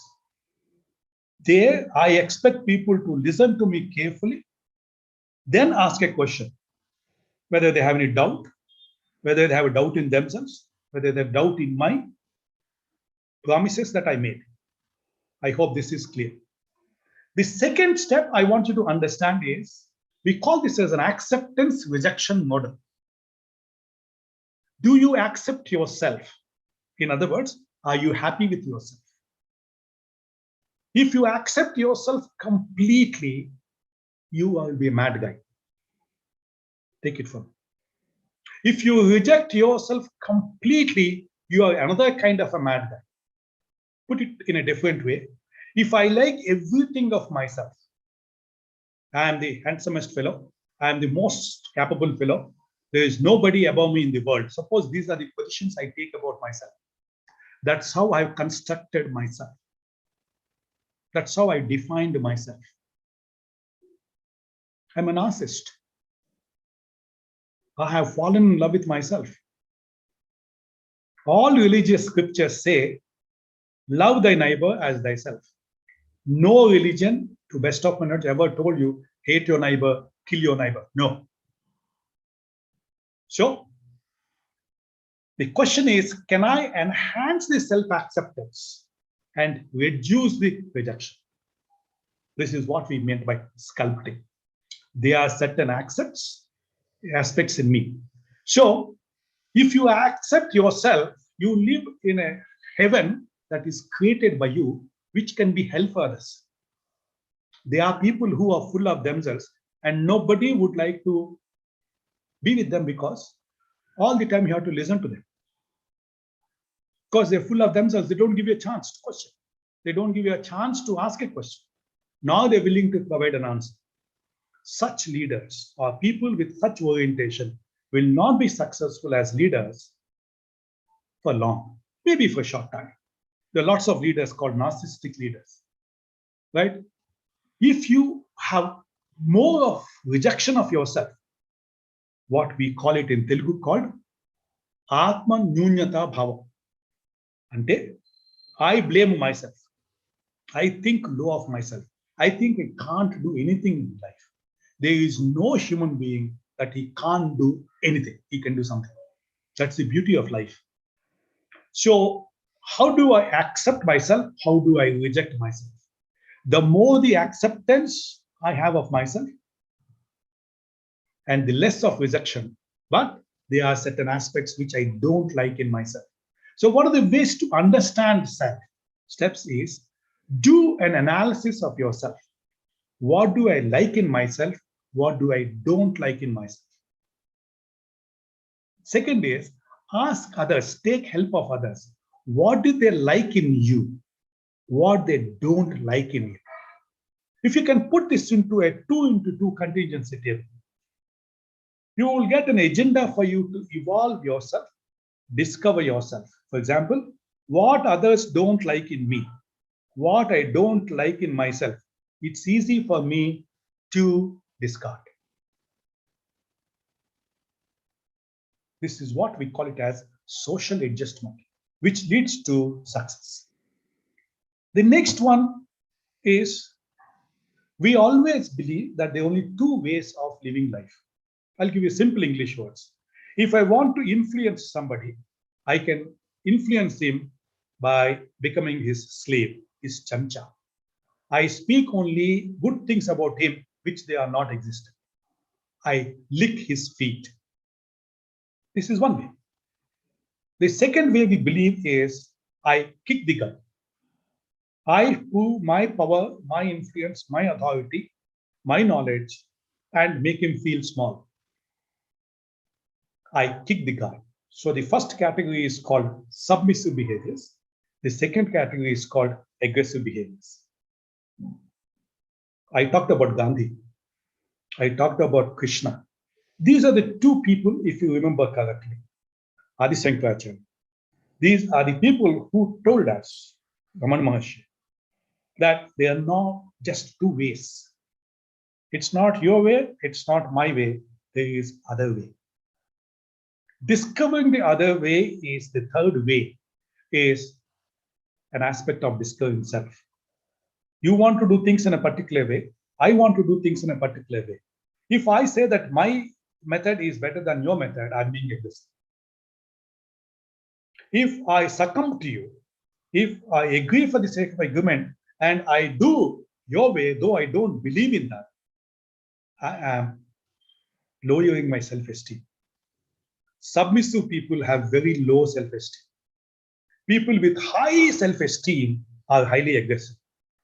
Only I exist, nothing exists. Only I want. What we call them as self-centered, selfish people. The third way is what we call it as assertive. Look at the basic mathematical symbols that we know of.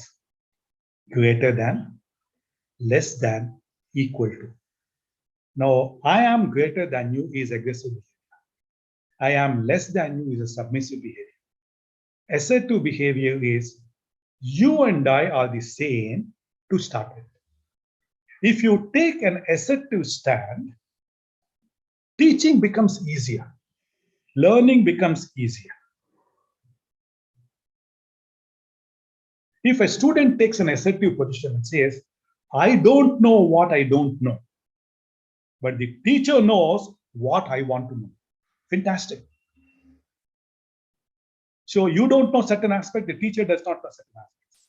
Similarly, if the teacher takes a position, I know what to teach, but I would like to teach the way students want me to teach. That's a typical assertive position. Gandhi exactly followed the assertive model to deal with the British rule which is being imposed on us. He did not keep quiet, nor he used physical force on them.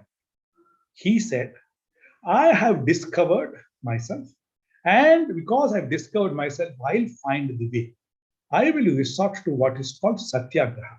I don't know how many of you remember salt satyagraha. What he did was unprecedented. He did not violently attack the British, nor he succumbed to their loss. He said, I will manufacture salt, and rest is a history. So realize the power of discovering yourself. The next aspect I would like to tell you is, I have another 10 minutes. I'll close in 7 minutes. Right? All of us have, like all of us have past, all of us have future. People may differ how much is past you have and how much future you have. Each self consists of certain aspects of himself.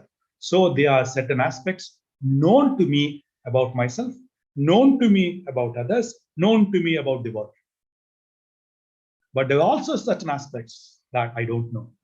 So how do I balance between the discovered self and undiscovered self? This is another way to increase discovery of self. What are these questions that you may ask? I told you, if you can't ask questions to others, ask questions to yourself. All these things have roots in one of the things that I told you, whether it is Ramana Maharshi, whether it is Adi Sankaracharya, whether it is Mahabharata, whether it is Ramayana, whether it is Carl Roger's self-centered therapy, client-centered therapy, Maslow's self-actualization, you name it. The first question, if you can note down these questions, they'll be of very, very significant value to you. Who am I? What is the purpose of my life today? What am I? You know, when we talk about self, there is a very interesting aspect called self, ideal self, and worldly self or social self. Three important things. Watch my words carefully. How do I see myself? This is my image of myself, and the judgments, and the positions, and the values, and the beliefs I have about I. How the world sees me. For example, I think I'm a great teacher. That is the image I have about myself. Do students think that I'm a great teacher? If my image and if your image of me is overlapping, I'm successful in life. I'm satisfied with myself. I can be happy and I can be in peace. So, the way I am seen, me, if larger the overlap, better is my adjustment with my society and better is my mental health. If I have to speak from a mental hygiene point of view. What about the third one? What I want to achieve, what I want to be. I'm not that, but what is my goal? This is what we call it ideal self. If this can be overlapped with the earlier two, my success is higher, my satisfaction is still higher. That means I achieved something of what I want to achieve, where I want to be. That is the fourth question. The next question is, can I discover what gives me pleasure, what gives me pain? What makes me feel happy? What makes me feel unhappy? What makes me feel high? What makes me feel low? These are highly distributed subjective positions. What do you mean by distributed subjective positions? I think so. Like me, many people think, but everybody do not think in the same way.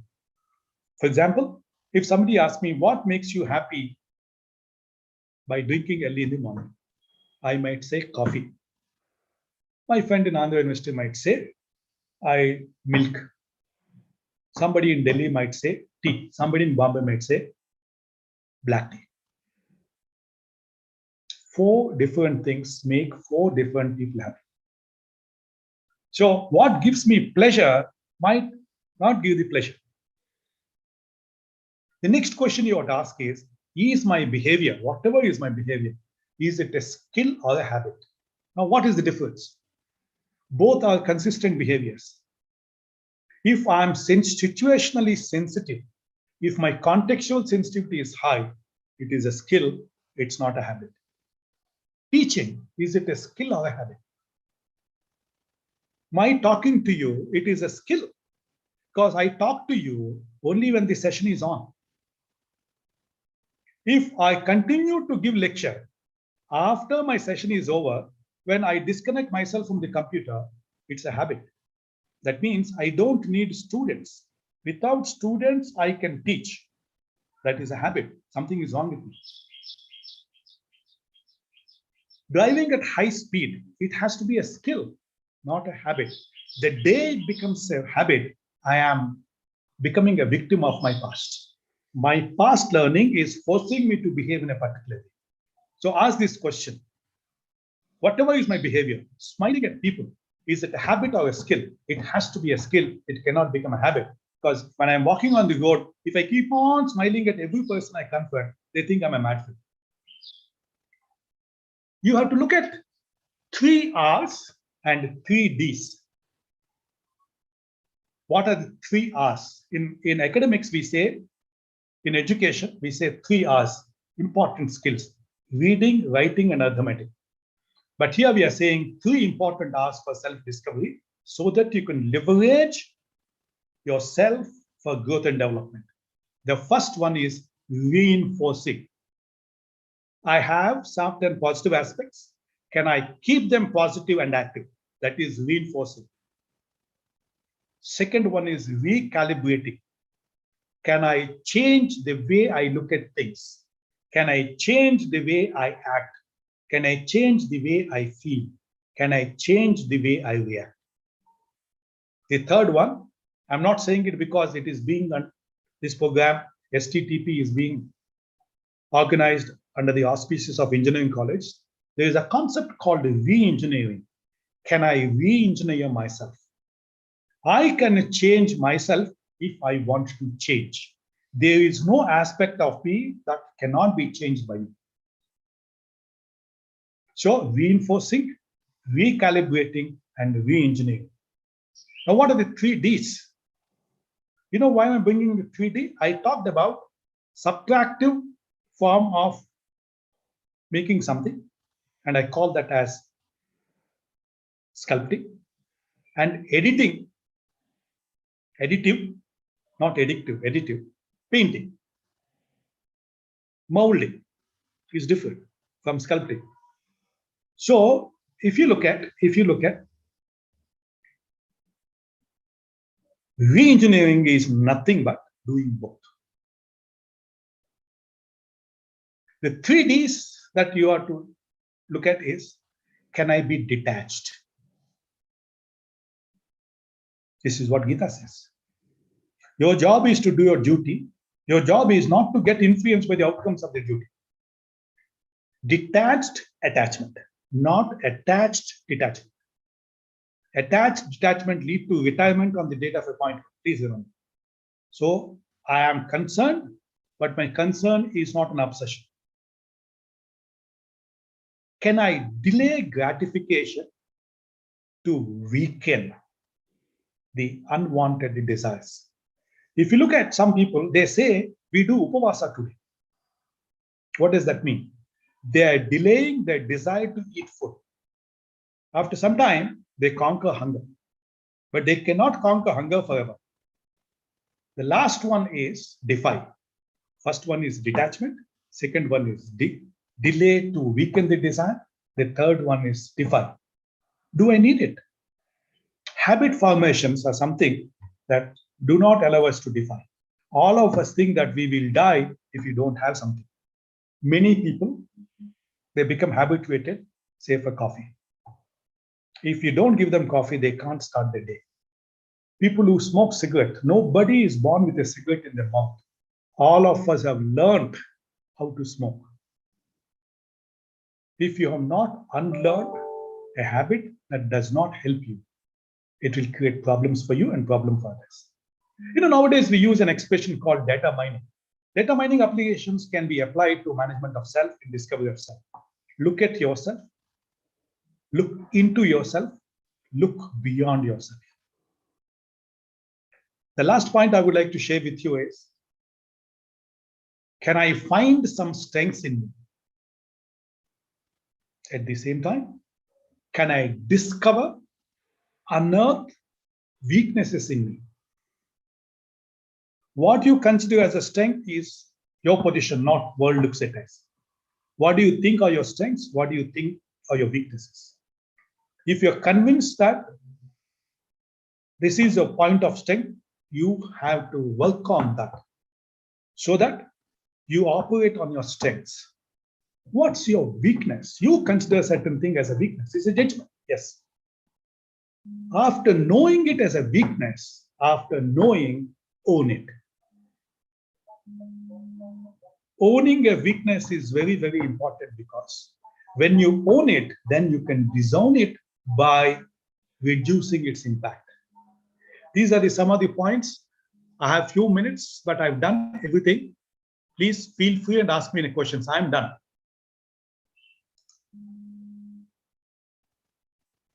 Anyone of you have any doubts, clarifications? I'll be very happy. So please involve in discussion. Yeah, go ahead. If anyone is having doubts, sir can clarify. And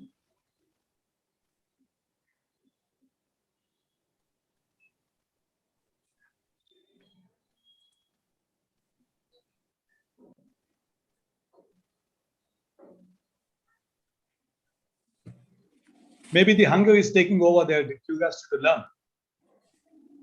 I'm sure all of them are feeling hungry because of maybe it's time for them to have lunch. sir.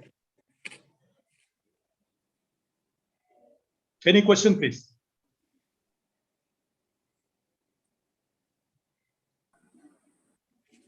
So one of the easiest ways is, I told you, go and read the books or the authors' names I mentioned. Try to understand what they've done. Otherwise, just go and see a simple film recently released called Most Eligible Bachelor.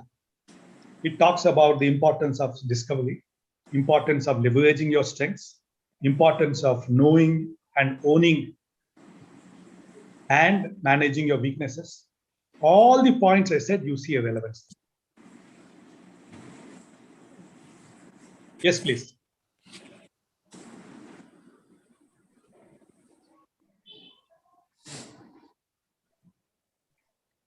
So silence.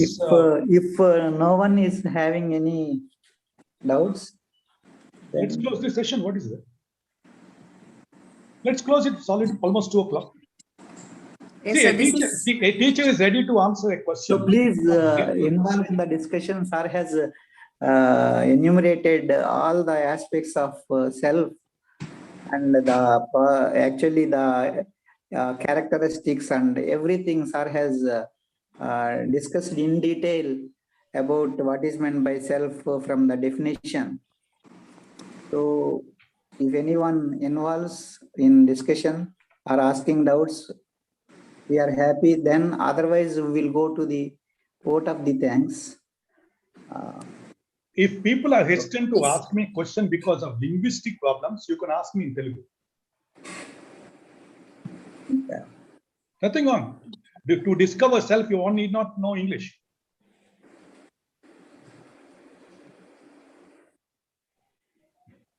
No, particularly if they're students, if they're hesitant to speak, you can speak in your mother tongue. So if you post anything in Good the chat afternoon, box sir. also. Somebody is speaking. Go ahead. Sir ఈ పనికొచ్చే time ని ఇలా పనికిరాని time ని మీరు ఎలా divide చేసుకుంటారు sir? అంటే వర్కింగ్ బిజీ అని, నాన్ వర్కింగ్ బిజీ అని. అట్లా కాదు, పనికొచ్చేది ఎవరికి? మనకా? ఇప్పుడు అంటే మీరు మధ్యలో చెప్పారు కదా సార్, బిజీగా ఉంటారు, అది యూస్ఫుల్ వర్క్ కాదు. Correct. I'm glad you said it. See ఎట్లా ఉంటుందంటే a beggar is busy all the time. Yes or no? A beggar is begging. Is he happy with the begging? No, sir. That's it. He is not happy. See, what is the point in putting effort in doing a job which you don't enjoy? Yes, sir. చిన్నపిల్లలు homework చేస్తారు, చూసాం ఎప్పుడైనా? మీరు కూడా మనంతా చేస్తున్నప్పుడు మన చిన్నప్పుడు 2 రకాల హోంవర్క్ చేసేవాళ్ళం. ఒకటి హ్యాండ్ రైటింగ్ ఇంప్రూవ్మెంట్ కోసం ఇలా గీతలు, ఇలా పెద్ద కర్సివ్ హ్యాండ్ రైటింగ్ అంటారు ఇంగ్లీష్లో.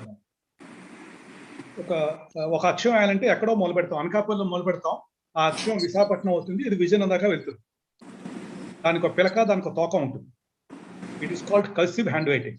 Copy hand writing copy books ఉండే మా చిన్నప్పుడు. Maybe it doesn't exist now. Okay, now when you do that with the student, తిట్టుకున్న teacher,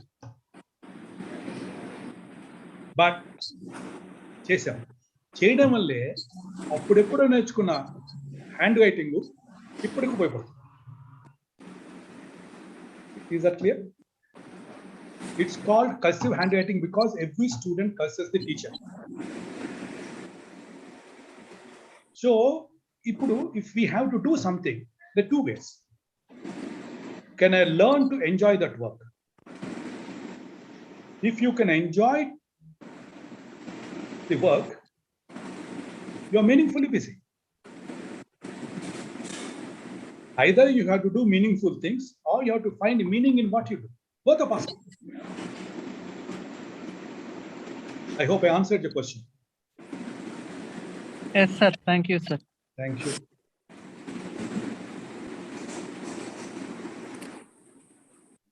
So anyone involved in the discussion, please. Sir is happy to answer all the questions.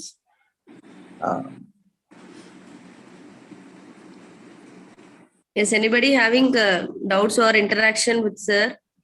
Panikumari ma'am? బలవంతం చేయకండి. ఇప్పుడే చెప్పా కదా, if they don't find meaning in doing something, don't force them. That's okay. Yes, sir. Sir, this is Dr. Padma, sir. Tell me, ma'am. Sir, I don't have any doubts, sir. So, but your lecture was, it was a very boosting lecture, sir, for me as well as to my participants also. And you taught us many things like what differences makes a teacher to be a good teacher, sir. So everything, and meanwhile I impressed with this 3R and 3D concept, sir. It was very nice. Thank you so much, sir. Thank you. Thank you. So now I request Amrendra sir to propose a vote of thanks formally. Sir, please, sir. Yeah. So on behalf of this coordinating team, sir, I am pleasure to propose vote of thanks. And sir has started from the great personalities like Adi Shankaracharya and Mahatma Gandhi and Radhakrishnan and Ramana Maharshi. So like those personalities, sir has started the lecture, and sir has started from the definition of the self from birth to death, and what is meant by our types of the birth, sir has discussed, and what are the types of the teaching and teaching ourselves and teaching others, and what are the characteristics of the teacher. And sir has discussed also about what is meant by knowledge and what is meant by growth, what is what is meant by energetic person, and what are the characteristics of the personality, like energetic person, rigidity of a person, flexibility of the person, and what is meant by self-learning and how to characterize ourselves, and what are the traditions or definition of the traditions are has discussed. These are the dynamic in nature, opposite to the static nature. What is meant by acceptance, and what is meant by contextual sensibility and sensitivity, and how to discover ourselves, and what is meant by successful life and satisfactory life and happy life, and what is meant by peace of the life. And also sir has discussed about several things, or what is meant by real facts, what is meant by opinions and beliefs, and what is the values in your life, and what are the job values and cultural values. And sir has discussed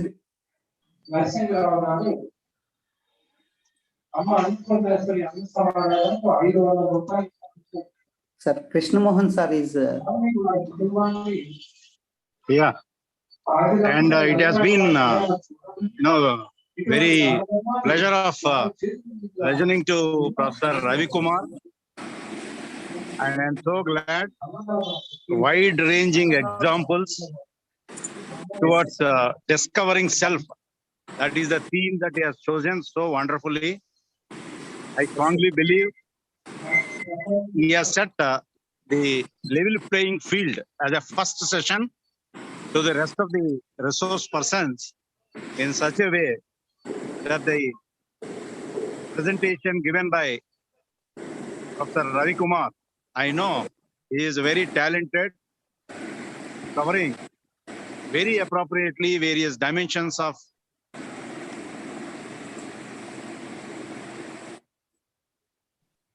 sir. Sir, thank you so much, sir. Master. Krishnamohan, sir, for providing such an am I eminent audible? question, sir. Yes, sir. Yes, yes, sir. It's audible, sir. Yeah. Yes. I'm just mentioning the Sir. effectiveness of Professor Ravi Kumar coverage of self-discovery. Where he has begun, how he has touched very vital concerns of discovering self is really an eye-opener to all the teachers, and what they are, how they need to be, at least a year after, if they realize definitely the objective why this FDP, as he said, is not short-term FDP. This is definitely going to be very justified for a long-term transformation in oneself. And that is the objective with which any FDP is organized. I am so glad and join all the organizers in profusely thanking that, sir, all our participants, they have become more than, delightful. They've taken all of your examples, all of your wide-ranging, illustrious personalities whom you cover in the process of, completing the objectives with which you have started the theme self-evaluation, self-analysis, discovering oneself, however difficult it is, definitely you have kept the level playing field to rest of the resource persons, and all other resource lectures will be definitely centered around the topics that you have made a mention. And I know, this is the time for lunch. Still, all our learners so enthusiastic and they have been interacting. I fully agree. As and when there is a doubt, there is any clarification, teachers should permit the participants. That is how I think there is a time overrun, but still it is worth and a very valuable message, as I understand, is received by our participants. And on behalf of all the participants and organizers, and on behalf of Andhra University, you are also alumni. We feel proud always. You are proud alumni of Andhra University. So you have kept the flag of Andhra University high in educating all of our young teachers towards realizing what they are and towards making a journey to begin with in discovering themselves. I am very, very thankful. I express my gratitude to you for having accepted and shared. Excellent session. I rate it.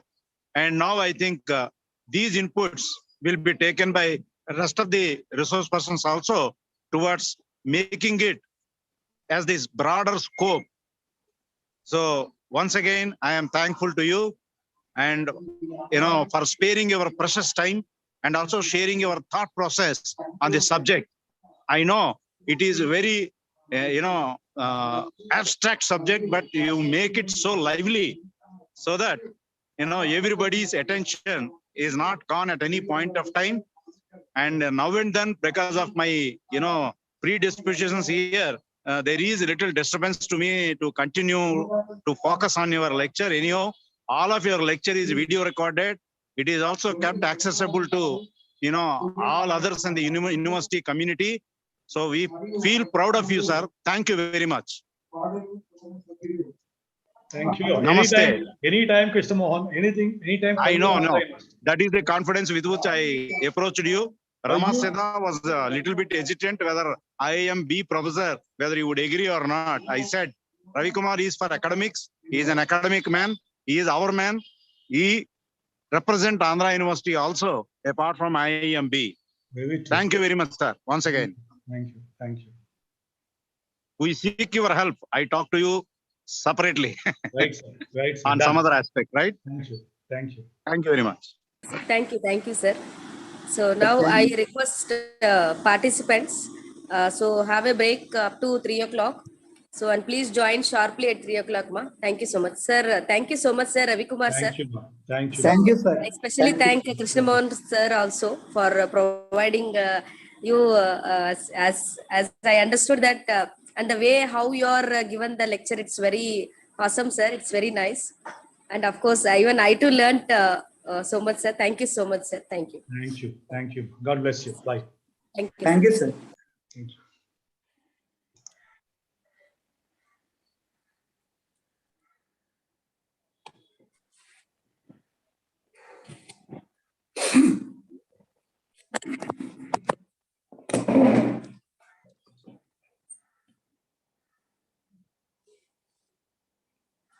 Recording stopped.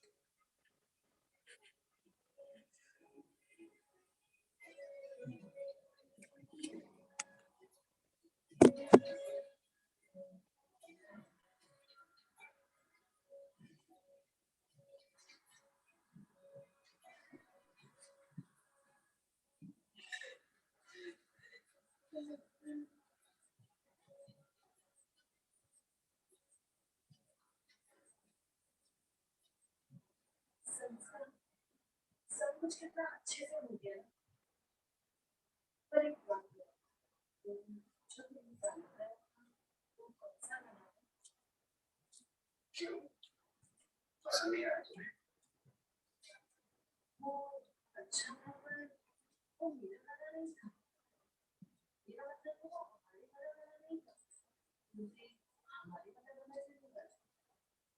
देखो, कविता रात मौत हो गई है और शायद बारिश भी होने वाली है। एक हम थे अंदर से और तुम्हें अभी दवाई आ गई।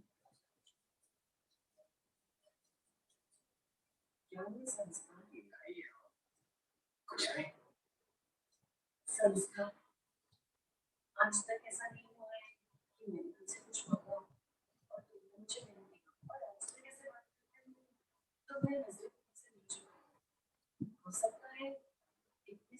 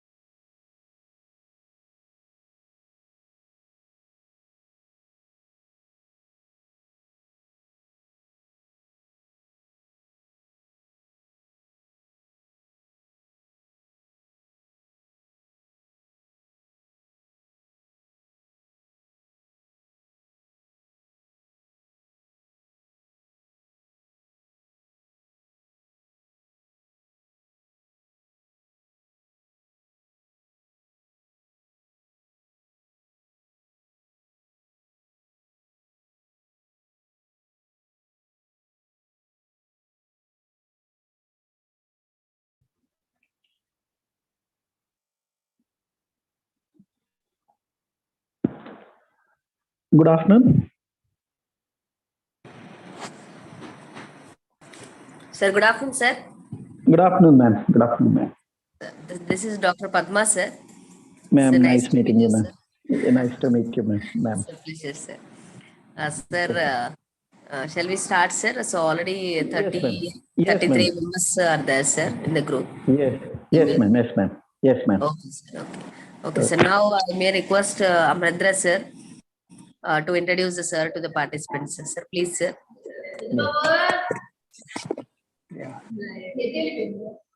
So, good afternoon, all. It's my pleasure to introduce Solomon Benny, sir, to the audience of this STTP. Sir has completed MSc Zoology from Andhra University, AP, and completed MA in Education from Andhra University, AP, and completed MA in English from Andhra University, and Sir has completed doctorate degree in English from Andhra University in July 2020, and Sir has worked as senior English lecturer from 2004 to 2006 in a BED college, and Sir is presently working as assistant professor, Department of English, Andhra University since October 2006, and Benny sir is a core member in admissions of Andhra University from 2011 to till date. Sir is working as warden, Arts and Commerce Hostel, and during the period 2018 to 2020, and Sir is working as assistant principal and worked as assistant principal, College of Arts and Commerce, Andhra University from 2014 to 2017 and 2019 to 2020. And presently, Sir is working as head Department of English from June 2021. Sir has published in many papers in national and international journals, and Sir has attended 20 seminars, and Sir has presented papers in 12 different conferences. So thank you, sir. Thank you, madam, for giving this opportunity to introduce Solomon Benny, sir, to the audience. Now, I am handing over the session to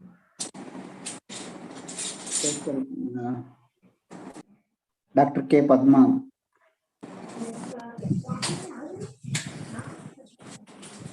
Sir, Benny sir. So I Yes, ma'am. request Solomon Benny sir to carry on the session, sir. Please, sir. Yeah. Very good afternoon to one and all, to all the participants. I see many senior teachers as participants. I see even Professor Ramasudha ma'am. And speaking before Ramasudha ma'am is just a challenge for me. Anyway, I'm privileged to be with you this afternoon time. Thank you for having me with you. And I was told that this is a session where we have a mixed group of learners, the students, teachers, and from different areas of jobs and other things, and I'm happy for that. And I find myself not so. I find myself not up to the standard because I see a lot of great people in this in the participant list.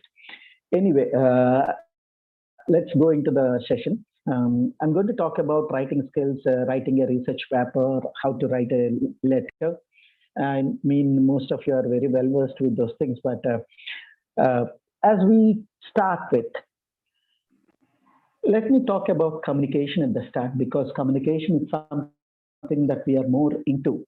We might not be knowing that communication is something that we always do every day in our day-to-day activities, like when we speak in the classroom, as some teachers are there. As we speak, it's a communication. Communication is a two-way. Okay, if I speak and someone listens, and if they don't get into the role of being a speaker, then it's not just worthy. So everyone has to play a role of being a speaker, being a role of a writer, being a role of a reader, and also being a role of listener. We know that we have been learning our language, and writing requires a language. I'm not talking that only English language, but I'm talking about language as a whole. As a holistic thing. Language is a holistic thing, and let me tell you that language is beautiful. It's made beautiful only when you and I make the language beautiful through our usage.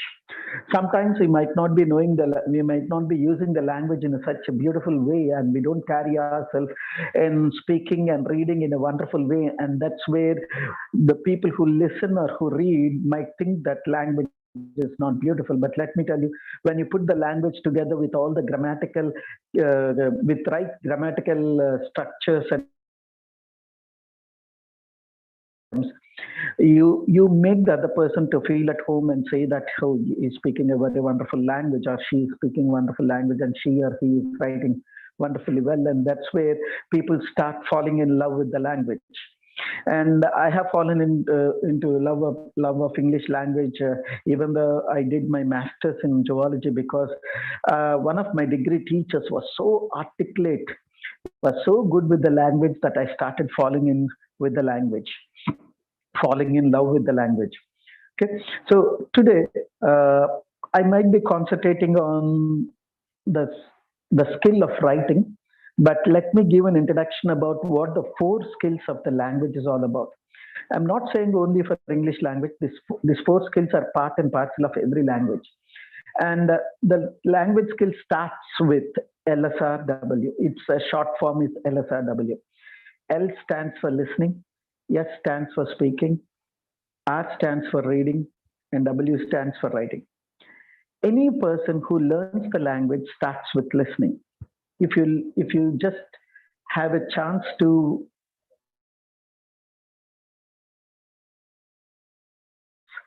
or infants, they're attracted to the sounds that you and I make.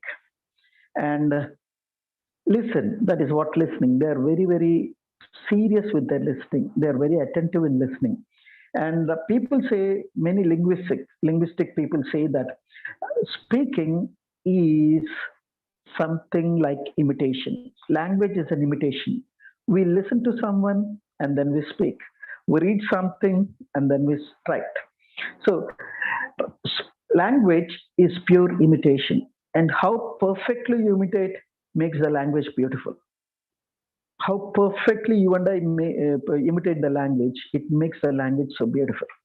So basically, no one is so great with the language. No one is so good with the language. No one is so bad with the language. Only thing is how you put whatever you know in a form of constructive manner. Like I might not be having a stock of vocabulary. I might have only few words in my stock of vocabulary. That's what we learn vocabulary as. But when we have only few vocabulary in our memory, when we can use them beautifully in a constructive manner with right grammatical structure, it makes language beautiful. So the first and basic thing is, let's, if you want to be a good reader and if you want to be a good writer and good speaker, let's be very good listeners. Most of the times we don't want to listen for various reasons. We think listening is not that good. We don't concentrate on listening that much, but listening makes very wonderful influence on an individual. It influences you and me to such an extent that sometimes when someone is speaking beautiful English and I are connected to it. As a teacher, I would like a response, but I know this is a online response might not be possible. But still, let me say that if there is no response, I would not know that someone is listening or not, but this is not a platform where I can expect a response. So the first thing is, it's a listening, and then you go into speaking, and speaking is a pure imitation because many communicator skills and language, they say that without speaking, nothing goes further. And then the third skill is reading. Okay. And the fourth skill is writing. We have many questions. I used to have many questions when I read about communication, which talks about 4 language skills. Why writing is the fourth skill? Why writing is the fourth skill? Why not the first skill? But it's based on how we learn the language. We learn a new language by listening to that language. If you and I don't listen to a language, you and I are not exposed to that language, we won't show interest in learning it. So the first thing is listening. That is the basic skill of communication.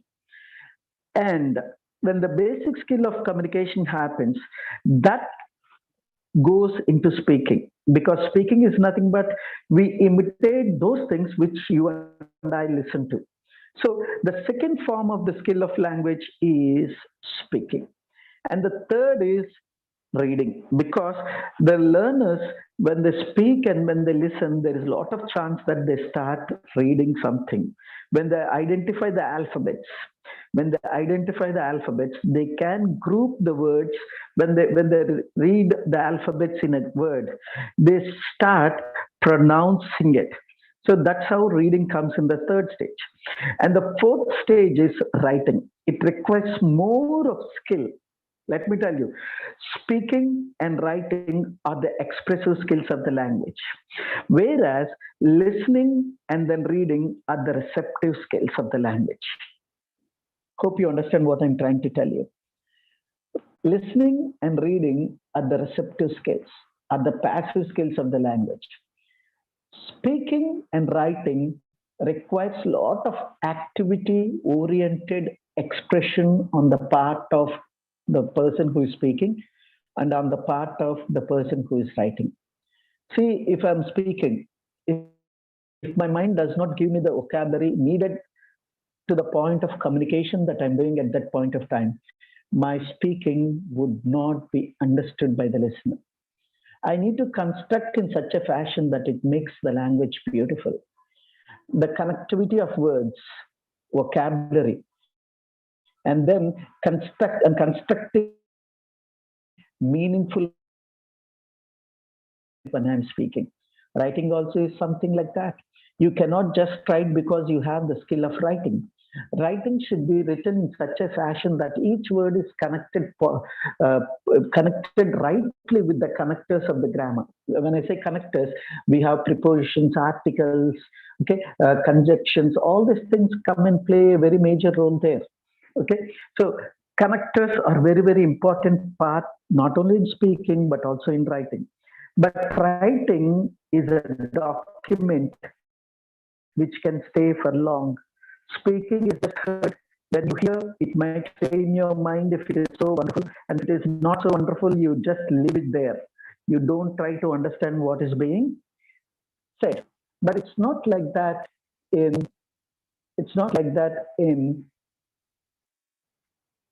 writing.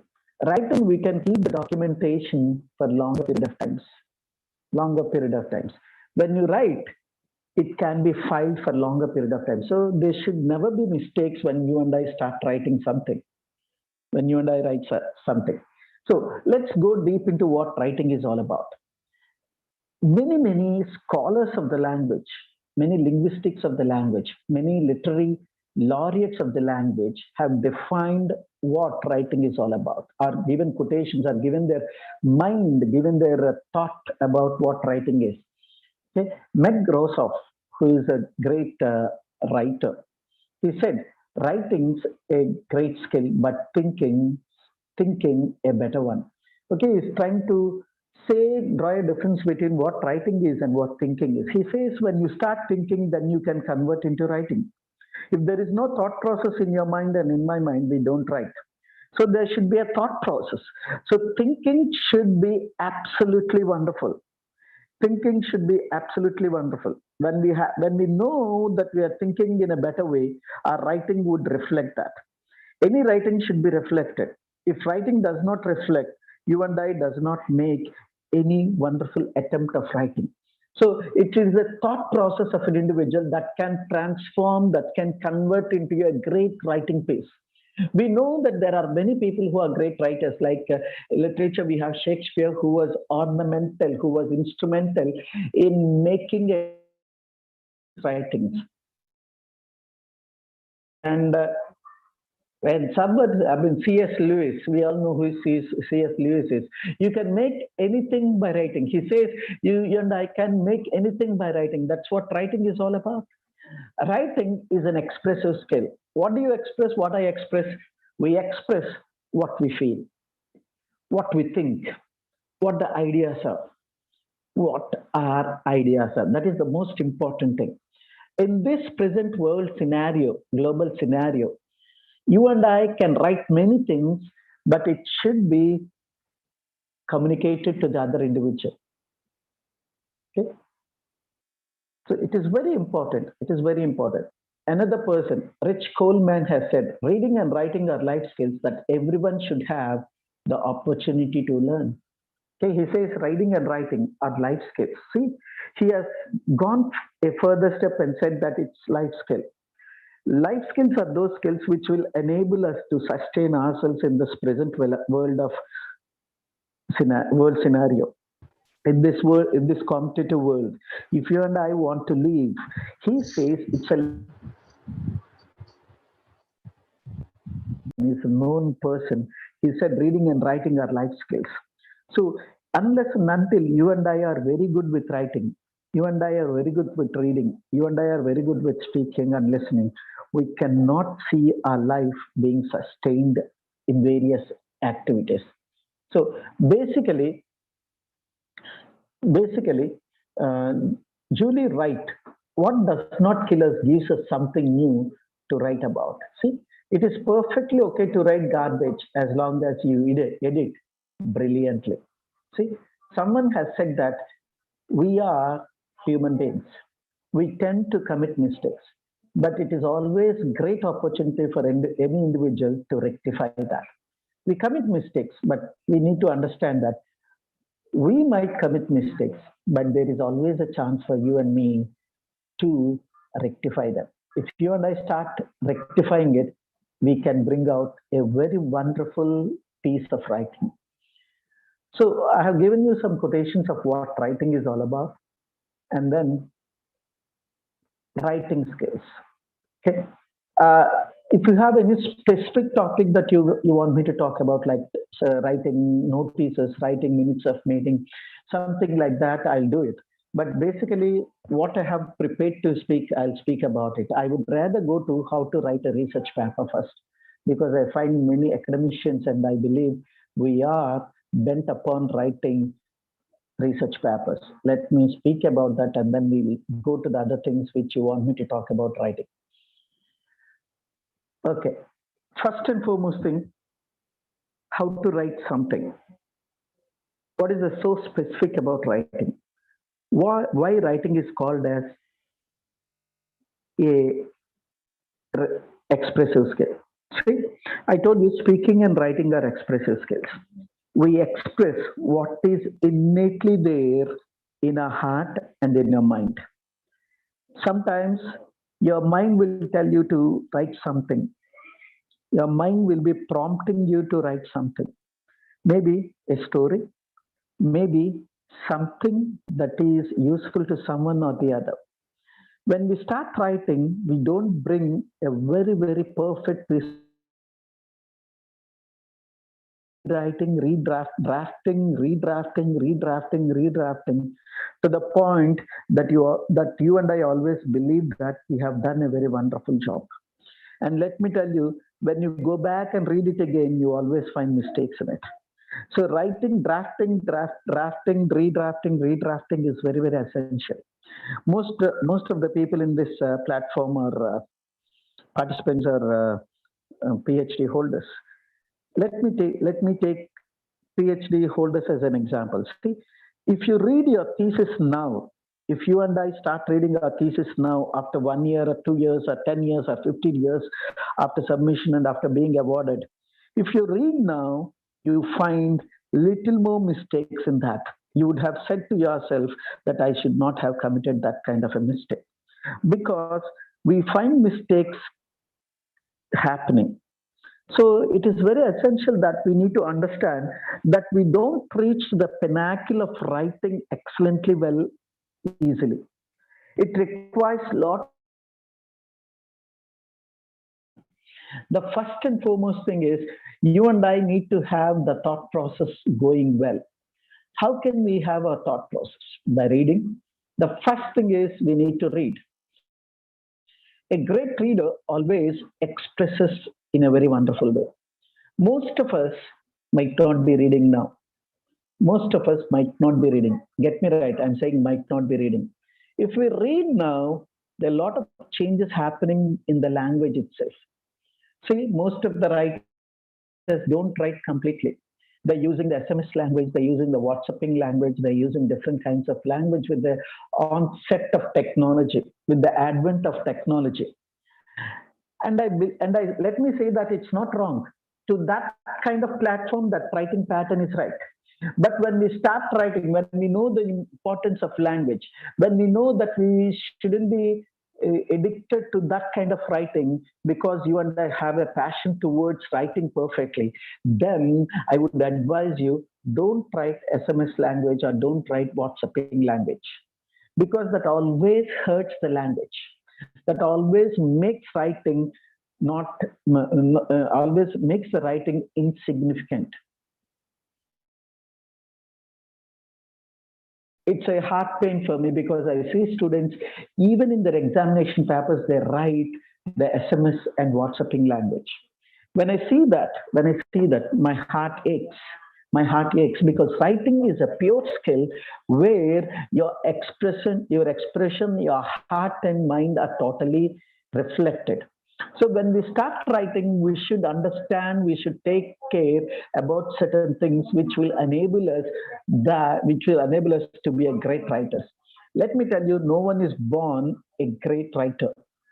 It's time and the practice and the skill, honing of the skills of that individual makes him to be a perfect writer. I told you language is a skill, and you know what skill is all about. Talent is different, skill is different. Skill should be improved. We are not born with skills, but we are born with talents. That is the difference that you and I need to understand. We are born with talents. Everyone is not born with the same talent, but let me tell you that we are born with certain talents. Some people have great memory power. Some people will have great playing skills. They play wonderfully well. See, that is a talent.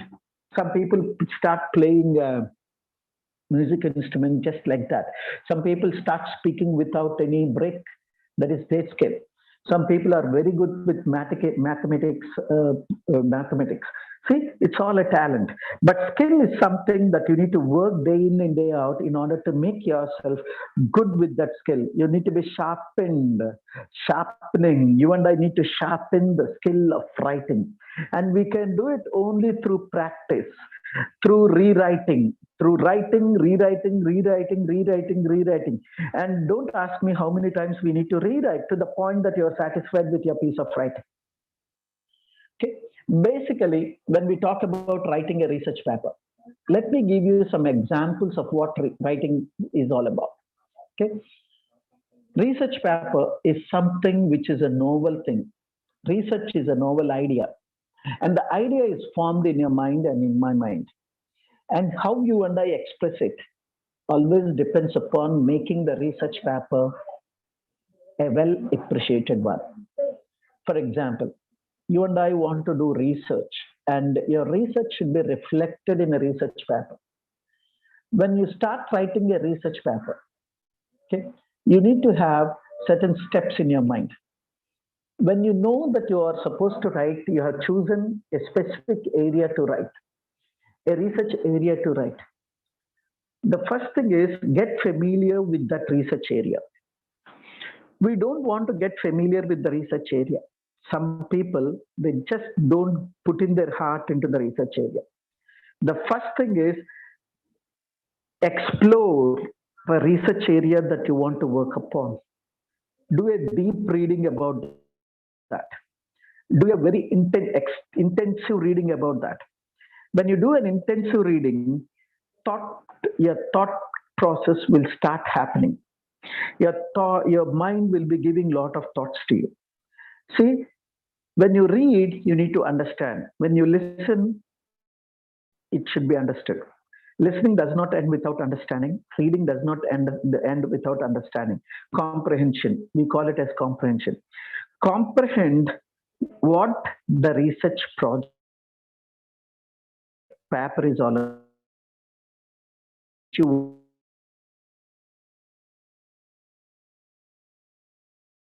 understand that you and I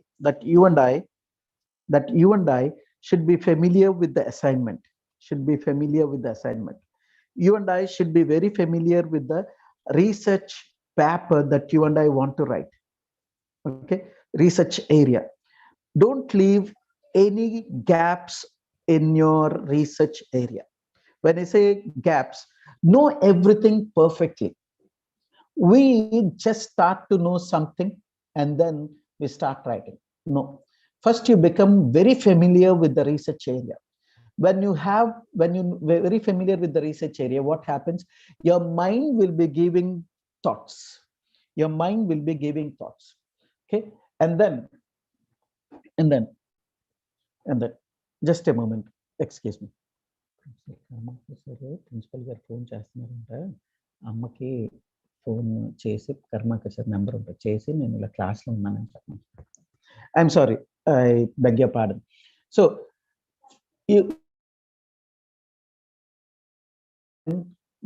the research area is a very, very extensive one, very wide one.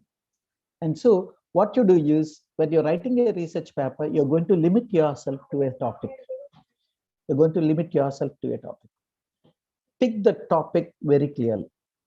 And the topic should touch your heart. Let me tell you, without having interest in that, never venture into doing that. You need to have your heart into it.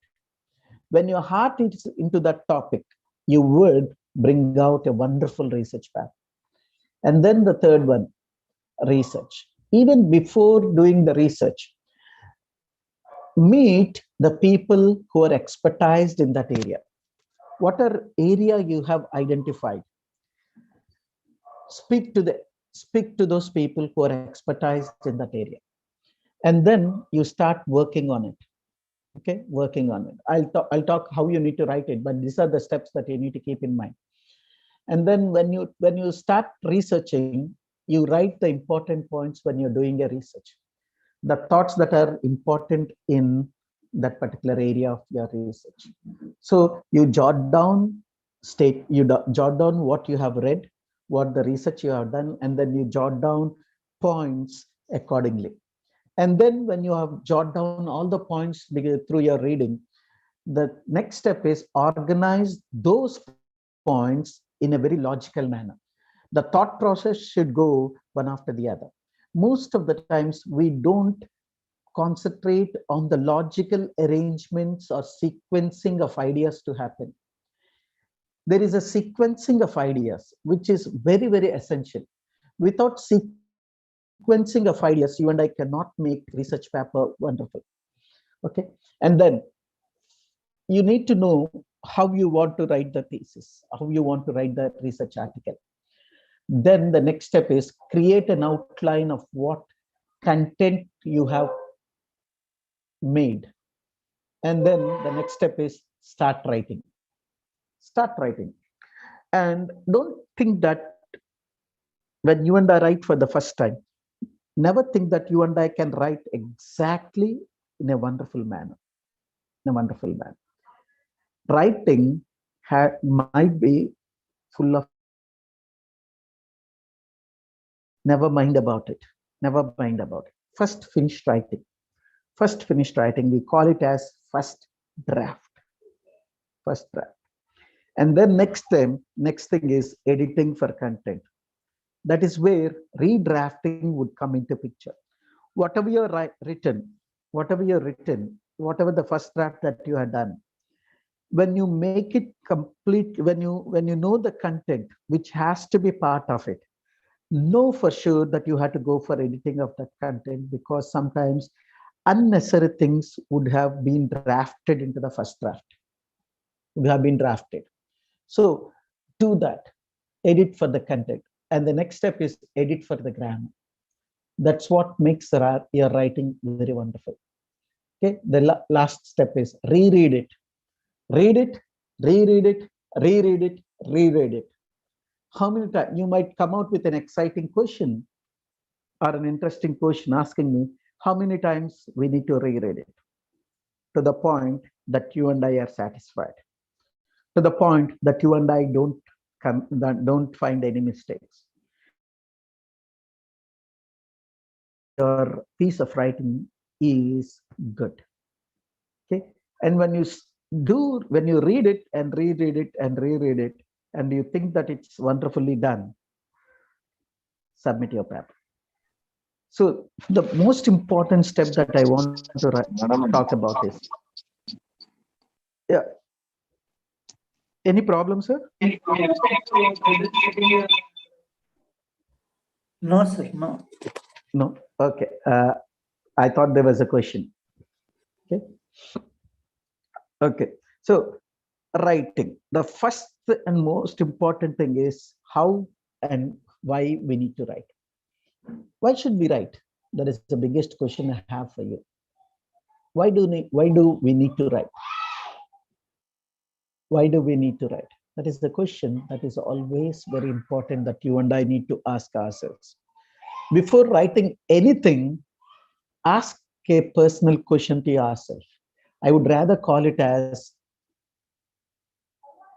checking oneself, checking ourselves. Why should I write? This is a question. Why, what, and why, what, how? These are the three questions that you and I need to ask, WH questions. Why, what, and how? So why tells about the topic on which you and I are writing. What, it could be something like a research paper. When we think about a research paper, you're going to bring out a novel idea, a new idea which has not been explored by anyone. And so that would be what? The topic. Okay, simply the topic. And how? We have a pattern for every writing. We have a pattern for writing a letter. We have a patterns for writing notices, meetings, minutes. Okay, we have a pattern to write a circular. The most important thing that you and I write is a letter. Drafting a letter is something we all have been exposed to, but still we commit a lot of mistakes. I too commit a lot of mistakes when penning down a letter. But let's not go into that, but let's set rules for writing anything. What is the most important thing that you need to know about how to write a research paper? The first thing is do a lot of homework on what you want to write, on how you want to write. When we're writing, we should be careful about the first important thing is the jargon. Jargon is vocabulary for that specific area of learning. For example, I'm a literature background teacher. For me, literature jargon is separate from the normal conversational vocabulary that I use.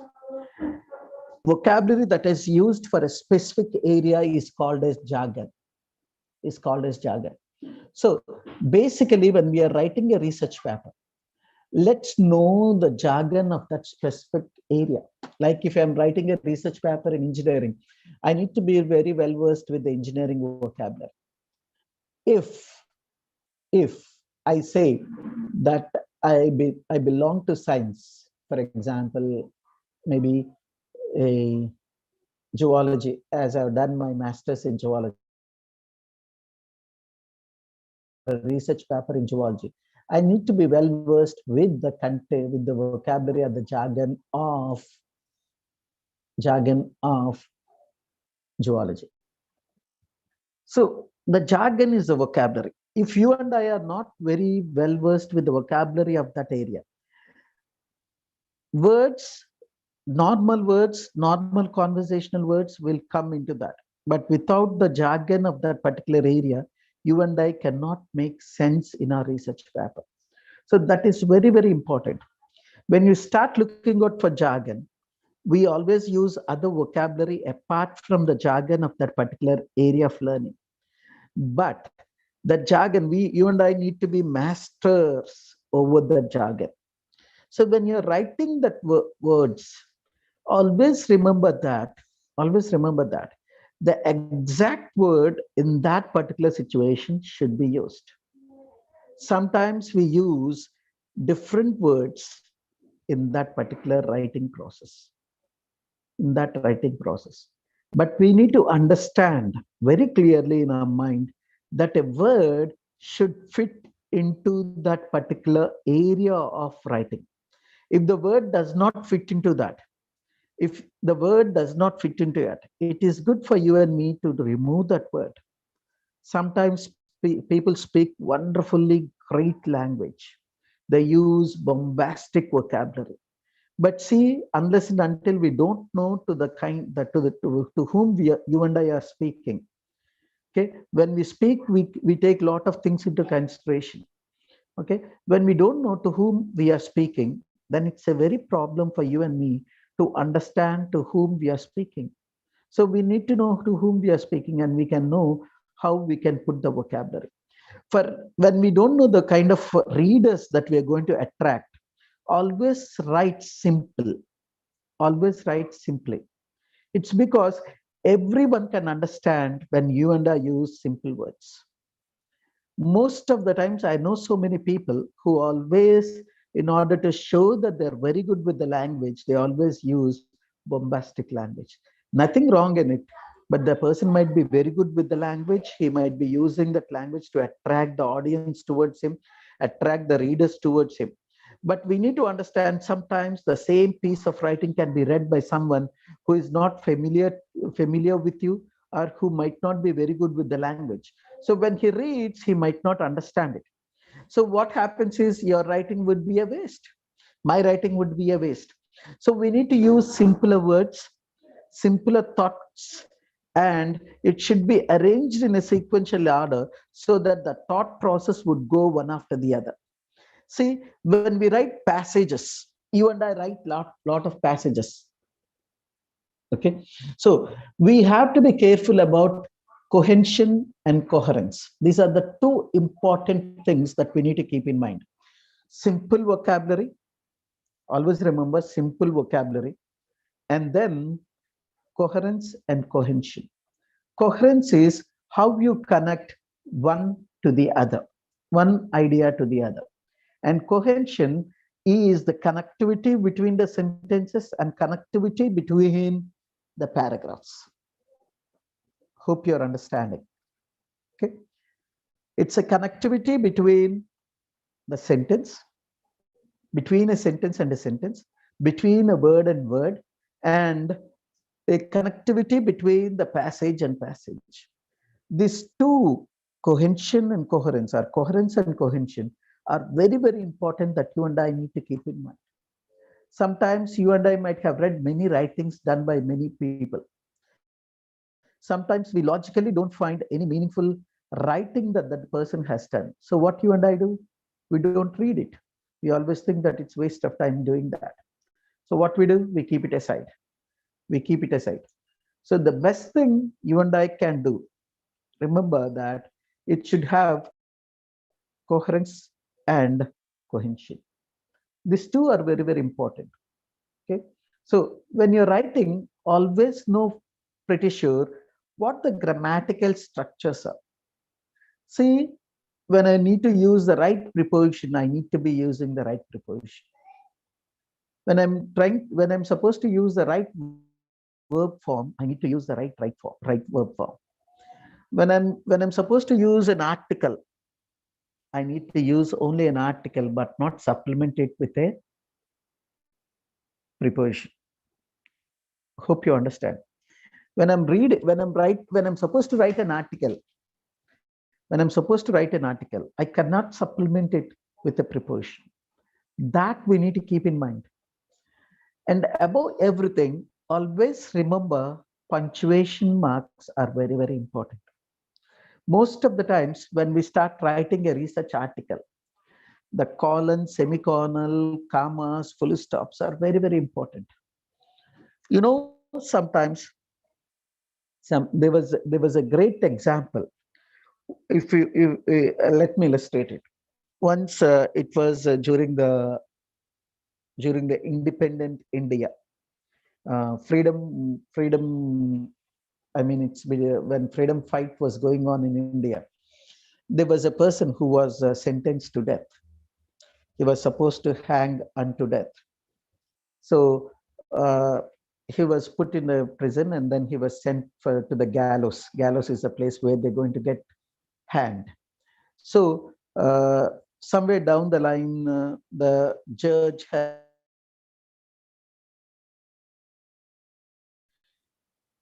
relieved of that punishment.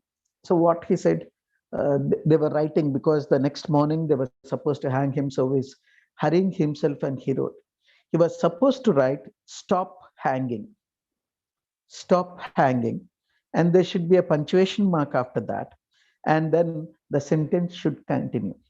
But what happened, because of the hurry that he was in, he did not put the comma, or he did not put the punctuation mark, but he started writing in a different way, which meant that this person should be hanged.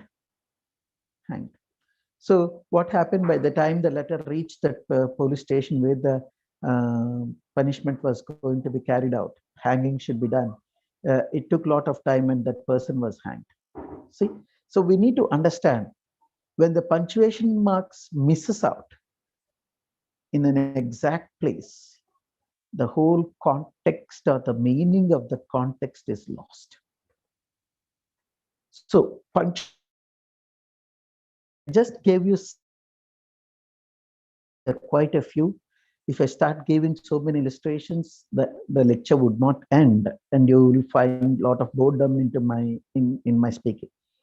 So let's imagine that you and I are writing something. Remember, the beauty of the language is in the punctuations. When a sentence ends, let me talk about where we need to be very careful. When a sentence ends, we need to close it with a full stop. When there is still continuity, it's just a pause, P-A-U-S-E. When there is a pause, we put a comma. comma tells us that the sentence is still in continuation. So these are the things that you need to understand. There are many things like that. When we talk about writing a research paper, you would quote a sentence, you would quote what the writer has said, what someone has said. When it is not your thought, you would quote it. You would quote it. Quotation, something in research paper, tells us that I have gone through a textbook where the statement has been said by area of your writing. So you bring that sentence and then put it into quotation so that it gives a reflection that it is not mine, but it is someone's thought. Get me? So these are the things that you need to keep in mind. Okay. And then always be very sure about the time frame and the word limit that you have. Sometimes some research papers are word limited. So how interestingly you and I can make with the word limit is what writing is all about. Right. Right. You know, there is an activity that you and I might have been exposed in our college. That is what we call it as précis writing. Précis writing is cutting down the length of the passages into 3/4. Into 1/4, I'm sorry, into 1/4. And you know what the whole activity is all about? The first thing that you need to do is read it, read the passage, reread it. You'll get to your thought process. You'll get to the idea of what the passage is all about. And then what you do, the next step in précis writing, you just cut down on the unimportant statements or the repeated statements. Sometimes a passage is always a passage which have repetition of words, repetition of sentences, repetition of ideas. So what you and I need to do is, when something is repeated, when something is repeated, delete it. Even in your writing of research paper, let not something which is already written should never be repeated. Should never be repeated. When you find a sentence, when you're doing a proofreading, when you find a sentence which is rewritten again because you already earlier written it, know it very carefully that it has a different side of meaning. It is the same meaning that you're carrying on with this particular, when you repeat that sentence, take it away. Take it away. And then vocabulary. Most of the people say that don't use the same vocabulary. Use synonyms. Use synonyms.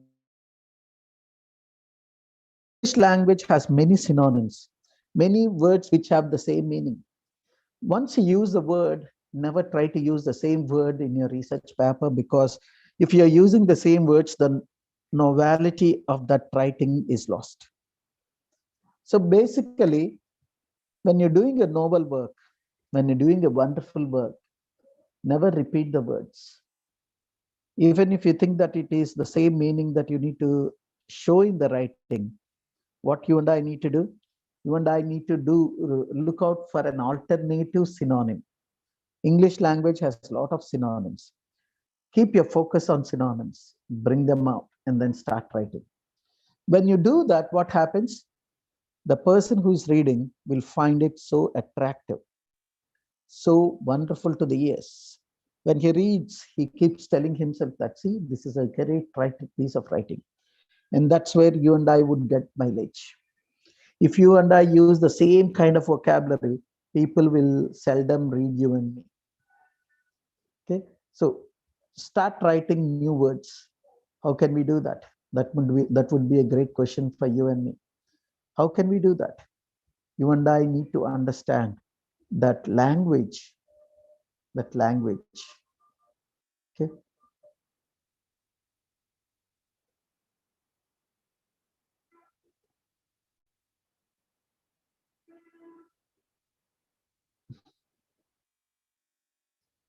Hello, am I audible? Yes, sir. Yes, sir. Okay. So Yes, sir, you're audible, sir. Yeah.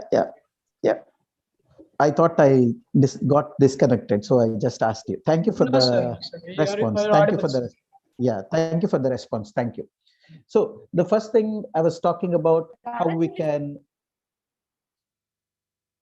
you and I can make the vocabulary. See, always write new vocabulary. So when you start, this is very important. We don't have the stock of vocabulary that you and I need to have. We don't learn. That's the most important problem. We think that we have learned enough. No, language has to be learned. You know, there is a psychologist who has said that learning is from the womb to the tomb. Learning is from womb to the tomb. Okay, we and we stop learning only to the point when we die. So everything we need to keep on learning, learning, learning. Language should be learned. Okay, language should be learned. That's why I say have great stock of vocabulary in your area of learning. I'm not saying that out of your area of learning. When you have vocabulary within your area of learning, you have a great language resource for yourself. Great language resource for your area of learning in yourself. So put all your mind, heart together to learn vocabulary. And learning vocabulary is not very difficult. Let me tell you that. Okay, most of us might not be having great vocabulary. Not needed. You know, we can cater to the need of speaking to our learners. We can cater to the need of your area of learning when you and I have 3,000 words in our memory. That is more than sufficient. That is more than sufficient. With whatever vocabulary that you and I have, we can make writing a wonderful. You get me? You understand? Hope you're understanding what I'm trying to tell you. If you have a difficulty, please unmute yourself and let me know. Okay. So this is one thing. Have a stock of vocabulary. Try to learn at least one word a day. And then when you're reading your research, when you're doing a research, look out for the words pertaining to that particular area of your learning. And then when you have vocabulary, what happens is you become so confident. Let me tell you that. It's only confidence which will enable you and me to write well, to speak well. If you and I are confident enough, you and I can make writing so pleasing, so pleasing. So have the vocabulary, have the vocabulary. Vocabulary is one thing that you and I need to understand.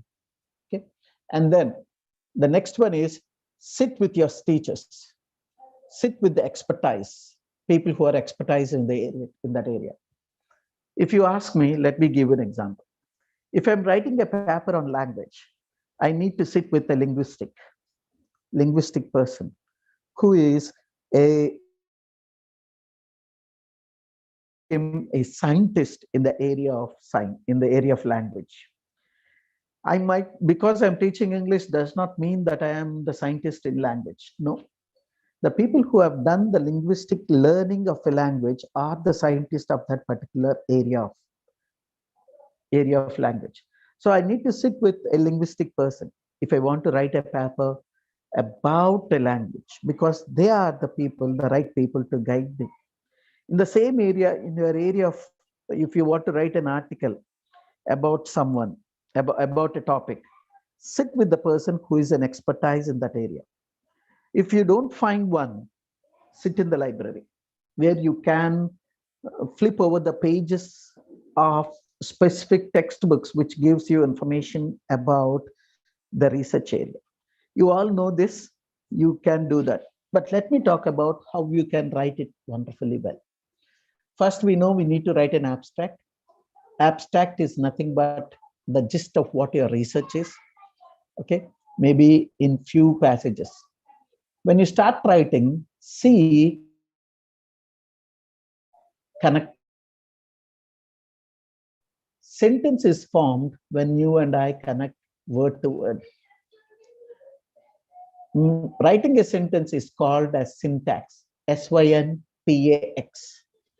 And in English, we follow SVO system.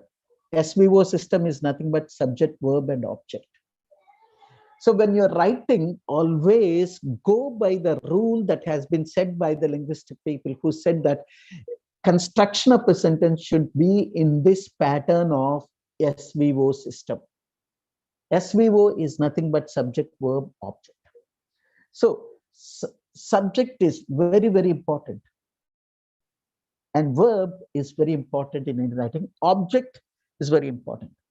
So when we trying to write a research paper, write with the right pattern of sentence construction, which we call it as syntax.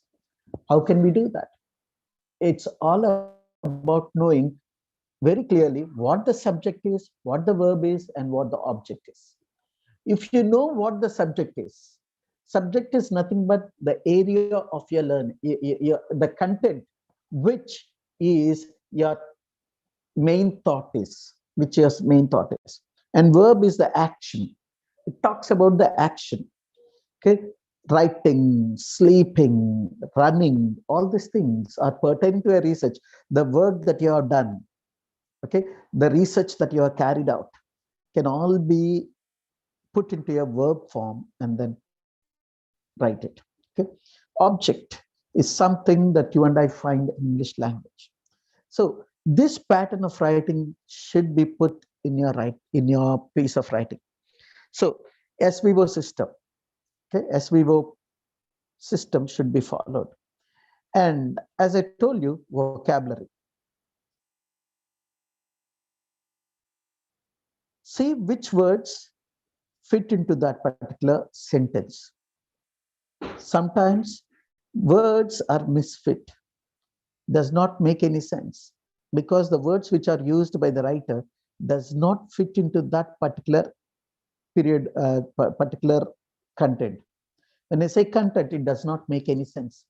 So we need to understand that vocabulary is very important. Grammar. This is where you and I commit mistakes. You and I are sometimes we are not very good with the grammar. See, the native speakers are very good with the grammar because they learn language along with the grammar. But we, the foreign learners of a language called English, we find it difficult to learn the language and then learn the grammar. So what happens? There is a contradiction between our learning. For native speakers, they learn both of them at one go. They don't learn putting all their efforts into learning grammar. It happens because that is, see, you and I don't learn the Telugu grammar so much because we speak the language in the right grammatical perspectives, because grammar and language is not separated for the native speakers of that particular language. But for the person who learns that language has to invariably learn grammar separately and language separately. They cannot learn both the things in one go. But native tongue, native language, you and I will learn both the things in one with. And we need to be very particular with the spellings, how you spell a word. Thanks to the computers, as most of you would agree with me, with the advent of computers, we are not worried about the spelling mistakes that we are committing, because we know that the computer would correct our spellings. But let me tell you, if you want to be a perfect in your language, if you want to be very, very good with the language, never commit in spelling a word, because that's where you and I can make our writing attractive. Sometimes, see, we have a problem with computer language too. The whole computer language is written in American language, and the Britishers won't accept the American language. You know why? Britishers always think that their language is more beautiful. Whatever language they follow is accepted. Americans think that Americans have a different words for the same word in British. They have a different word for that, and they have different spelling for each word, like how they spell COLOR, color. Okay, because they don't want to use the silent alphabet or the silent sound. You know, they don't want to use it. They don't want to use it. Okay. In the same way, you know, this American spelling is quite different and British spelling is quite different. So if you ask me which one is right, both are right. Okay? But we have our own Indianized English. Okay, we have our own Indianized English, but spelling we follow British invariably. Speaking we always follow British as invariably. So know very well to whom we are writing. That is one question that you need to ask yourself. If you're writing to the Americans, always write in their language, write in their spellings. If you're writing to a British person, write in the British language and British spelling. That would suffice all the situation, all the problems. So basically what you and I need to do is spell the words rightly. If you find problem in spelling the words, you can take the help of dictionaries, which we don't turn over anymore because we think that with the of a word quite easily, or any information on the net. So grammar, that is also very important. Let me tell you, you and I cannot exist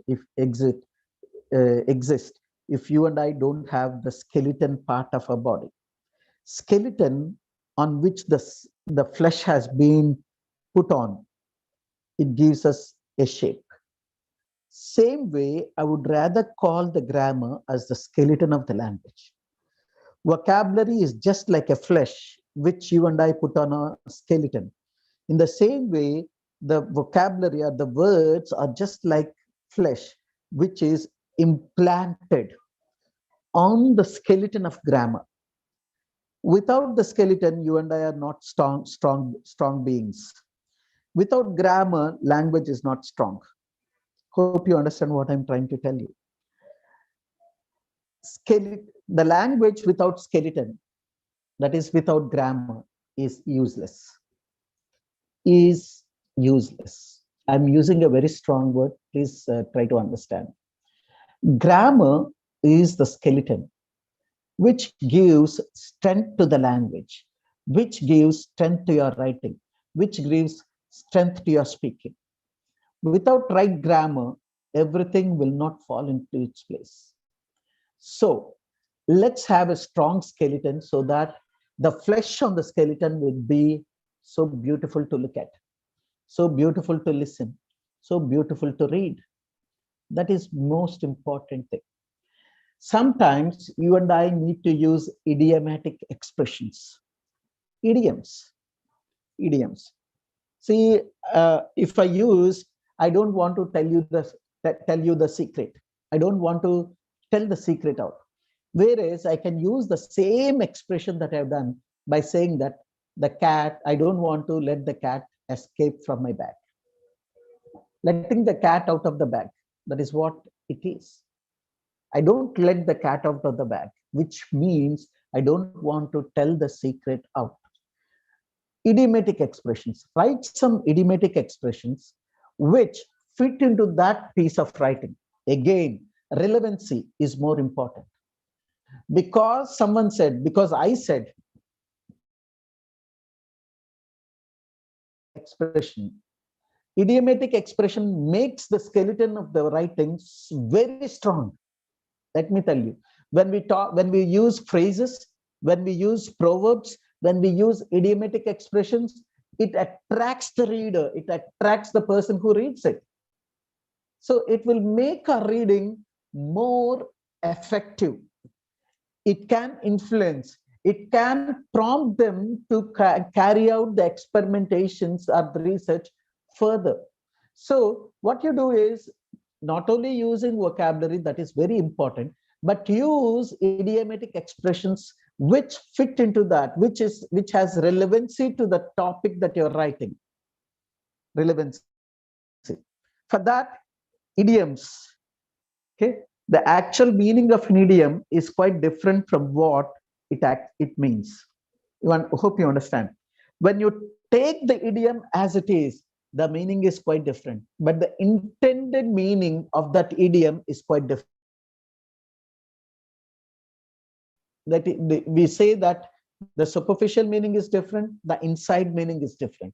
And idiomatic is something like that. The inside meaning of that idiom is quite different, but the meaning that it gives is quite different. So it attracts the people. So always keep in mind that you need to write idiomatically.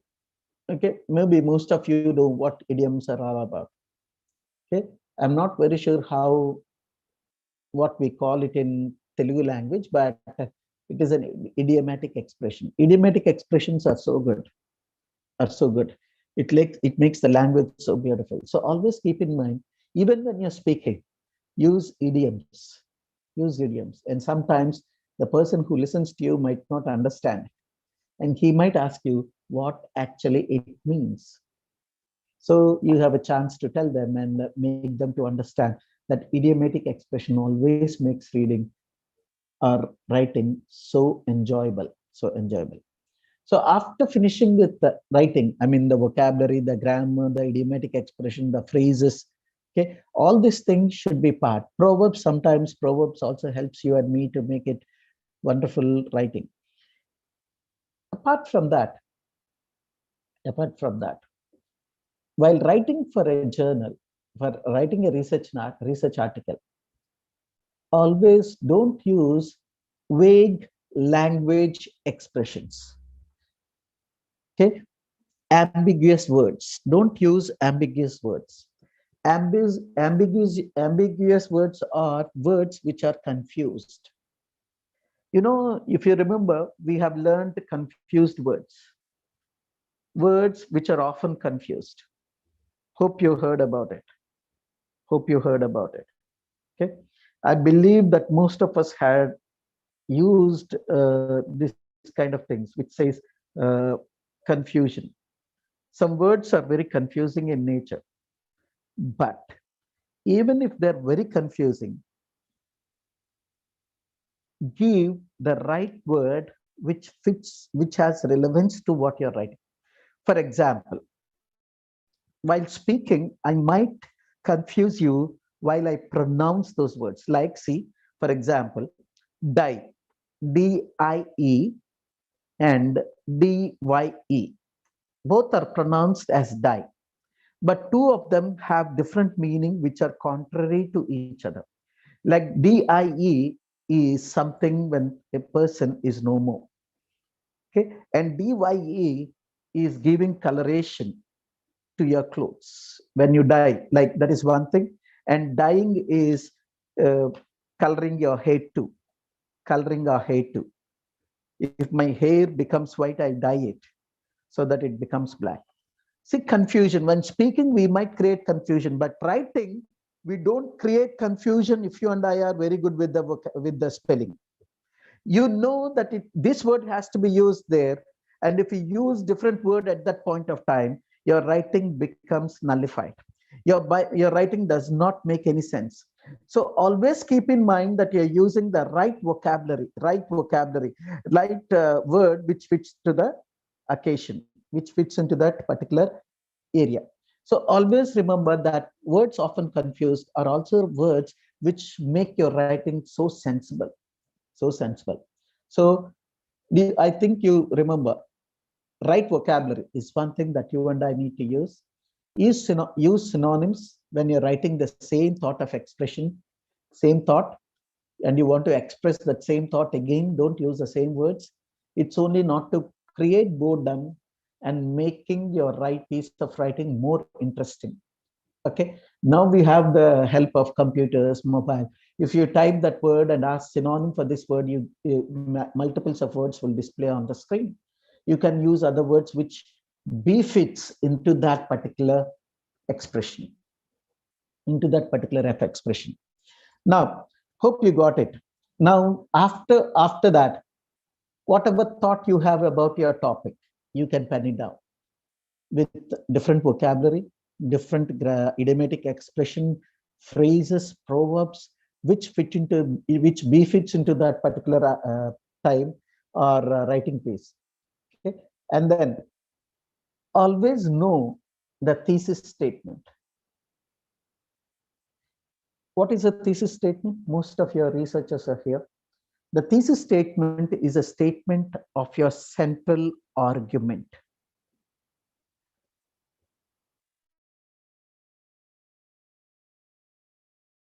Thesis statement as a theme. Okay. Our writing would always center around the theme, would always center around the thesis statement. And every thought is born out of the thesis statement or the central theme on which you and I are writing. So know the thesis statement when you're writing. When I say thesis statement, it also called as the central point that you're trying to write upon. Know and understand your central point very clearly. If you and I don't know the central point very clearly, you and I are not making the writing interesting. The central point is like this. Imagine the central point is like this. And the other thoughts root out of the central point. Hope you understand. The supplementary points would root out of the central point only. So know what is your central point when you're writing your research paper. Most of the time, we on the central argument, or the central point, or the theme of your writing, or the research area on which you're more concentrating upon. That should be the central point. And from that central point, all the other points are only supporting points. Keep that in mind. And you need to be very concise with your supporting points. It should be clear, concise, and very, very direct. Very, very direct. So that the research would become more of an interesting area, more of an interesting area. And then the outline of the research is very, very important. Outline. When I say central point is important, the outline, the gist, that what we call it as, we write in abstract words, keywords, that is one thing we need to know. Keywords, arguments, and then give your evidences. How do you write evidences? Giving when we take evidences from other writers, we have to give equal importance, equal,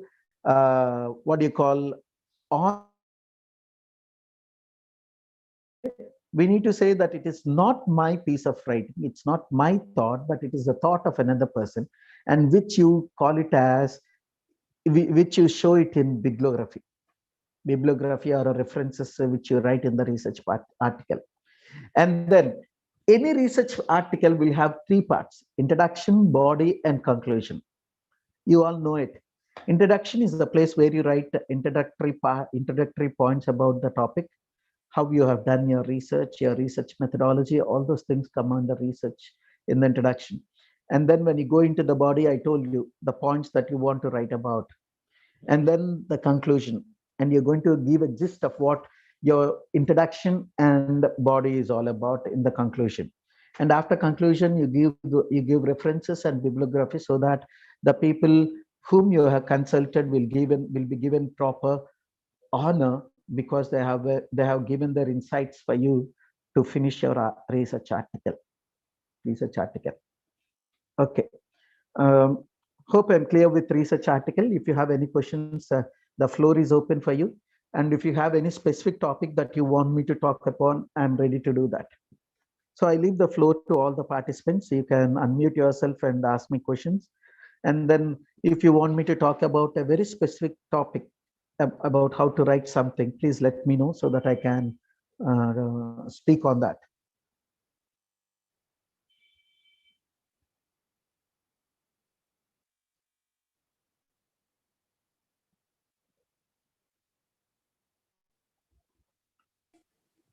Sir, myself Amarendra. Amarendra sir, yes sir. Actually, I wish to ask a small doubt. Yes sir, please sir.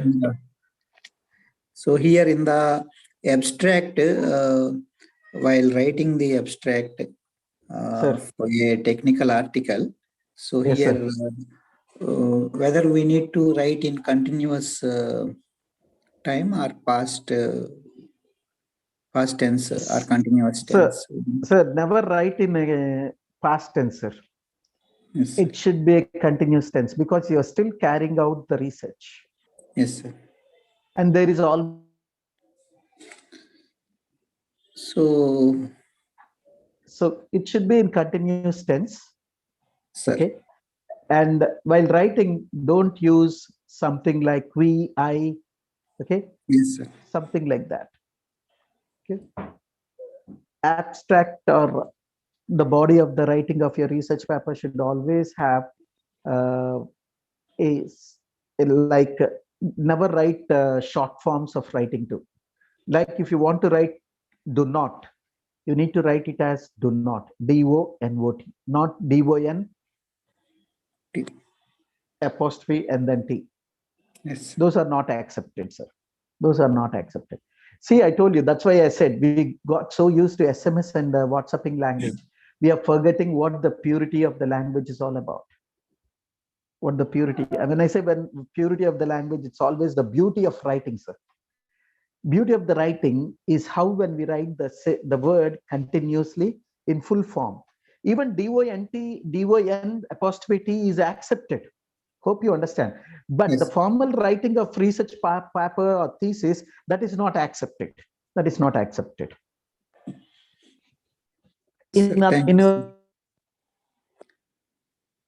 With your question, sir? Amarendra, sir. In conclusion, sir, once we complete the article, so Yes, sir. there also we need to write in continuous tense or finished, we are concluding Sir, something. if you have come to a conclusion, if you Sir. come to a conclusion, you can write that you have done it. Yes, sir. This is what your findings are. Yes. In conclusion, when your findings, you talk about findings, your findings always will be in past tense only. Yes, sir. Because it's already happened.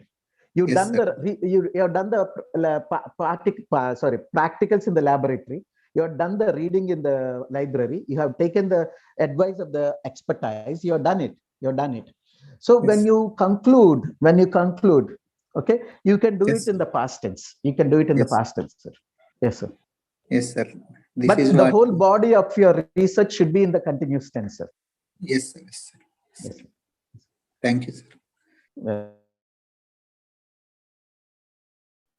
Professor Ramasudha, ma'am.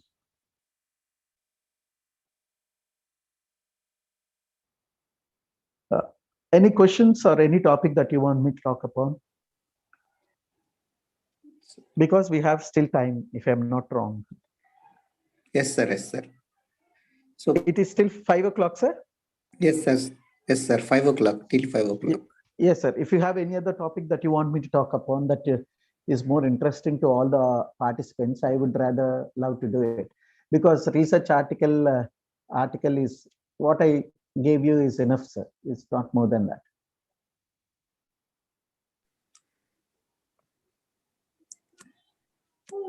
So please, participants, please, if you have any doubt regarding the writing of an article or a technical article, so please, sir is inviting, sir is happy to answer the questions.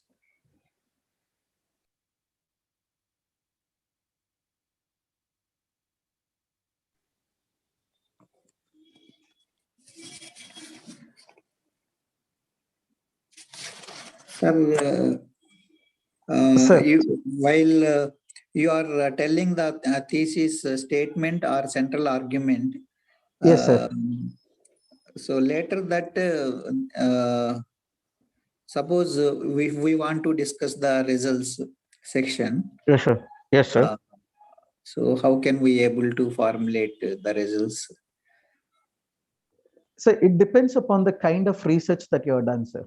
That is the observations or findings. Yes, sir. Yes, sir. Observations, it has been found, sir. That is a common word that you and I use it. Okay? Yes, sir. It has been found that. Yes, sir. So and so is what has been found out. Yes, sir. It has been found out that XYZ, XYZ is the reason for so and so thing like that. Yes, sir. It has been found that is more appropriate, sir. Yes, sir. Or we have come to a conclusion that is also absolutely right, sir. Yes. Okay. You come to something that you think that it is apt. So you say that we have come to a conclusion about this thing like this. Yes, sir. Yes, sir. And sir, regarding the articles only, sir, I wish to ask one more. Yes, sir. So we Please, have the sir. several packages are also there nowadays for English correcting packages. Yes, like sir. Yes, sir. Grammarly. Can you explain about those things? Then it is good for all participants. Is it you're talking about the technological correcting software, sir? No, sir. Grammarly or English text correction. So how can we? Yes, sir. It's more of a proofreading, sir. Yes, sir. Okay, Yes, sir. I'll talk about it. Okay. Now, most of us have doubts about how to do the proofreading. Is that the question, sir, Yes, that sir. you want Yes, me sir. to talk Proofreading about? software, Yes. sir. Proofreading. Softwares, I'm not very good with the computer, so I'm not very sure about the softwares. That's what my question is. If it is softwares, I think Professor Ramasada ma'am is the right person to tell you. But if it is physical proofreading, I can tell you that. Yes, sir. You want me to talk about physical proofreading rather than the softwares? Because I'm not well versed with the computers, because I'm basically a arts. Sir, sir. I'm into art.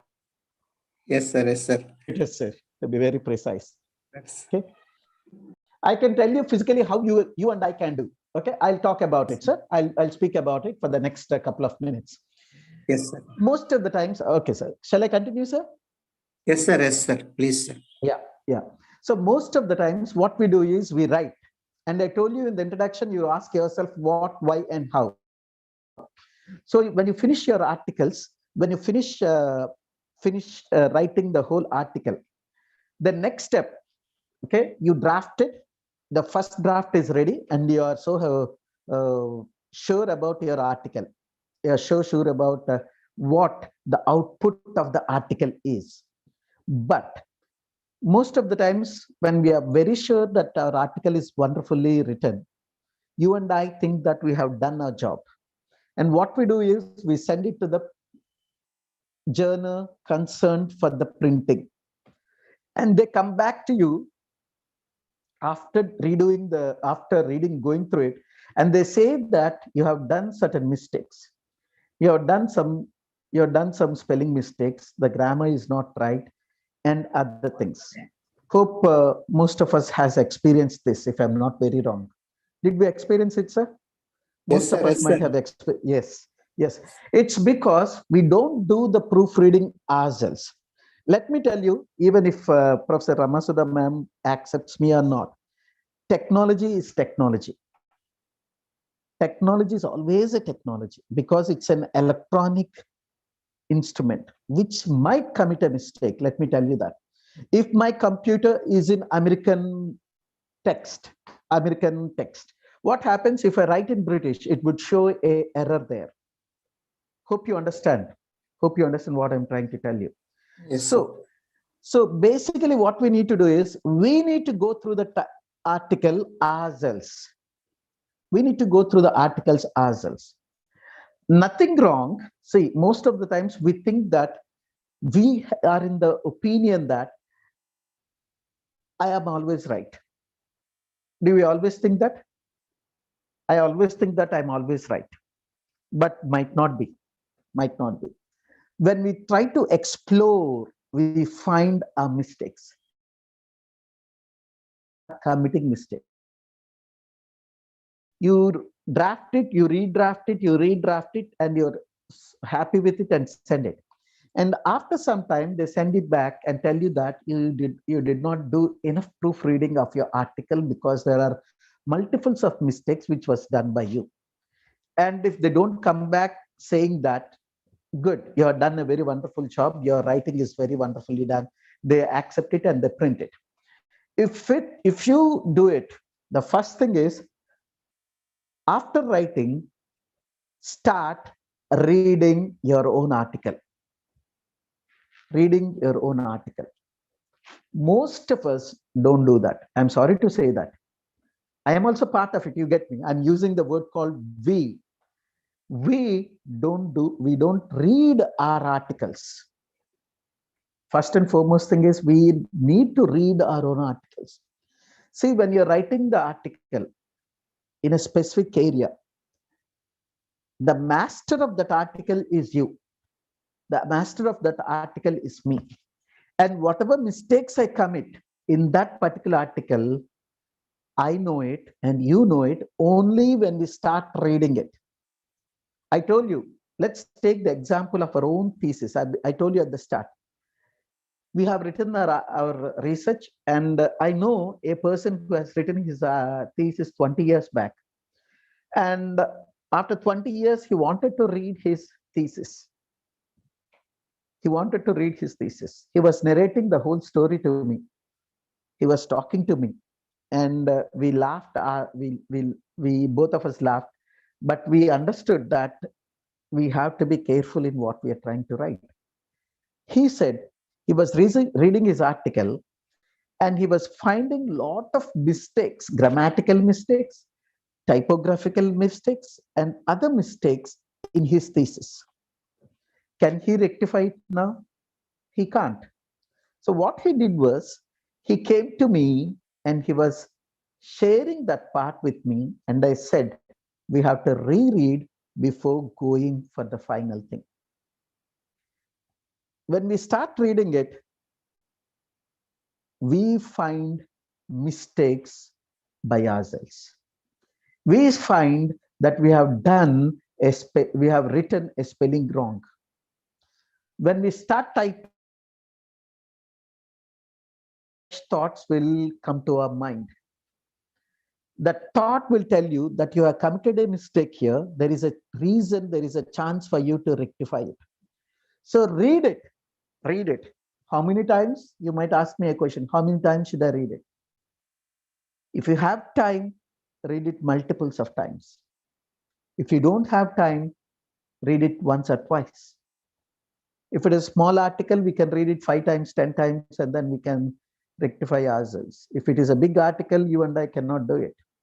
But mostly what you and I need to do is read the article for yourself. Sit, concentrate, concentrate. Don't get carried away by other things. Don't have undivided attention. Okay?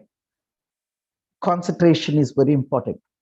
It's always, we go to sleep when we start reading. I always go to sleep when I start serious reading. Okay, so when you start reading it, you will understand the mistakes that you committed, rectified then and there itself. If you are not very sure with the spelling, we have technology whose help you and I can take. Or the first help that you and I can take is the dictionary. Technology is the second option. I always give technology a second option. But the first help or support that you and I can take from is take a dictionary, try to find out the spelling, and then rectify it. That is how you can do a proofreading. The proofreading means you are reading it to see that it is without any mistakes. You get me? I hope you're understanding what the proofreading is. Proofreading is nothing but you're reading it to see if there are any mistakes committed. So that is what you and I need to understand. Proofreading, you don't just read as an express, as a super fast express. Take time. If you're proofreading, do it all alone, sit all alone, see to it that no one disturbs you, and then no one interrupts you. You read, you start reading, read each line, each word, each sentence. Start with an alphabet. Try to figure out if you have done a spelling mistake in that particular word. And then what you do is you proofread it. When you're reading, when you're not very sure with the spelling, sometimes, see, we always have a problem with spellings. Even the best of people, let me not talk about others, but let me talk about our own English teachers. Some teachers have this problem of writing mistakes on the blackboard or on the whiteboard, wherever it might be. Spellings are different and speaking, writing is different and speaking is different. Because speaking, you don't need the spelling, to spell the word, but it's only the pronunciation of the word that matters. Some people are very good with pronunciation, some people are very bad with the spellings. So have a dictionary beside you. Have a dictionary beside you. Check for the word that you have written in the research article. Proofreading is done like that. Read each word from the word A to the word Z. When I say that, what A to the end. Read it any number of times that you think that you don't find any more mistakes. Any more mistakes. The first and important thing is look out for the words, whether they've been used correctly or not. And if you think that the words are not relevantly used at that point, remove it. Put a new word. Put a new word. That's how you and I can do. That's how you and I can do. Proofreading requires a lot of strategical reading. Read it, reread it, reread it, reread it. You might ask me how many times, to the point you're fully satisfied that you have found out many mistakes and you have rectified them. That is one and the most important thing that we need to keep in mind. We read once, we get bored. You and I will be feeling boredom and we don't read anymore. But research article is not like that, because it's going for a print in a journal, in a national journal or an international journal. And if so many other peoples will read it and they'll talk, but they'll talk bad about us. They'll talk about. Let's make it wonderfully well. That's what you can do. Proofreading. Physically read your articles. Physically read your research papers. Most of the times we don't read our research papers. Read it, read it, read it to the point that you and I are satisfied. And then when you've thoroughly done the proofreading, when you sit and read, you find the spelling mistakes, you find the grammatical mistakes. And if you think that it's beyond you to correct them, take the help of the technology, no doubt. Take the help of other people. Take the help of other people who are expertise in that area. Like, see, people bring a lot of articles to me for corrections. I correct it because I don't know the content. See, when it's not my area, I don't know the content, so I ignore the content. What I do is I correct only the grammatical errors that has been committed by the individual, or the spelling mistakes that I have done, and the patterns of writing the research article. See, that only I can see. But if you are doing a proofreading of your own article, see, you know the content, you try to understand the spelling mistakes, you try to understand the vocabulary, the grammar, and other things. See, sometimes when we commit mistakes grammatically also, you and I can rectify it, because your inner voice will tell you you have committed a mistake there. It's not like this, but it is something should be like that. Proofreading is doing with a lot of concentration. Read it, read it, read it. Okay. Sometimes, see, if I say lives, most of the people write LIFES. People write LIFES, lives, but it's not LIFES, but it is LIVES. That is the difference. You get me?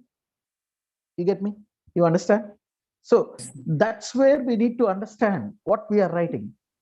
Sir, can you elaborate idiomatic expressions? Idiomatic expressions. You know, we have idioms. Okay.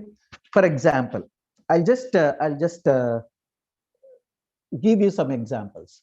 Like, say, we have an idiom called "he kicked his bucket." Do you know it? Most of you know it. What does it mean? Can someone answer me? Is my voice audible? Yes, sir. But I don't know about that. Please elaborate. Sir, for this particular idiom, let me tell you, kicking his own bucket. does not exist in English language. Okay, it's an idiom which has been taken from Telugu language. Only Indians use that language, you know, only Indians use that idiom. Okay, okay, it means the person is dead, the person is dead. But that idiom is not in English. I give you the definition. Okay, a group of words established by usage as having a meaning not deducible from those of the individual words. See, for example, one idiom is over the moon. You get me? It's a group of words, over the moon. Okay, what exactly it means? Can you tell me? Some of you can unmute and tell me. What is over the moon mean? Maybe he's at high, seeing high. Yeah. Or thinking high. Over the moon is joyful.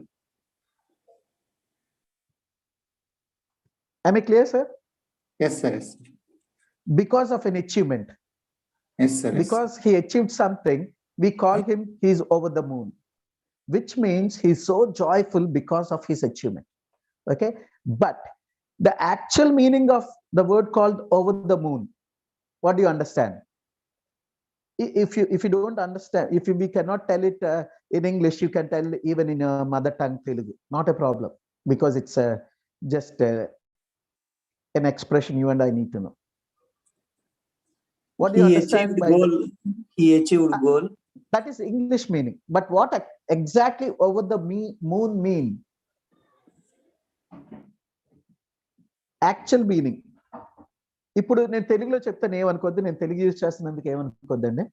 ఇప్పుడు over the moon exact గా మీరు అలా చదివితే ఏ meaning మీ మదికి తటస్థిస్తుంది? What meaning would you come to over the moon అంటే? On the moon. That is,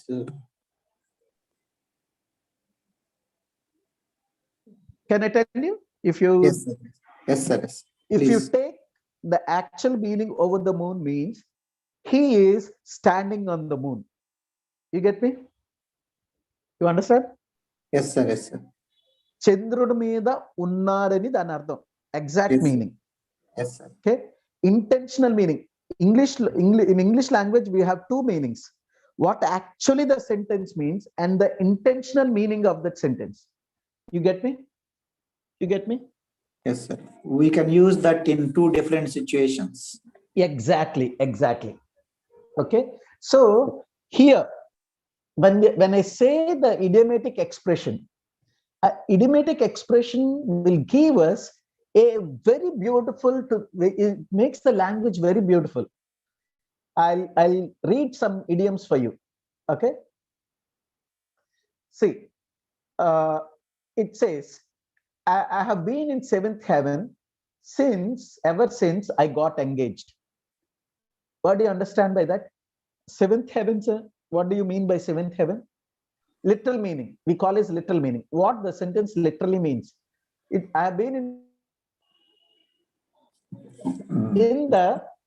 he says that there are layers in the heaven. He says that there are 7 layers in the heaven and I'm on the 7th layer. But actually it means because he got engaged, because he is getting into the marriage life, he is in the 7th heaven means he's extremely joyful and happy because he got engaged. You get me, sir? Yes, sir. Yes. Sir? We are not taking the literal meaning here, but we are taking the inside meaning of what it is. And referencing that one. We are referencing, yes, sir, exactly. We are referencing the happiness with that. With that 7th heaven, sir. With that 7th heaven. Exactly. Another one. It's been raining cats and dogs all day. What do you understand by that? Literal meaning, let me tell you literal meaning. Literal meaning is cats and dogs, they don't have shelters. Yes, sir. Am I right, sir? Yes, sir. Stray dogs, stray cats does not have shelter. So when it rains, even if it is raining, even if it is drizzling, they would wet the cats and dogs. Even if they stand under a shelter, the shelter would not protect them completely. When when they are not protected, when there is a heavy downpour. So it's been raining cats and dogs means it's raining very heavily. You get me, sir? Yes, sir. Because there is a heavy downpour, even they're standing in the shelter. Sir, imagine you and I are driving. We are driving a two-wheeler. So if there is a heavy rainpour, we don't have a complete shelter. We stand only in a part of a shelter. Yes or no, sir? Yes, sir. Yes, sir. And Yes, we get wet. We get wet, sir, there? we will definitely get wet. Why? Because the downpour is heavy. If it is just drizzling, we won't get wet. Yes. So when I say it's been raining cats and dogs, it means it's a heavy downpour. It's a heavy rainfall. Yes, you understood, sir? The Yes, sir, meaning yes. of an idiom? It gives beauty to the language. Hope you are understanding.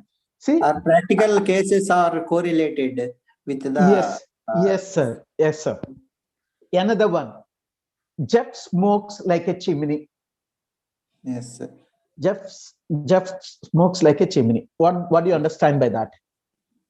So he is literal meaning and inside meaning. Tell me both the things. Too much. He smokes a lot. He smokes too much. We call them as chain smokers, if I'm not very wrong. Yes. And Jeff smokes like a chimney. Chimney always expels or throws out smoke continuously. There is no stopping for a chimney. Am I right or wrong, sir? Yes. That is the literal meaning. Chimney always expels smoke. Yes, continuous smoke. Am I right, sir? Yes, Am I sir. right, sir? So when Jeff smokes like a chimney, it means he's not stopping to smoke at any point of time. He continuously smokes one after the other. Yes, sir. So that is what idiomatic expression is, sir. When you use those idiomatic expressions which are relevant to your topic, it attracts the reader. Hope you understand, sir. Hope you understand, sir. Okay. So it's all about making your writing beautiful. Okay.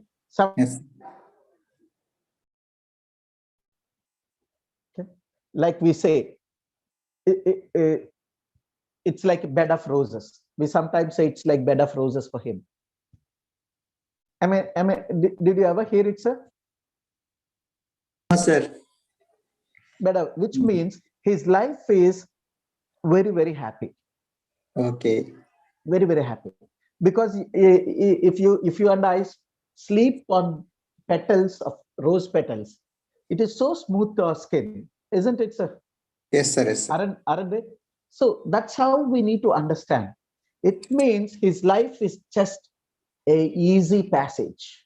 It's going without any hindrances, without any trouble, without any problems. Yes, sir. So that is what idiomatic expressions are. Idiomatic, yes, sir. Yes, sir. Any questions, sir?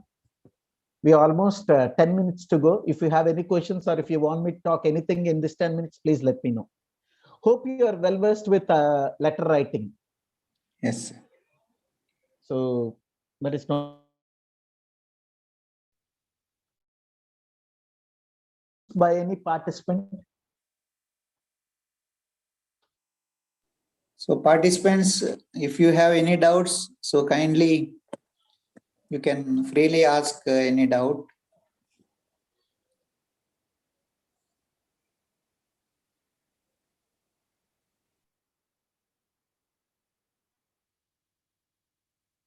So if you are unable to ask, you can post it in the chat box also. I can. Yeah. Sir will help me out in. Sir. If you have any questions, I would be happy to answer you. Answer anyone.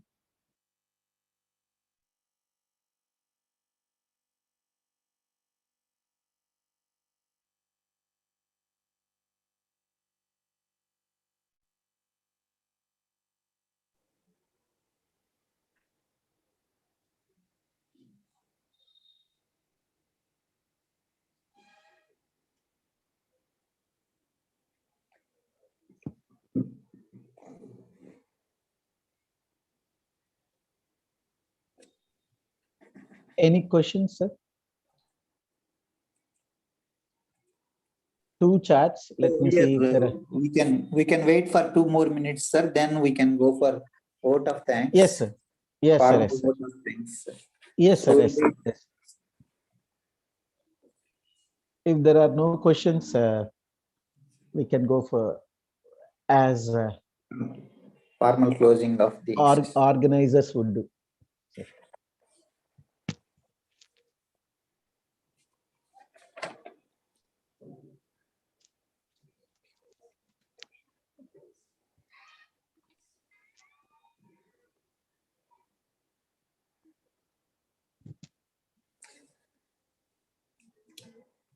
So here actually continuous, sir, continuous writing sentence to sentence and No, sir. paragraph to paragraph connectivity Yes, is sir. complete, essentially needed for publishing the article in high level journals, sir. Yes, sir. Yes, sir. Most of the time, sir, what we do is the previous thought in the previous paragraph. Yes. Gist of what the previous paragraph when you start the next paragraph, sir. Yes, sir.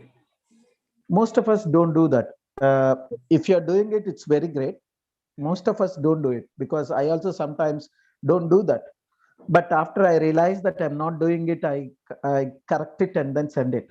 What happens is when you do that, when you're writing what the previous paragraph in the next paragraph in one sentence, yes. it keeps the reader alive. Yes. It keeps the reader alive to the topic that you're writing. So not only that one, sir, actually yes, it creates the beginner to understand clearly why we are going for this for the next session also we can able yes, to sir. get. Yes, sir. It's establishing connectivity. Yes. You establish a connectivity between the two paragraphs. And that is more important, sir, more important.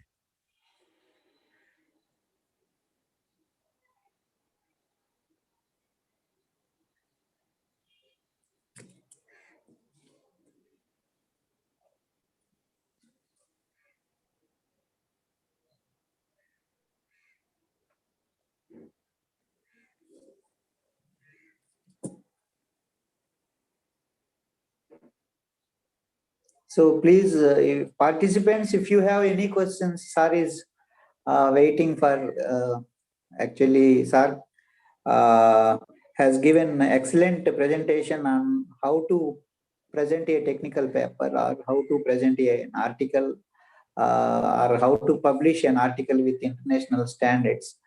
So sir has given a very good lecture to my knowledge. Actually, sir has given whatever the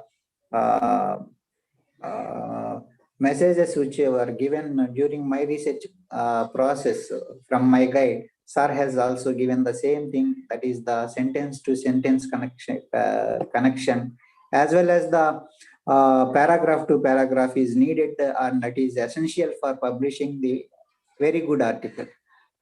So, and also we are waiting for 2 more minutes to have the doubts. Later we can go for the formal vote of thanks or closing of the session. So if you want to have any questions regarding the article writing and any English writing, so sir, one person has given one question in the chat box. So repeated words has to be avoided. Has to be avoided. Avoided. Yes, sir. That's what I'm saying, sir. Sometimes English language is just like an ocean, sir.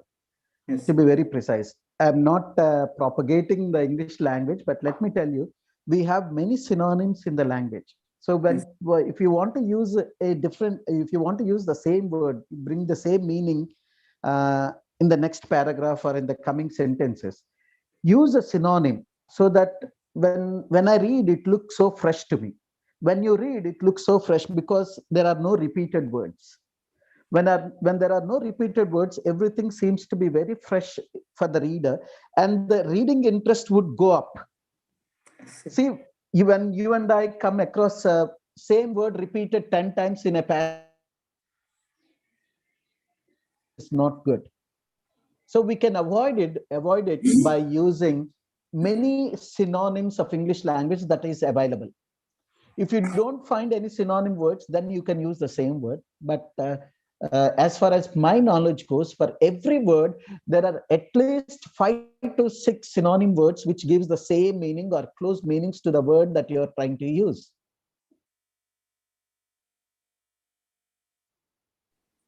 So anyone, you can ask actually the doubts regarding how to write a technical paper or how to write a paper. Sir has given excellent presentation, and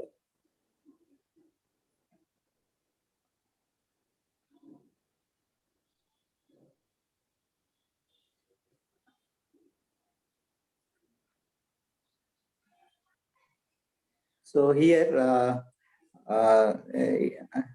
I wish to, on behalf of the coordinators, sir, I wish to give you the formal vote of thanks. So here Benny sir started technical writing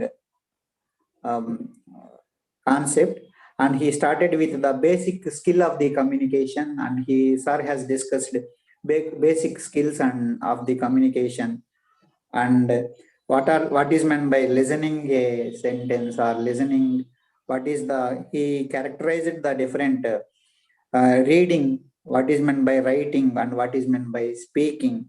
And what is meant by writing means here sir has given a very excellent means it is the formulation of the thoughts. We are converting the thoughts into writing. So here that means thinking and capability of converting that thinking into writing fashion. Sir has enumerated that one and elaborated that aspect. And any writing is nothing but reflection of the writing, reflection of the thought process sir has given. And what are the life skills also sir has elaborately explained, that is reading and writing are the elaborative skills.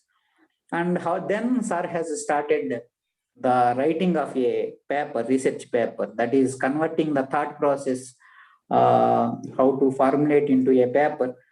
And what is meant by writing, what is all about writing, and here how to choose a topic and how to interact with different persons who are already working in that papers, get familiar with each and every concept within a particular topic.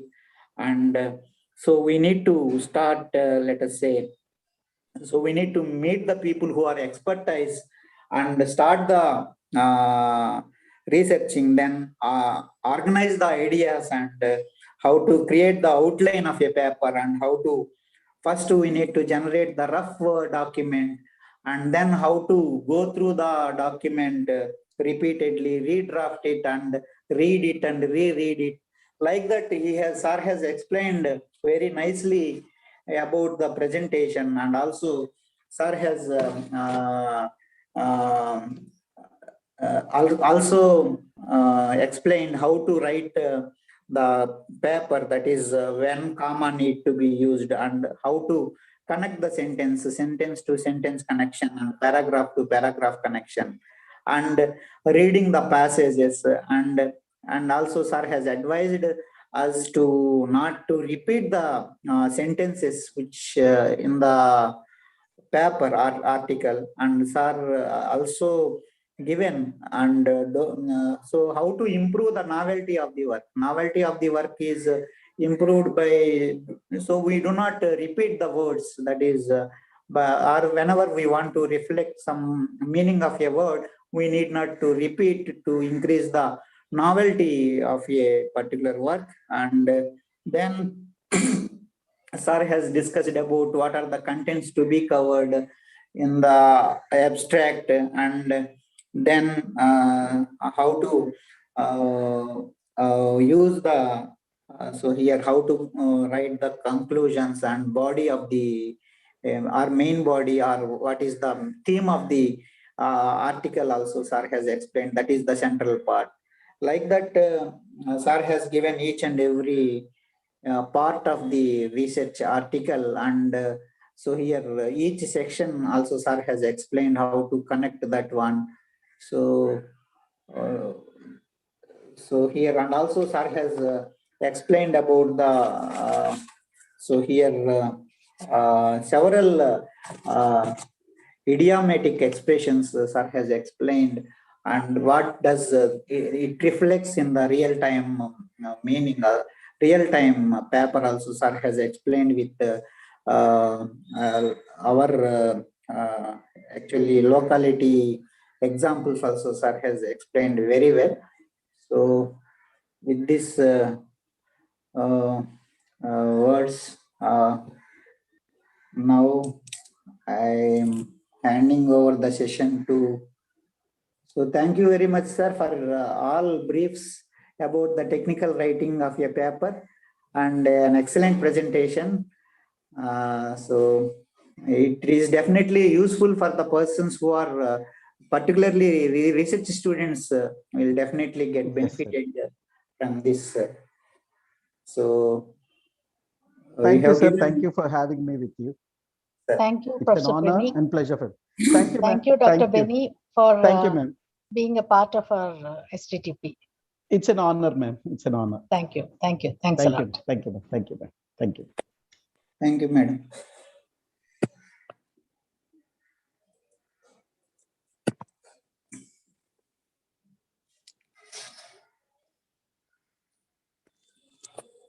Thank you, sir.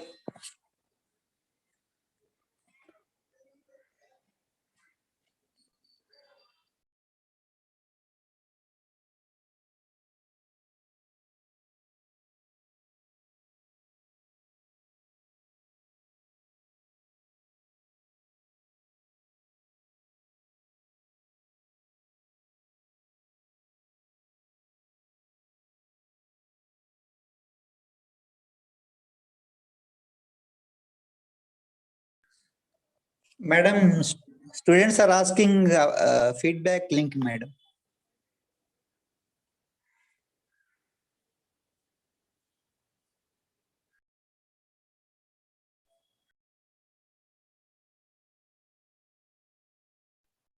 The feedback link, Padma is going to place it. Just hold on for 5 minutes. I'll send the feedback link. Hold on for 5 minutes. Yes, madam.